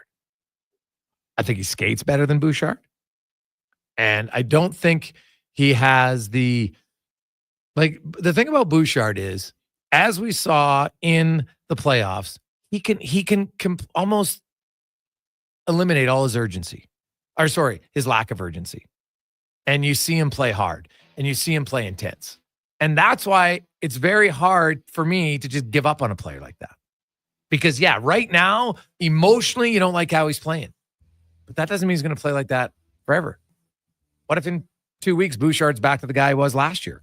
Then you're like, God, why did we trade him? So that's always the risk. When you trade a guy with the high-end skill that he showed, you're always thinking like that high-end skill could come back. Now, if Bouchard's 35, it'd be a different story. But he's not. He's young. So it would be a big risk. On behalf of Connor Halley, I'm Jason Gregor. Have yourselves a wonderful night. Be sure to tune in after the game for the post-game show with Andrew Walker and Donovan Paulson. Here's Connor Halley, Sports 1440 update brought to you by Booster Juice. Now, hey, maybe you're on your way home, you want to stop in, and guess what? Go into Booster Juice, because every day this month at Booster Juice, they are giving away free smoothies. Today, Brandon and Isla, if that's your name, get to Booster Juice. Good night. This is a Sports 1440 update. And the Edmonton Oilers are in action tonight down in Tampa, taking on the Lightning. 11 minutes remaining in the first period. This one currently scoreless. Once it wraps up, keep it locked here on Sports 1440. Andrew Walker, Donovan Paulson back with post-game coverage. A busy night in the NHL. After 20 minutes, Bruins lead the Maple Leafs 2-0. Ducks on top of the Sabres 1-0. Hurricanes trail the Canadiens 2-0. Flyers lead the Penguins by that same score. Caps behind the Flames 2-0. Stars trail the Blue Jackets 2-1, and midway through the first, Islanders, Rangers tied at 1 apiece. Later on tonight, you got the Blues, Kraken, Panthers in Nashville, Wild host the Red Wings, and the Blackhawks taking on the Utah HC. In the association, second quarter, Raptors trail the Celtics 52-46. There's one other game going on right now. The Cavs lead the Magic 19-9 in the first quarter. Later on, Bucks in Houston, Grizz host the Suns, Spurs take on the Pelicans, the Warriors will host the Hornets, and the Mavericks taking on the Lakers. In the WHL, the Oil Kings on the road taking on the Moose Jaw Warriors. That one gets going in about 10 minutes' time. In the AJ, Bonneville heads to Whitecourt to meet the Wolverines. Puck drop just after 7. And in the PWHL, right now, Toronto leads Montreal 1-0 after 20 minutes. That'll do it for us here on the Jason Gregor Show. Coming up next, Fox Sports Radio. A reminder, we've got post-game coverage as soon as the Oilers and the Lightning wrap up. And then tomorrow morning, 7 a.m., it is the Kevin Carrier Show. I'm Connor Halley. This has been a Sports 1440 update.